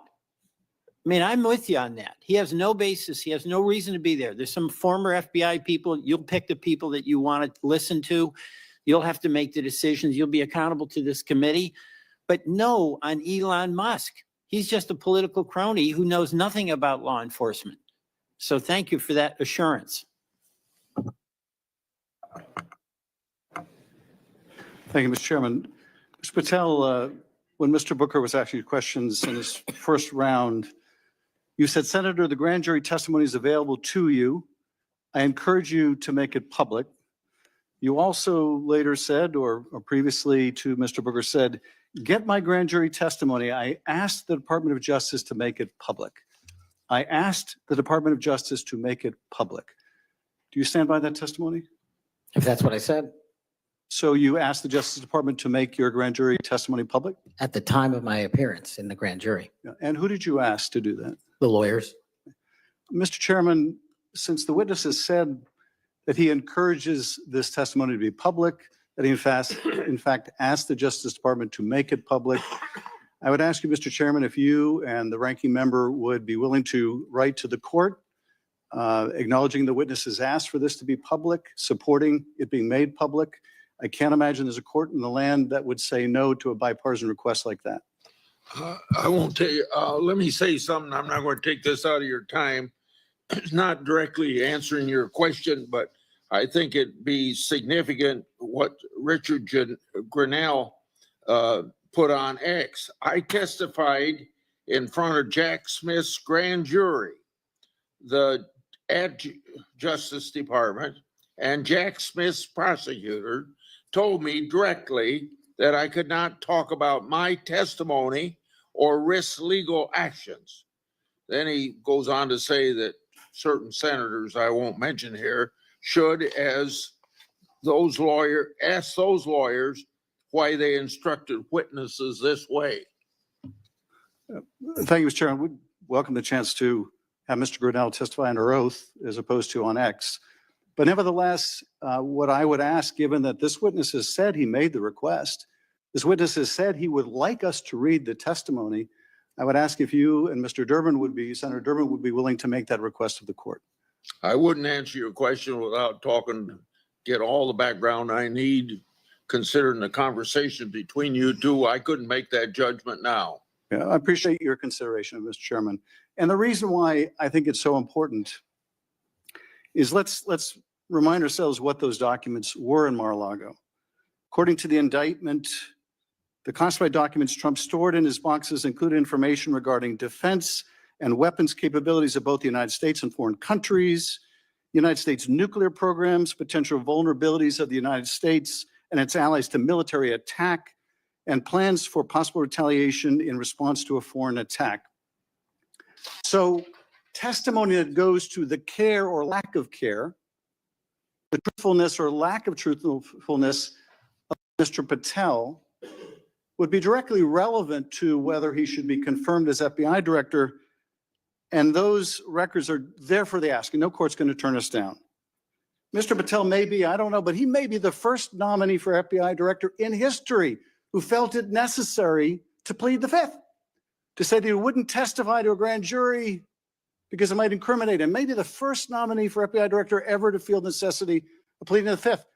Shouldn't we ask for that testimony when the witness himself says he would encourage it? Finally, I would just say, we need to think about where we are in this moment. We have a new president. He's fired prosecutors who investigated him. He's investigating other prosecutors, or his Department of Justice is. He's fired inspector generals who might hold him accountable. And this is just the start.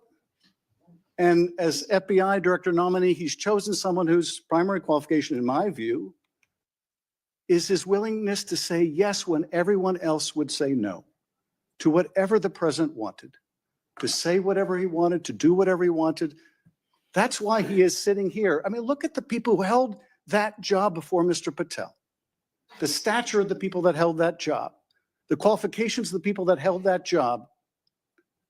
And how can any of us think that his background, his qualifications hold a candle to the people who went before him? How did we get here where we are defending a nominee like this, who makes songs with convicts who attack law enforcement? How did we get here? And where are we going? History is littered with democracies that lost their freedoms and didn't notice it while it was happening. Let's not be one of them. Your time's up. Before Senator Tillis ends this, I want to put in the record a letter from the parents of Kayla Mueller. Mr. Patel met them through his role in the successful operation to track and kill ISIS leader al-Baghdadi.